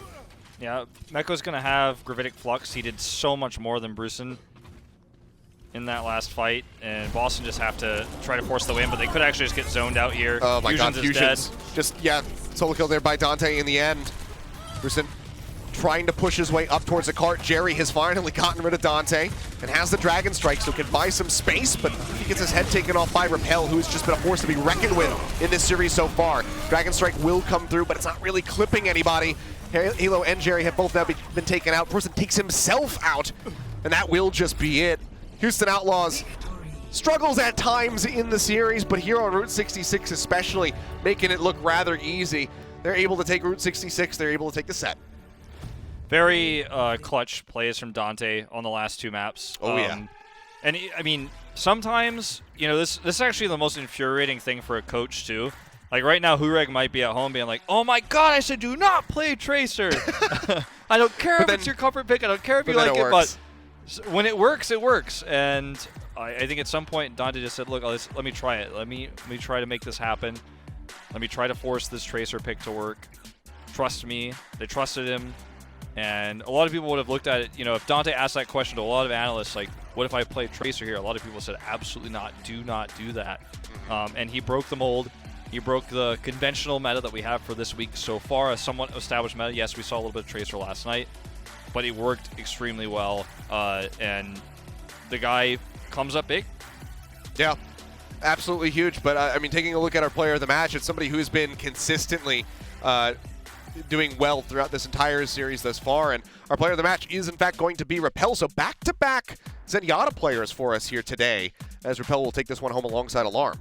Yeah, Repel had a lot of great moments in the first 2 maps in particular, and he was fragging out big on Hollywood, for example. Ended up having some major transcendences that helped Houston win a lot of crucial team fights, and a lot of the damage output he had as part of what led to that. I think there's an argument for Dante to get player of the match as well. After watching those last 2 maps, almost feels like he was robbed, but I think everybody is going to be praising him no matter what. But yeah, Repel, throughout the entirety of that series, the most consistent player, and that's oftentimes how we choose them here at the Overwatch League. So another Zenyatta, as you say, but great job, Houston Outlaws, bringing it back, taking this to a 1-1 in terms of our most famous lower tier matchup, you will. El Clasico. Yeah, 1-1 in the El Clasico here so far here in 2020. So they got to be feeling good about getting some vengeance there. For the Boston Uprising, you know, shins raised high, just try to push on forward and you know, get some wins under your belts as the season does continue, but Houston can feel pretty good about that one. We got one more series coming up for you guys here this evening. We didn't get Game 5 in Series number 2. Maybe we can get it in Game number 3. That's going to be the Dallas Fuel going up against the Washington Justice. Should be another great match to watch, so make sure you guys stay tuned. It's going to be coming at you in just a bit.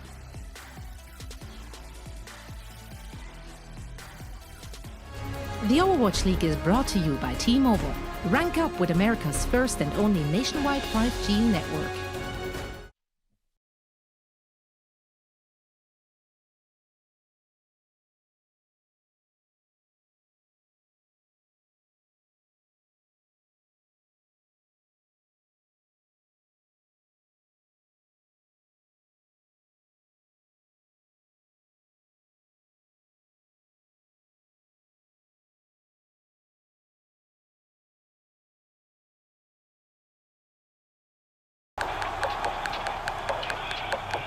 This is it, the official Overwatch League apparel.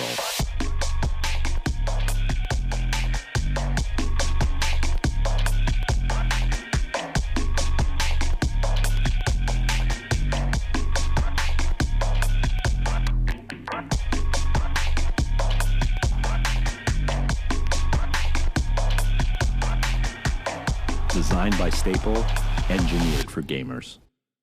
Oh, right now it's free, right? And all of a sudden, this huge explosion comes in, and it's like, no! And this cold chaos is shitting. I was going, no! And I'm like, Download now.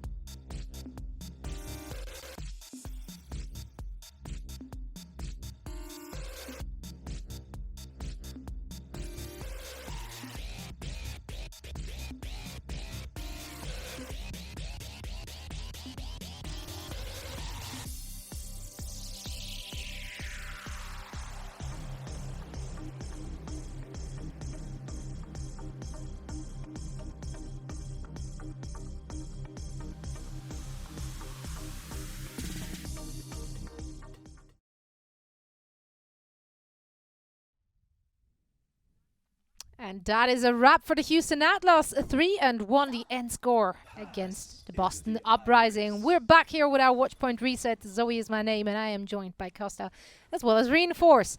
Well, Reinforce, gonna address the elephant in the room. Couldn't have been me. Boston. Couldn't have been Costa. For once, it wasn't Costa getting that prediction fumbled. Boston didn't manage to actually come out on top. Why do you think that is? I mean, what really stood out to me, at least in the second half, was that Outlaws had a phenomenal defensive kind of strategy, and Boston just couldn't break through. What else went wrong? Well, the fact that Dante just played Tracer, just put a stick in the wheels for the Boston Uprising, and then they didn't play Torbjorn, which was pretty disappointing, I suppose, because that is the counter for Tracer. So I don't know if you've noticed, but I'm actually wearing my pretty hair now. I've lost my clown nose. Yeah, it just doesn't feel right without the nose. I just look like a freak now. I just have weird hair, but I don't have a clown nose. I actually think it looks good on you, honestly. I think it's quite okay, now I know who my real friends are. Real friends would have been honest with me, but instead Zoe just props me up like, yeah, I really like the rainbow hair. It suits you well, yeah. I think it looks cute. Should come to a party next week. It's an upbeat look. I like it. It's very upbeat. Okay, well, I'll yeah, rainbow clown hair. I'll consider it, Zoe. Thank you for the compliments. Thank you. I feel very silly in this. I'm just gonna take this off.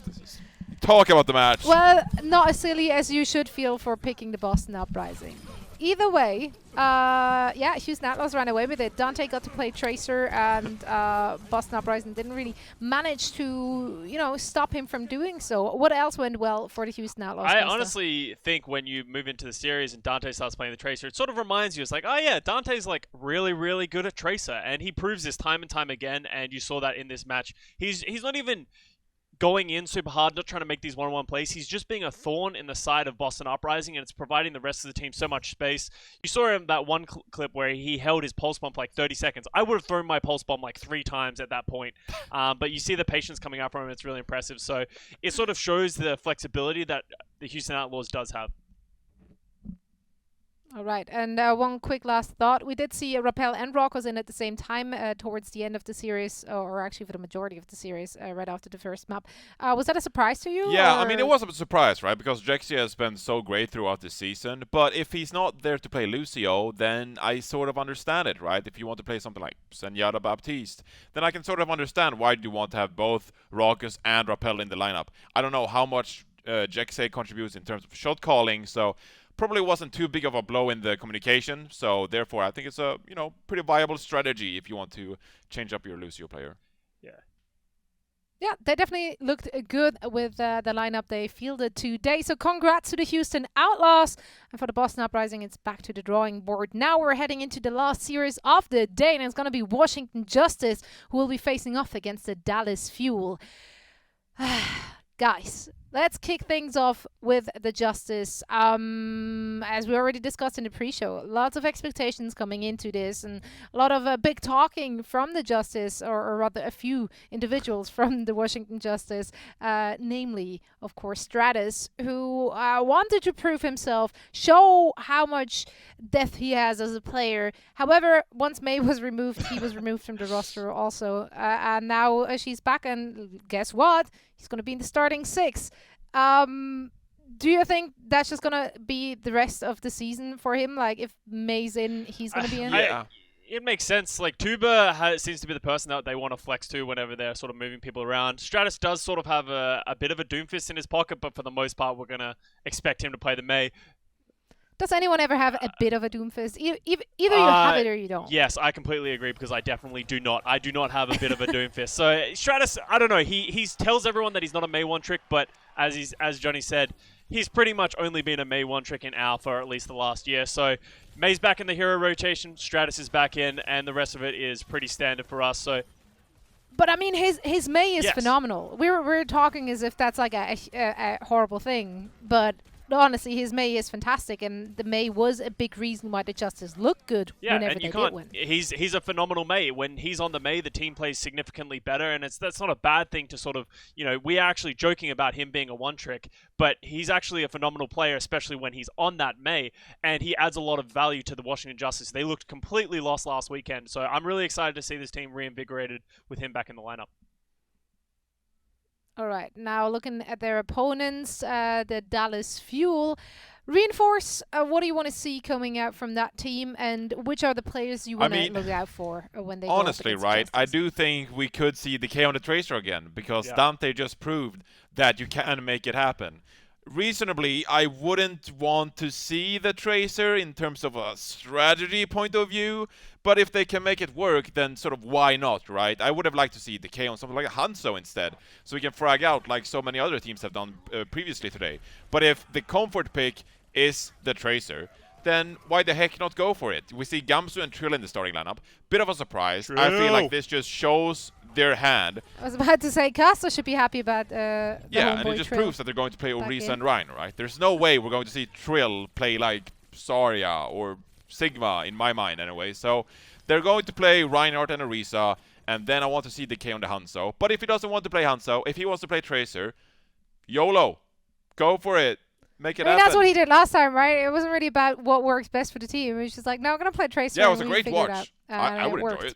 Remember, his McCree was also very good in the first opening games that we saw them. He was phenomenal against the San Francisco Shock, so that's definitely not outside of their wheelhouse as well. Yeah, and he's definitely a player that the opponents should take care of. We can't really let him go unchecked. Let's see if the Justice can get it done or not. Last match of the day, and for all the action, we are heading back over to Achilles and Wolf.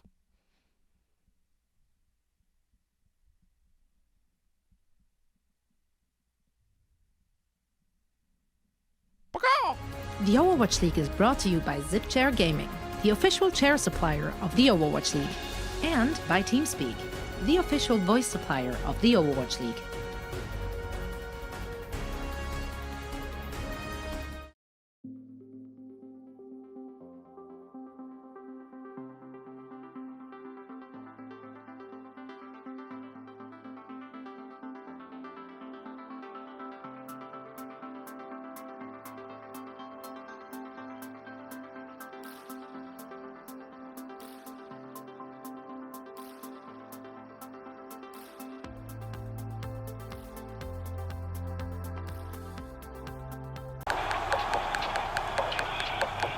This is it, the official Overwatch League apparel.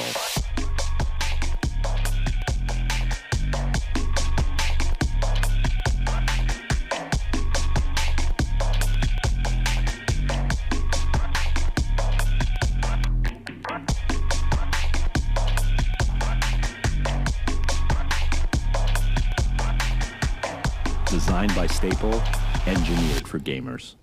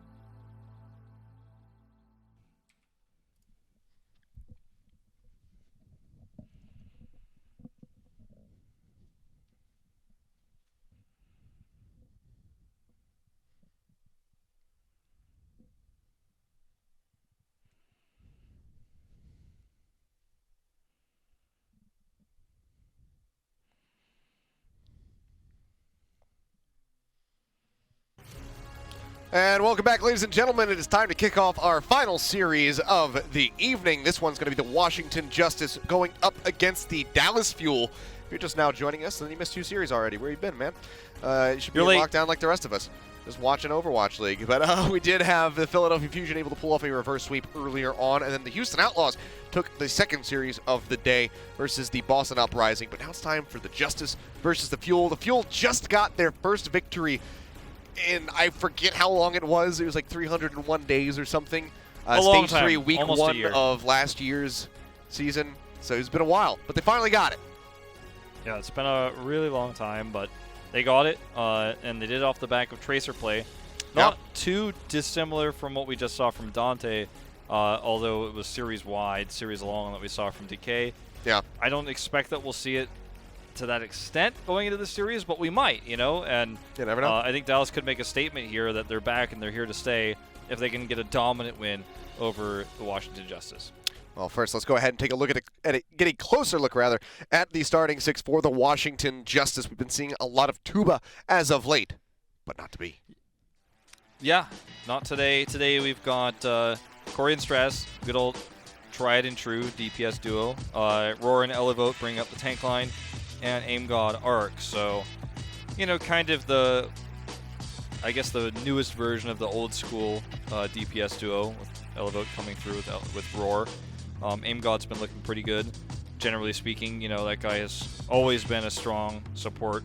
Kind of, I guess you could say he's the precursor to Myungbong in a lot of ways, because Myungbong was that player for Boston this year, and we just saw moments ago.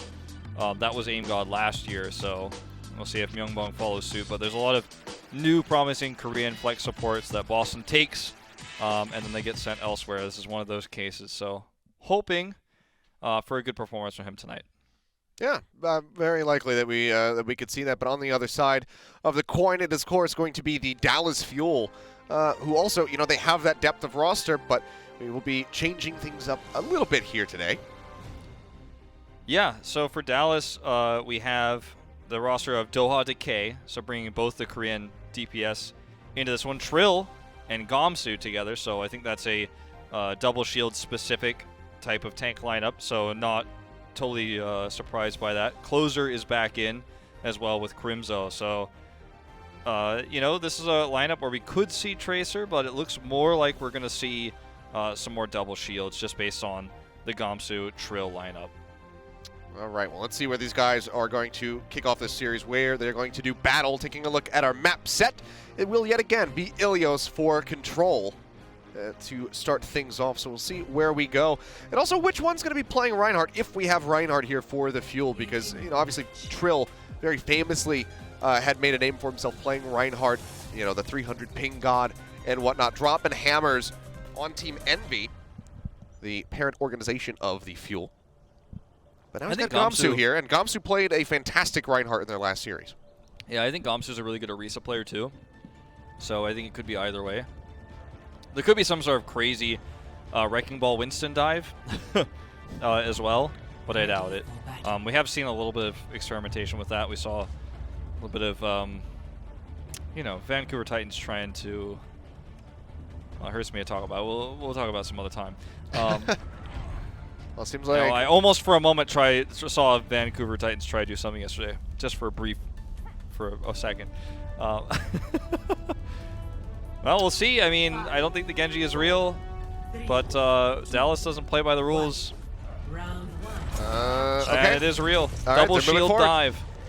Very interesting. But Trill as well on that Reinhardt, like we were talking about, and Guangzhou on the Orisa. Corey's going to be swapping it up and moves over to the McCree to try and shut down some of those divey heroes. We'll see if he's going to have any success in that regard. Such a slow building Dragon Blade with this composition. You're just kind of poking. You have to stay away from the Justice, though. You cannot try to be aggressive versus the Reinhardt Zarya, especially when there's also that flashbang. Pushing their way forward, Decay going to be dashing through. Gets a decent amount of damage there onto Stratus, but it's going to be Doha as the first Doomfist to fall. Roar with the Fire Strike will find Decay. And do we just see a swap up off the bat, or do they try to stick through with this? Kind of leaning towards the former myself, but it seems like Doha so far is going to be sticking with the Doomfist. But first lockdown of the point was there for Dallas Fuel, but they only make it to 10%. Justice now gains control. I don't understand, like, okay, they're going to swap. This makes more sense. Okay. I don't understand the Genji pick when you're running the double shield. I mean, it could work with other tanks, it could work with other compositions, even a solo shield with like a Winston or a Wrecking Ball slotted in. But yeah, the Tracer Mei makes way more sense when the tank lineup is like this. Oh, well, nice fadeaway there from Aim God to keep himself safe, but Corey, caught by the Fire Strike, does get taken out. Crimzo, however, will be traded. The closer is there to find Stratus, so still going to be a 2-for-1 advantage for the Dallas Fuel for now, but with that Graviton Surge coming out from Elivote, it's very quickly going to turn back into the favor of the Washington Justice as they go ahead and clean them up. Still have control, now up above 41%. Yeah, Corey's got Deadeye, so there is some flank potential here. He could also just use it defensively against Decay when he does try to commit in, if he uses all of his blink charges. Beta recall is a lot you can do with McCree's Deadeye when you have this really nice high ground position. Or not high ground, sorry, defensive position. Only Stratus on the high ground at the moment. He's looking to threaten with a drop down. Solid pick off there. Again, Corey going to fall right at the start. Arc holding on to that sound barrier as Guangzhou just comes up with multiple kills. Nice recall there as Stratus will just go over the side of the map, try to get that reset. So Fuel now back on the board, but starting quite far down. Justice, they make it up to 71. Really good focus onto Corey there. That was a little bit surprising how quickly he died there. Didn't get to use that Deadeye. Does look for potentially a flank here. Checks for Tracer. Looks like he's not going to be able to use it on a flank. We'll have to wait. Deadeye will be out. Straight up. He spots him around the side. Hammer going to get dropped in. Catches both support, but can they get the kill? So far, the answer is going to be yes, as Arc does fall. Roar and Corey follow swiftly thereafter. It'll be an overall pretty clean fight victory here for the Dallas Fuel. They lose out on closer and Doha, but the Lucio will be able to taxi the Mei back into the fight. I think the idea with Corey's Deadeye there, as you could tell how he was using it, was try to catch a lucky grab onto Decay, because the skull forms so quickly on Decay, on Tracer, because he's such a low health pool hero, but doesn't get the kill there, doesn't find it. We'll swap over to the Torbjorn now, a more you know, counter-esque pick to the Tracer. We know Dallas Fuel have beaten this very comp with Tracer before. Really good Fire Strike through, and that sets up for Stratus to just get picked off. Now the wall coming up on the flank, just trying to keep them all locked in. Graviton Surge will come out, but the Mei ult is rolling inside the room as well. They get the freeze onto Ilios, and they will be able to finish him off as they do on Aurora. So Dallas Fuel now going to be in the lead. Corey trying to retreat. Slayer just chasing forward for him, and they're going to get that additional stagger. So now with 10% left to go, Dallas Fuel looking like they might be able to close out this first round. Yeah, Ilios has to swap over to Wrecking Ball to try to get over here and touch. He is halted, pushing pushed him away. back, and the wall is still up. Barely just can't get in. 100 to 71%. Nicely done, Dallas Fuel. They turn the round on its head. They're able to take the control of the point. They just do not let go. Yeah, good deny there on the Wrecking Ball, but the Tracer pick is working for Dallas once again. You know, they tried to run, Washington Dust tried to run Corey on the McCree. It didn't work out. Flashbangs didn't connect the way he wanted, didn't get the Deadeye. But I think the bigger question mark for me is the Zarya pick here. It's not a bad pick by any means, and you know, obviously her bubbles can protect against Blizzard. It's not terrible, but when you're starting to fall behind, you're not getting that ult charge, or rather the energy charge, then you're, as a result, not getting your ult charge and not being valuable. There's just almost no reason not to swap to Orisa when you're struggling like that. The utility that Hulk gives you.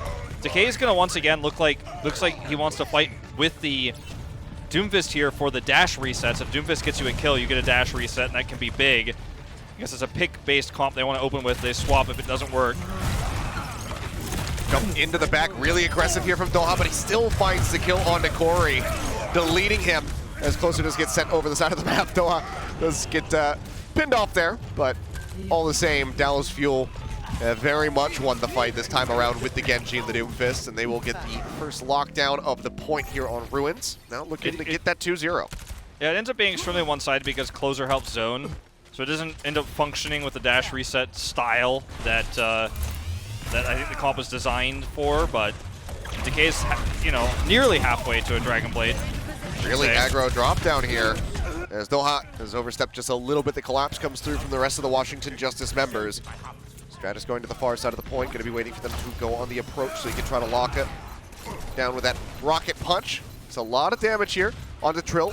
Jumps into the back, has a sliver of HP, but Corey, having since swapped over onto the Widowmaker, manages to get rid of Gamsu. He's looking for a little bit more, though. Pops up over the top, right up into his face immediately is Decay. He drops the poison trap, and he will be able to spray away and get that kill in the end. I think Decay should swap. Even though he almost has a blade, well, almost is a bit strong, but the blade is going to be so hard to execute here. Like, he should know that Arc will probably have sound barrier. They're going to have a grab as well, unless he's going to like, try to solo grab him. Yeah, like, is he going to deflect the grab? I don't think so.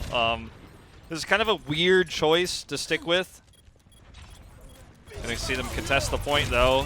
Try to force it. A lot of damage coming through. Grab will come out. Decay does not yet have that Dragon Blade ready to go, but Gamsu is just going to be burning away. 2 members, nearly 3 there on the side of the Washington Justice as Fuel is still yet in control now. 40% on the board for them. So like, it's a little bit closer, but yeah, I mean, he uses the grab, but it just doesn't get him anything.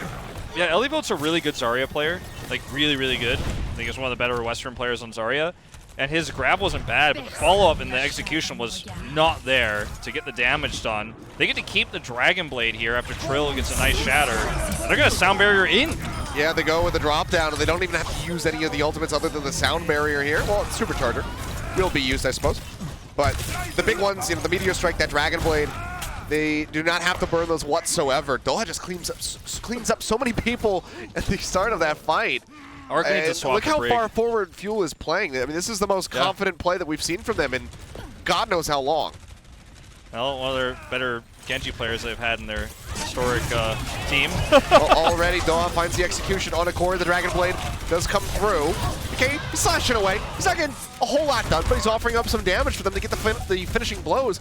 And suddenly, there's just 9% left to go for the Dallas Fuel. They're still holding onto a window. They nearly have that Earth Shatter, and they have a Meteor Strike. Can anyone tag? The answer is going to be yes. Here. Arc is in the back.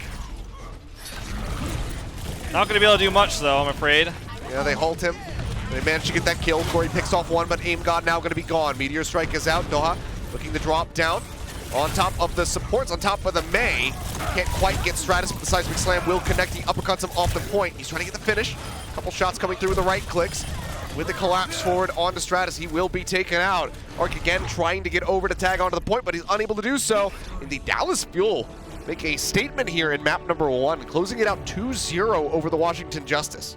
I think that a lot of teams are showing us right now that the idea of a meta, a fixed meta like we've had throughout so many years of Overwatch, where every team is playing the same thing, doesn't necessarily apply in a world of hero pools.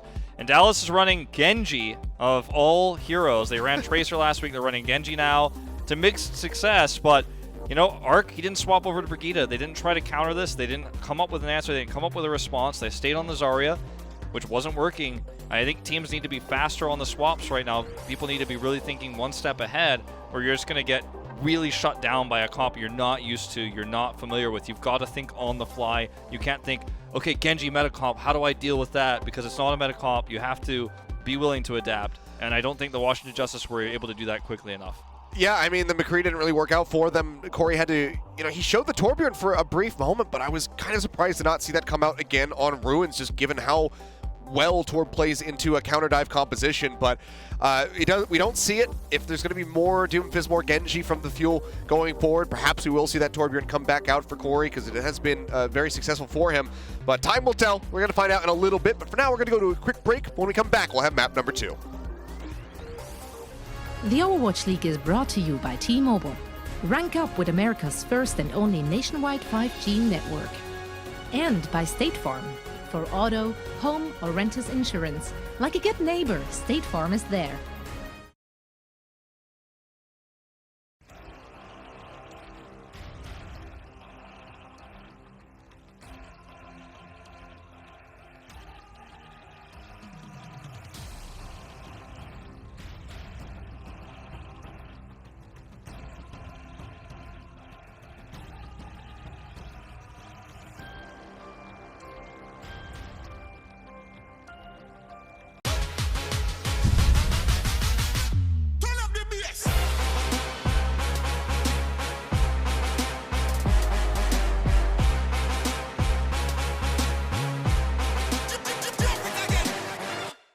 Right now it's free, right?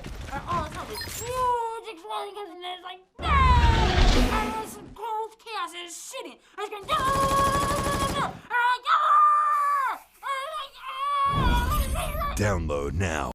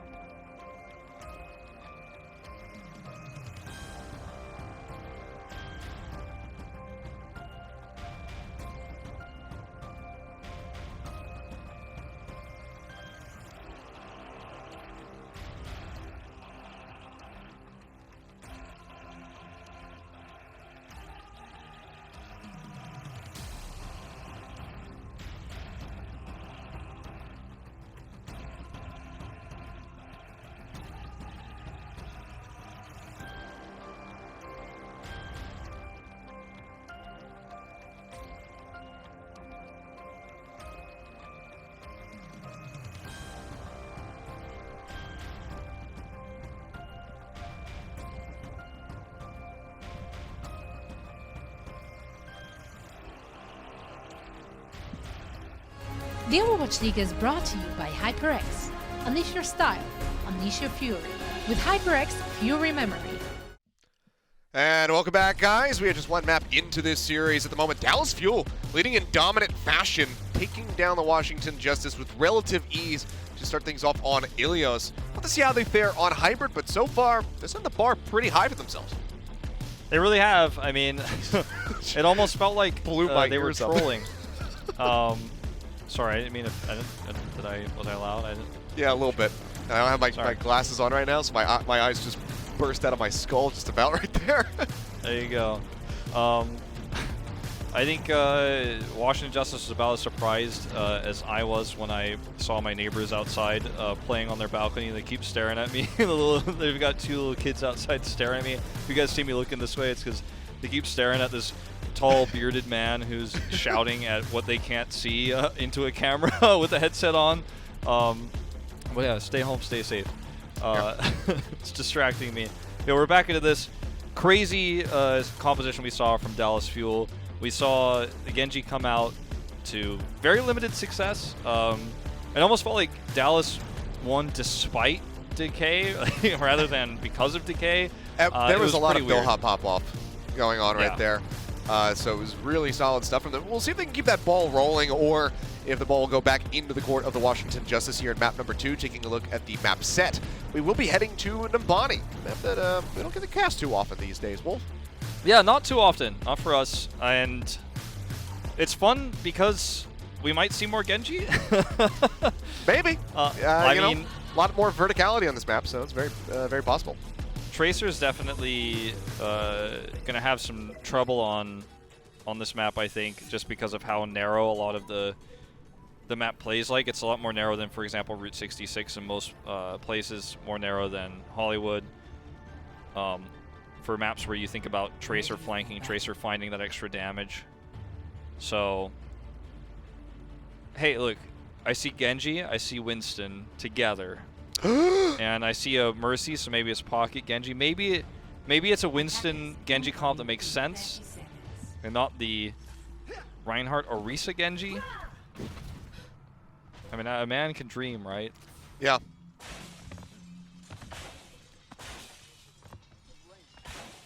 We'll see if they do end up sticking through with it. So, not going to be the Torbjorn on defense. Corey is going back to one of the old staples, one of the first things that he really popped off on last year on the Blizzard Arena stage. Is that Hangzhou.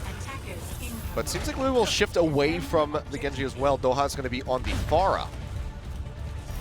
Okay, so that's what the Mercy was for. Makes a little bit more sense here.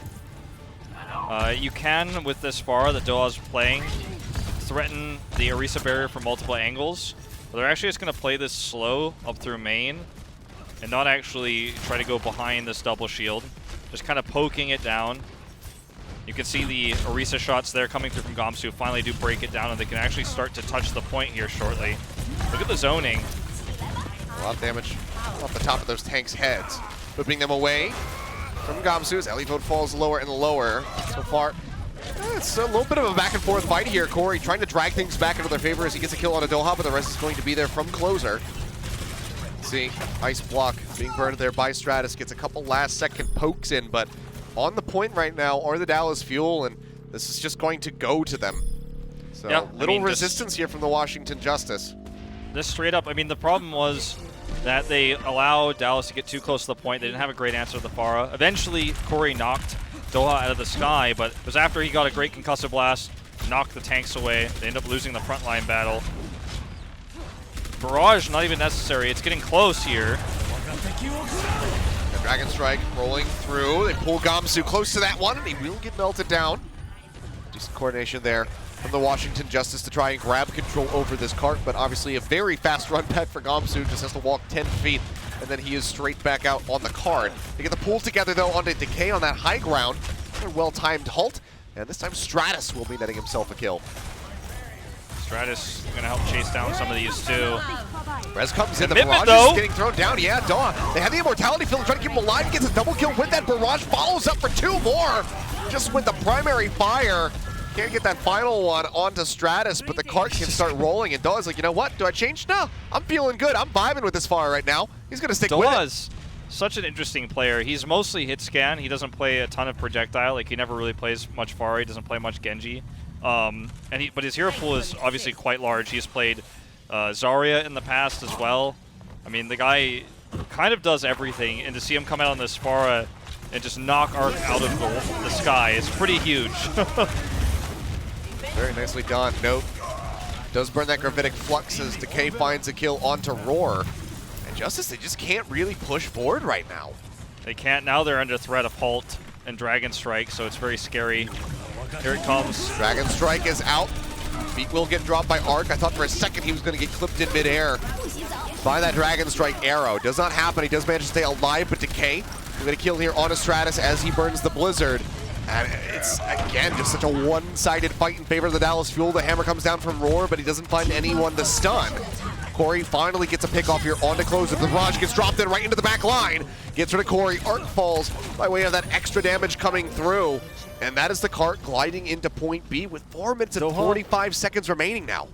He's probably just going to swap, right? Yeah, that's why he needed barrage, not because he needed it to win that fight, but because he was just like, well, might as well. Roar's being kind of annoying here. Screw it, just dump it.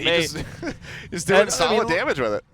Washington Justice are taking these fights where you have to wonder what the objective was. The sound barrier there versus the Dragon Strike, that's always a question mark if you need that. And when you don't have your immortality field, then they try to take the fight. It's rough.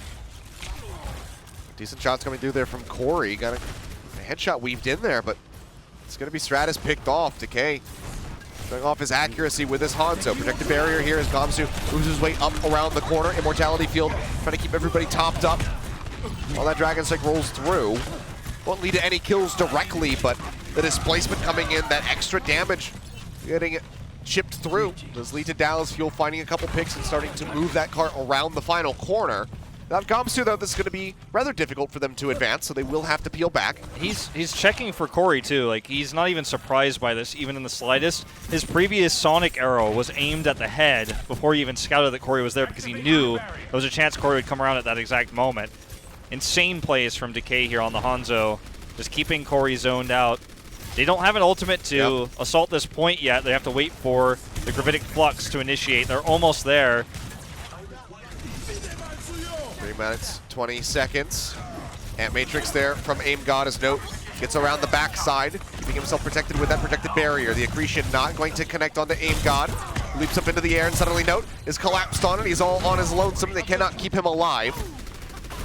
A little bit of an overextension. Didn't have the rest of the team able to push forward to keep him protected and ensure that he could maintain that flank spot. So decent pick-off, costs Fuel some time, but they're still just barely under 3 minutes right now. Yeah, Fuel's had to swap heroes, remember, because they're running that Pharah comp. They all swapped a few times. Decay had to swap, so they're behind in ultimates. So that's going to make this push really slow. But they're starting to come online now. They nearly had that Transcendence online up here. So Crimzo just 9% away. That will give them a lot of staying power here on the cart, especially since that Blizzard is about to be online. Ilios nearly picked off Corey well into the back line. Blizzard comes out first from Doha, looking for some picks. Doesn't seem to find much of anything, but he does manage to still spray down and get a kill on a Roar. Ilios pushing forward, freezes out. Immortality Field's going to be gone. Decay finished off along the cart, no! No, but the cart is there! The cart, no! I'm just sitting here watching this like, what is happening? No! That is the biggest C9 I've seen since... Since this morning. No, since I don't know, since Shanghai Dragons like stepped off the cart. Youngjin's cart debacle. Yeah, that was on Dorado. Oh my god, what? Like that was an insane fight for Justice. They had everything under control. And Guangzhou, the biggest character in their comp, the giant, big glowing Orisa, just casually walks it in. Guangzhou's probably like not even, he probably can't even believe it himself. Oh god. Like, wow. Well, chat's gonna have fun with this one. Yeah, there's a slight delay, so they're about to find out. Oh boy. Oh my. Goodness gracious. C9 gonna be trending on Twitter. All right, let's watch this. Let's take another look at this one. Yeah, let's take a look. So Guangzhou's there. Ilios looks away, and Guangzhou's just like, wait. And Corey's behind him, but there's a barrier. He puts the barrier there because he knows Corey's trying to come over and flashbang him, but he can't touch. Somebody had to touch there. Oh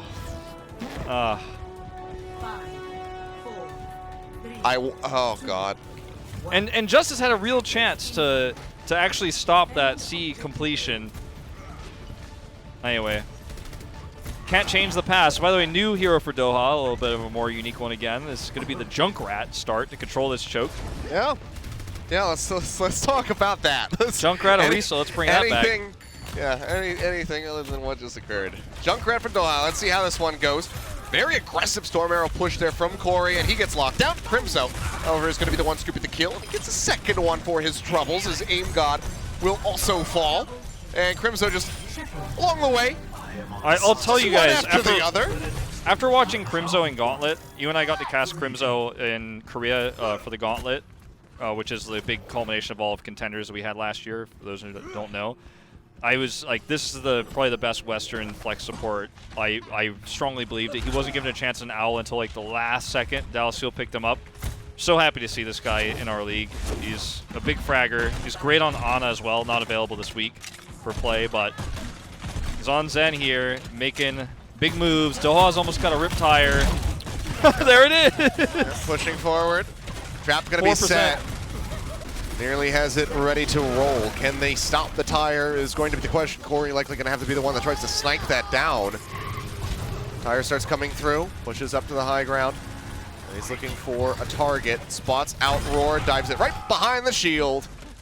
Can't pin and that. with him on his own, yeah, he just gets taken out. Arc does manage to punish Doha for his transgressions, but the punishment is very much on the side of the Washington Justice. First the C9 and now just getting picked off. Corey trying to drag it back. Nice boop off the side, but doesn't quite finish him off. No, will Does finally get him. fall. Okay. Yep. Arc is like, wait, for real? Okay. He gets him off. If only Note had his ult ready to go, he could have floated his way back onto the platform. This is like, this looks like, okay, everything's gonna normalize now. For a second, I was like, wait, is this even real, or am I like, did I fall asleep in the cast or something? And I'll wake it up from a dream. I feel like I'm in a little bit of an alternate reality at the moment. Yeah. Okay, they have the point controlled again. Doha's got his Junkrat spot here where he can burst shields and also get tons of ult charge. I mean, Discord Orb there on Ellie, but he nearly got belted. Mortality Field does keep him alive, but not for long. Closer finds that kill. Dragon Strike goes rolling through as Decay will find 2. I think with no hit scan here for Dallas Fuel, like where they're reliant on this choke point damage, whether it's the accretion getting multiple stuns, gravitic flux that they've got in there, the Junkrat obviously, which does massive damage. It has throughout Overwatch's history on Dubani's A defense here. I think you just got to push up main if you're the Justice. Yeah. And try to hope for a big Blizzard on the point or a Halt Dragon Strike. Trying to fight through here just feels foolish at this stage. I mean, sure, you might be able to get to force the Blizzard there. Okay, I like this, at least going underneath. The lower approach does come through. Roar going to be the only one caught by the gravitic flux. He's taken quite low. They will just pile into the back room. And they start ticking up on the point. Dragon Strike rolling on the high ground. Actually finds Doha. It's a pretty big pick off here for them. The Transcendence rolls from Crimzo. Decay duking it out in the back line against Arc in the 1v1. But in the meantime, that is a Lucio that is not playing onto the point. Arc will go ahead and rejoin with the rest of his squad as Gamsu will get taken down. The Shadow coming in for Roar. Didn't really stun anybody up, but it still helps him get the kills. Just a matter of time as, yeah, Note will fall. And they get the cap here on point A, but so much time taken off of the Washington Justice's side. 2 minutes, 38 seconds now as they just start getting the cart rolling. It's almost guaranteed they will not match Time Bank. I mean, that's almost a given at this point, so that's unfortunate, but they still got a fighting chance to take this map back into their own hands. Doha getting picked is actually crazy. Crimzo didn't trance. I guess just didn't assume Doha was going to get clipped by that. But that's really what opened this up, so nice play by Corey there. Doha just not reacting quickly enough. Well, yeah, Matrix to ensure that they can go ahead and glide up to this corner at least. And Roar will find Doha again. Might be time to swap off of that Yeah, one. where he was at. Crimzo going to be picked off. A nice right click comes through from Stratus to get rid of that Zenyatta. Note, it's a pretty meaty shield, but is that going to be enough for him to retreat? The answer is going to be no. Arc pushes forward with that right click. It does get the boop of death. So Cart makes really good time through to B. This will roll up. This will get them an extra little bump. 3 minutes, 10 seconds, so still unlikely for them to match the time or best the time of the Dallas Fuel here through to C. But, that's not even really their concern at this point. Their concern is going to be just getting to the end of this map. Dallas's concern needs to be to set up, though, and regroup. Doha's dead here, and Roar is in prime position to set for a shatter. 20% away. Fire Strike was not big enough, but this is a still rolling cart. Tire coming through. Not sure if Aim God has Immortality Field ready to go. Everybody just kites back. He tries to push it up past that Orisa barrier, but he's unable to do so. So They good do retreat finally there for the regain. Washington Justice, but it buys some time. Yeah, they get the corner here, which is really important. So Gravitic Flux is going to be coming in. Blizzard is out in response. Gamsu trying to play forward, has that fortify rolling to stay alive for a little bit longer, and Decay finds a headshot on the Stratus. To get rid of that Mei. 1 HP remaining on the projected barrier there for Note, so it's going to have to let that one regenerate. But the members around the backside of the point will just get picked off. Good collapse here from the Dallas Fuels. They finish off Roar. And Justice now officially going to be down below 2 minutes. Yeah, not going to match the time bank, not going to get close to that. And now starting to wonder if they're going to finish the map. Dallas Fuel got the corner back, took a really nice fight. Decay's headshot there after the Flux kind of messed up the Blizzard fight that Stratus was trying to set up. Ends up giving them so much room to work with now. They've got their own Transcendence. And for the Washington Justice, you kind of have to slow push this and hope for a Shatter play here. They're going to use the Amp Matrix. Or actually, no, that's coming out from Closer, might be. I was going to say, that's a bit of an odd one. They do not use that. So, yeah, make him still have to play slow. Yeah, Roar, it looks like he wants to go around for that flanking Shatter. Split the rest of the team off, but instead he just kind of gets isolated and killed. So it was pretty obvious what he was trying to do. Yeah, but again, this is just going to be the waiting game now for the Washington Justice, as they need that Reinhardt to come back through and rejoin with them. So like you were saying, he was indecisive. Like if you're going to do that, you have to as soon as you're seen, you have to commit to the Shatter or at least play around it. You can't bounce back and forth, because then it just becomes, okay, you're either going to do nothing or you're going to commit, and then they just denied him there, and Decay just went on top of him, blew him up with storm arrows and a shot to the face. It was an extremely thin split from them. But now, last chances, 38 seconds remaining. Washington Justice nearly have 5 ultimates online. Dragon Strike just going to buy a little bit of extra time here from Decay. They didn't get the Immortality Field, so that's nice. The Aim God knew that that wasn't going to be needed, so they still have that. They do. Sound Barrier also out. Shatter around the corner, does manage to clip Doha. Can they get the kill onto the maze? The question, he falls dangerously low, uses that Blizzard, gets into the ice block to keep himself protected for now. Dragon Strike rolling for the Washington Justice. The Crimzo has the Transcendence, and Elliboat's gonna fall now. Decay manages to find Corey, and this is just an absolute slaughter. Decay is in the back line, and he is robbing the Justice blind. Tries to find Arc, he'll get pushed up into the air. And Decay is ready to go with the headshot as he hits the ground, and that will be it as OT bleeds away the Dallas Fuel. A 1-3 squad here in the 2020 season, only just recently getting their first victory in over 300 days of play, are now leading 2-0 in the set versus the Washington Justice. Really making a statement here as well, running so many different heroes. It almost feels like they're playing with their food a little bit to a certain extent. The Junkrat is a strong hero for the map, but Washington Justice struggling against it. And even when the Genji didn't work well, they stuck with it or transitioned to a little bit of a different, unusual composition. They're just not really willing to play straight up against the Washington Justice, and they're still winning. It almost feels like they're trying to make fools out of the Justice here. The C9 is just one of those unacceptable things, though, that like I cannot believe that happened. We could have watched a completely different map of Numbani. For the Justice, you've got to get your heads back in the game. You've got to keep yourself motivated after such a tough loss and a tough step off of the cart like that. Yeah, well, I mean, we saw Philly in not quite a similar position. You know, they were playing a bit of a closer series at that point, but similar situation with not being able to get onto the objective to contest it in time, losing out, then getting put into a reverse sweep situation. Just given the way that Dallas Fuel is playing above the Washington Justice, I cannot at all anticipate a reverse sweep happening, but maybe it can. They have a little bit of extra time. We have a game break coming up, guys, so we'll see if that's going to be long enough for the Washington Justice to get back in the groove of things and try to pull off a reverse sweep. That game break's going to be coming at you in just a few minutes, so make sure you stay tuned.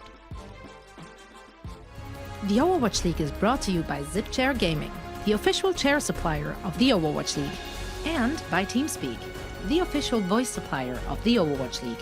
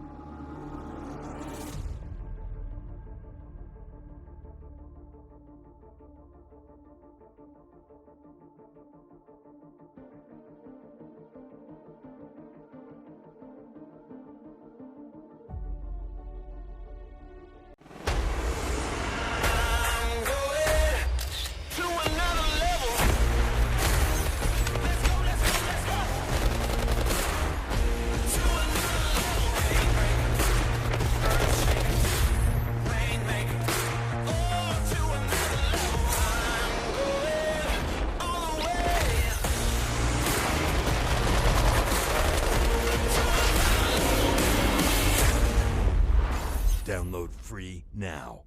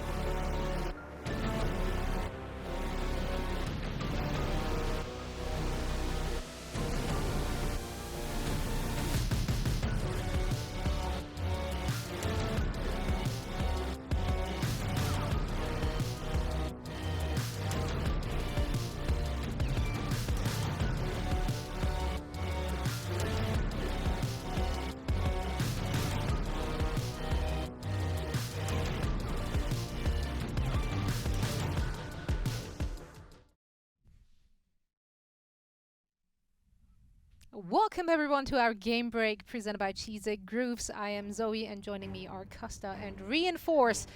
Well guys, Dallas Fuel are currently up 2-0. All of us got that prediction right so far, except for Miso. But what does she know? But yeah, sure, let's blame the cat. Either way, I want to talk about what we just witnessed, because quite frankly, it doesn't really look like the Justice are playing like themselves. I feel like in previous games there were a lot of good moments as well, even if they lost, but they seem to be completely out of it. Yeah. Like there is no answer to anything the Dallas Fuel are throwing at them, and quite frankly, what the Dallas Fuel are throwing at them is questionable in some points as well. I mean, seeing a Genji Doomfist combo on the control map and getting away with it even more so. What's going on there? Yeah. Do you want to take it, Costa? Do you want to go ahead? Okay, let me go on my rant first, and then you can go on your rant. Okay, so my whole thing is they play Genji Doomfist, and they try it on the first round. Doesn't work very well. It seems like they're trying to all in on the Orisa pools and just sort of run at the enemy team. Didn't work that well. They just sort of played normal stuff after they did that, and it worked perfectly fine. They then played it again on this Ruins, and it was just... The Genji wasn't even useful. They could have played anything there and it would have worked. It doesn't really make sense. They're just playing an aggressive style, which is great, and it's working for them. And I just have a lot of questions about the Dallas Fuel picks, but it's just working because the Washington Justice don't seem to have any coordination, no adaptability. We saw on this first point Nabani, they're against a Hangzhou and a Junkrat, and they keep trying to walk up the stairs in the top left. Try anything else. Literally any other strategy is fine compared to what they're trying to do. And it took them 3 minutes before they even tried another play. So I don't really know what's going through the Washington Justice heads, what's going on internally in the team, but whatever's going on, it's not good. That was a good rant. All right, yeah, I appreciated that. No, well, I mean, he's already said everything, right? I mean, should I take the opposite road? Should I just praise Dallas and be like, oh, there's been an incredible display of skill from the Dallas Fuel. I think the K is starting to look like one of the most promising talents in the league. I mean, the performance on ungodly, and then you come out with this incredibly creative strategy of playing Doomfist and Genji and just going all in aggressive. I mean, who could counter that, right? You could play lots of different heroes, but it's not working for the Washington Justice, and I think it comes down to the individual skill of the Dallas Fuel. I mean, the stuff that the K is doing, it shouldn't even work. Yeah. Like, he's just in the back line of Washington Justice, just shooting arrows at the supports like a tracer, but he's a Hangzhou, but no one's even looking at him. Washington Justice are playing 2 main tanks, and they're splitting into 2 groups. We saw it on the last point of Mbani. Roar was just inting into spawn, quite honestly. Like, he was just running in and then died to an arrow. Meanwhile, you have Elevote pressuring the cart as an Orisa, and they're just two groups split up, and they're not helping each other, and Decay's just standing there on Hangzhou shooting headshots. Don't even get me started on the C9. I mean, that was just unbelievable. Let's get, you just want to get into it? Big surprise for you, because I personally made sure that this is going to be our crunch time. Yeah, let's go. Groups. We got a niner, not the first one today, I'm sad to say, but definitely a big one. Clearly, there is a breakdown in communication somewhere with the. I mean, look. Sorry, Costa. No, I know you wanted to talk about this one. Sorry, I'm just gonna go ahead, okay? If this was Trill that walked away from the payload, Costa would be all over it and talk the real talk into Trill. But instead, as we watch this clip, it's Elevote on the Orisa who just walks away from the cart. Like he's even doing a double take towards Gamsu, but just walks away, and Gamsu just walks it in. Like, what's happening here? What do you expect to happen, Elevote? Just like, oh, and in Orisa, they have like limited movement speed on the cart or something. Like, what do you think is going to happen? He just walks away, and Dallas just pushes it in. I don't know what's happening. It's just madness. I'm with Johnny here. Elevote looks back at Gamsu, looks him in the eyes, and then turns back away and walks away. I don't know if there's a communication error here that someone else said they had the cart or what's going on, but this is up there with one of the worst C9s I've ever seen of all time. Whoa! Like, this was... they won the fight. They had a May Blizzard down. They had everyone frozen. They were just cleaning up frags. Elevote's just trying to pad his stats. That's what it looks like when he's walking away from the cart like that. So, it's just... That's an almost unforgivable one. Obviously... Things happen, but, that's just... Those are the kind of things that are just going to mentally boom you. I don't understand how you come back from that, and they obviously haven't. Yeah.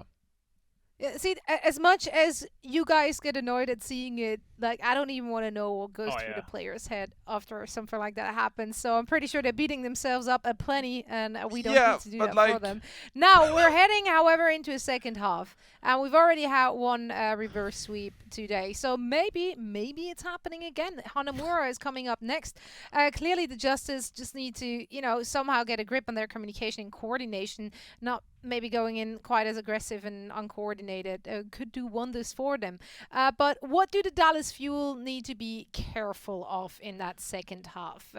Maybe not to get overconfident. I would say just be careful with the compositions you're playing. They're going a little wild sometimes. They lost the second point of Numbani just because they kept playing Doha and Junkrat throughout on their defense. They then ran it for too long. If they give Washington an opening and Washington get a head full of steam, they can bring it back.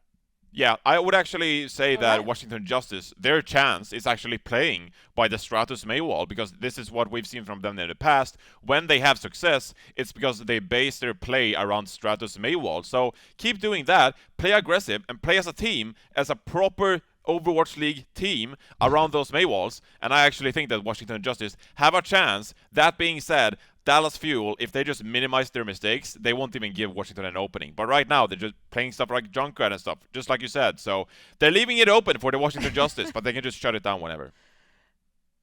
Yeah, let's see how it all goes down. Everything is possible in the world of Overwatch. Now we're heading back for the second half to Ilios and Wolf.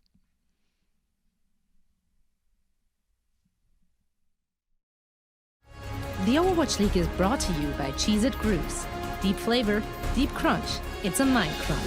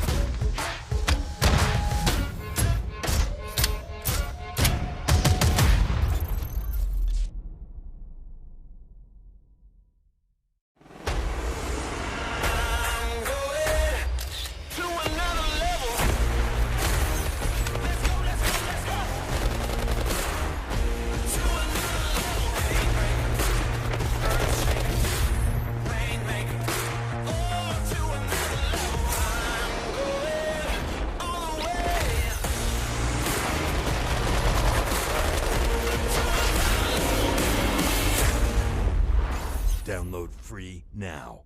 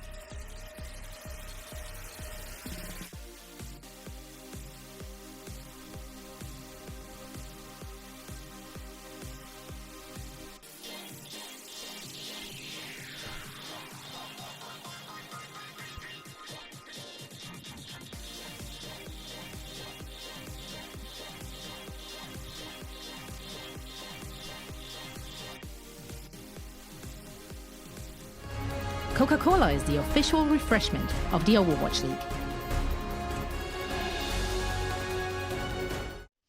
And welcome back, guys. Whew, what a first half for the Dallas Fuel, currently leading 2-0 after some egregious mistakes at the hands of the Washington Justice. But here we are. This is the world that we live in now, and we just have to simply accept the situation and deal with it. Yeah. That's it. That's all I got. Take it away. I mean, that's all there is to say, thoughts? right? Like, Dallas is just doing whatever they want, and unfortunately, Washington Justice is struggling to cope. I mean, the C9 was one thing, and then struggling versus the Pharah, struggling versus the Junkrat, struggling versus the Genji are three different things that that probably shouldn't have happened as one-sided as they did. Yep. But I feel like Dallas might have more surprises for us going into Hanamura. I wouldn't be shocked, and in fact, I'd probably be surprised if we don't see something weird from them on the next map, because they've clearly come prepared for this to this series with cool strategies.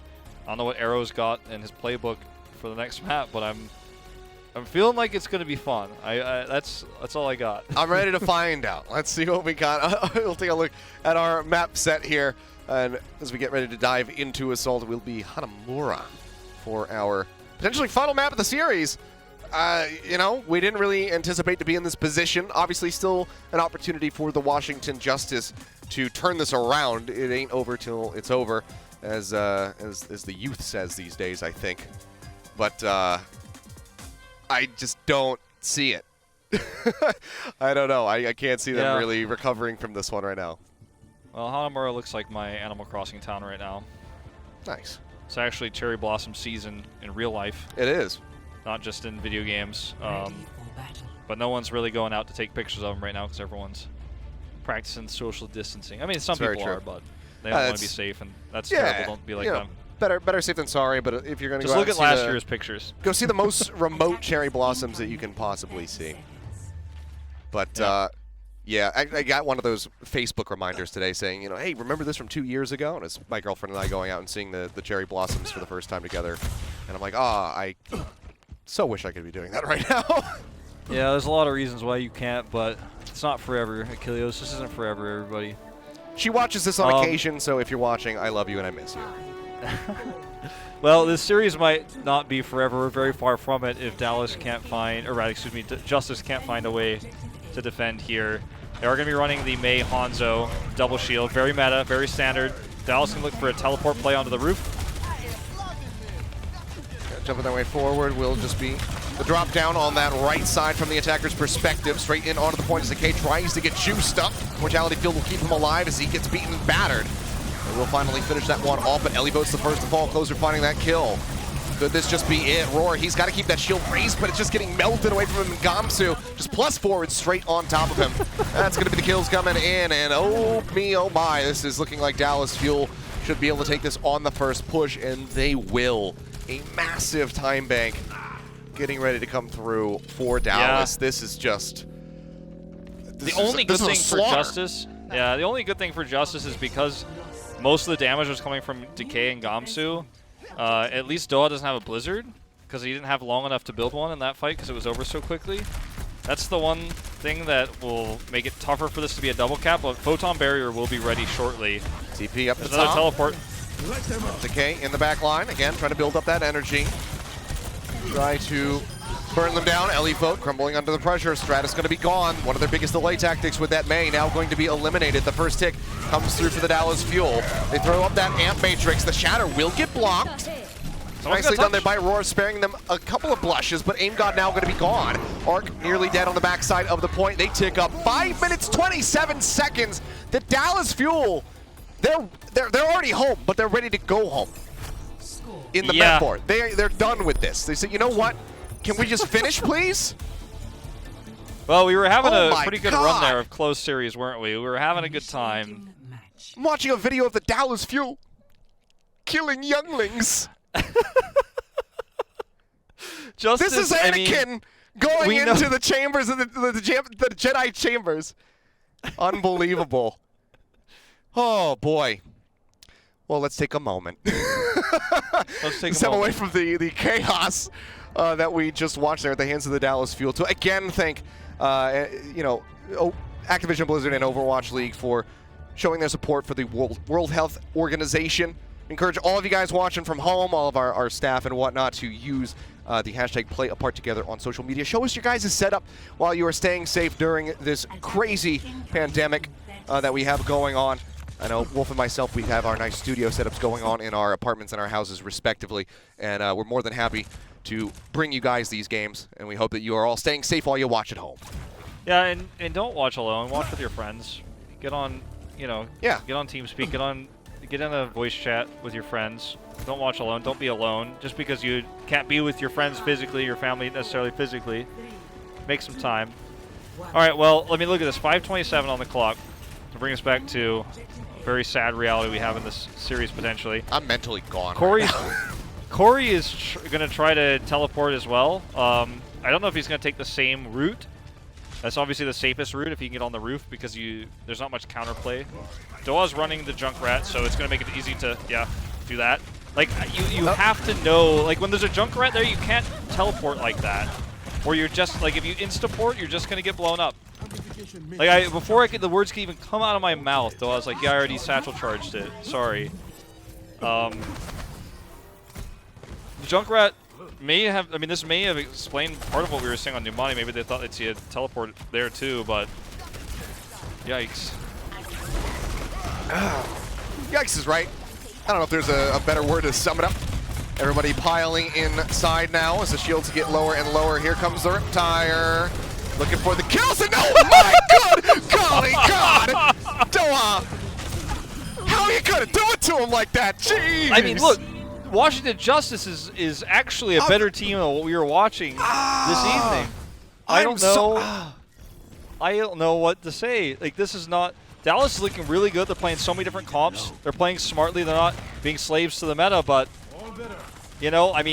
Justice, you gotta pick a different teleport location than that. I'm sorry if I just blew people's ears up, but come on! Now the Dragon Strike is ready. They're all clumped up inside the building. Decay, are you gonna toss it? Let's see. He's playing patient. He's not just throwing it out. He wants that Doa's guaranteed. ready to collapse. They have the Halt set up, pretty much ready to go here. It's going to be a wrap around the other side with the teleporter, but Corey is instantly dead as he comes out. Roar now going to be gone.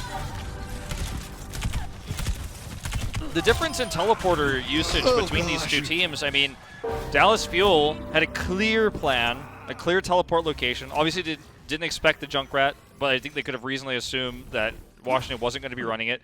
They teleport in instantly, take a good fight. It's very decisive. There's no hesitation.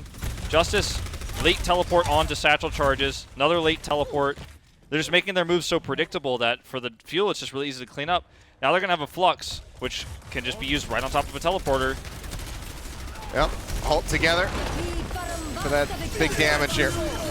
So the shield coming through. Gravitic Flux out from Note, pushes them up into the air, slams them back down, and instantly Corey and Arc get deleted. Doha's into the back, trying to find Aim God, misses the punch, and he will get piled on, but look at that. He's got a Meteor Strike, so he does manage to escape. Roar just can't quite get him. Yeah, it's totally worth it, too. Yeah, absolutely. It's a long run back. Even if it's Doomfist, like, you just want to save yourself there.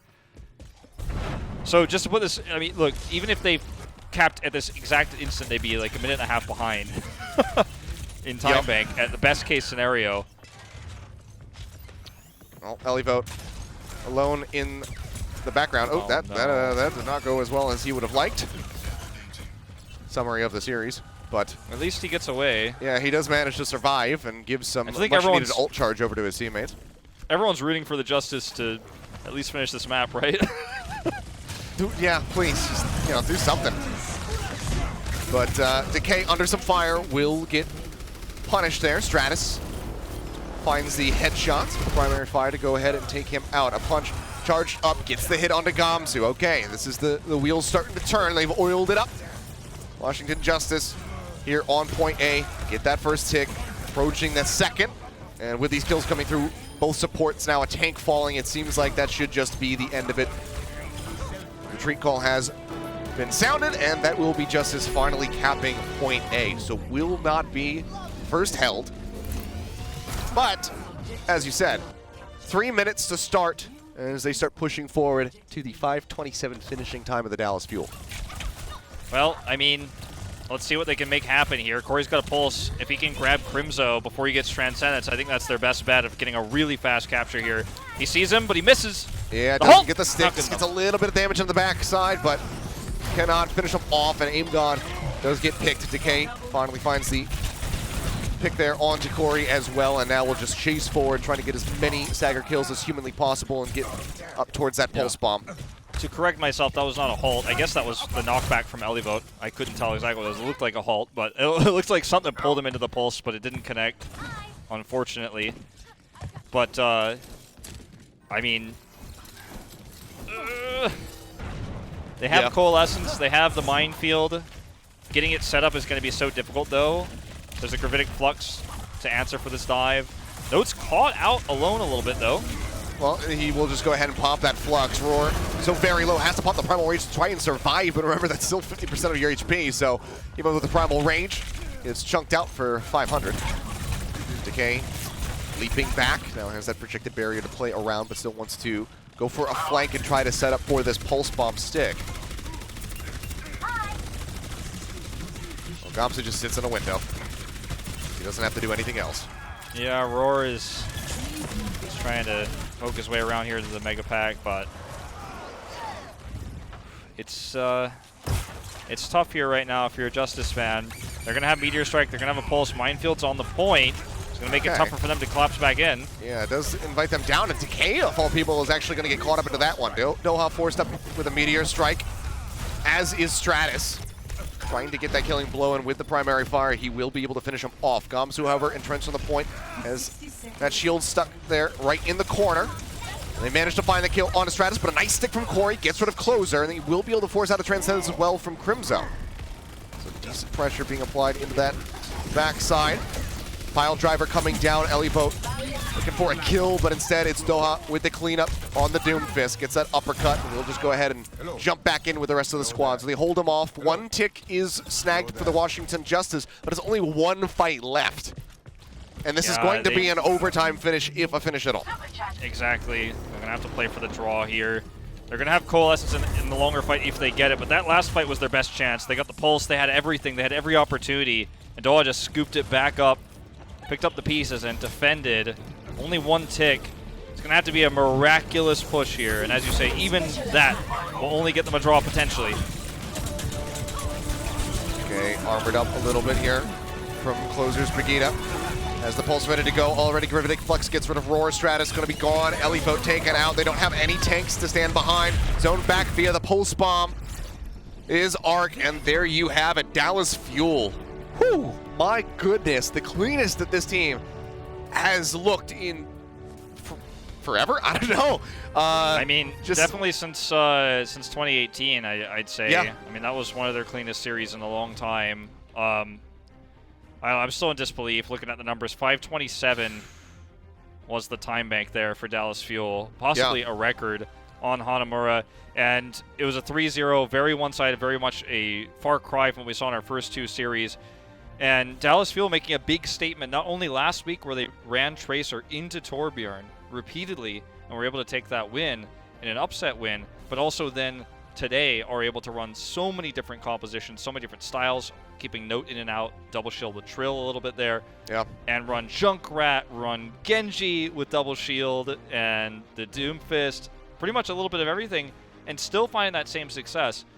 Dallas Fuel, you know, are they going to jump up massively in people's power rankings just from this 3-0 over Washington Justice? Probably not. But do we have to start wondering about what their potential is and how many comps they can run? I think the answer is yes.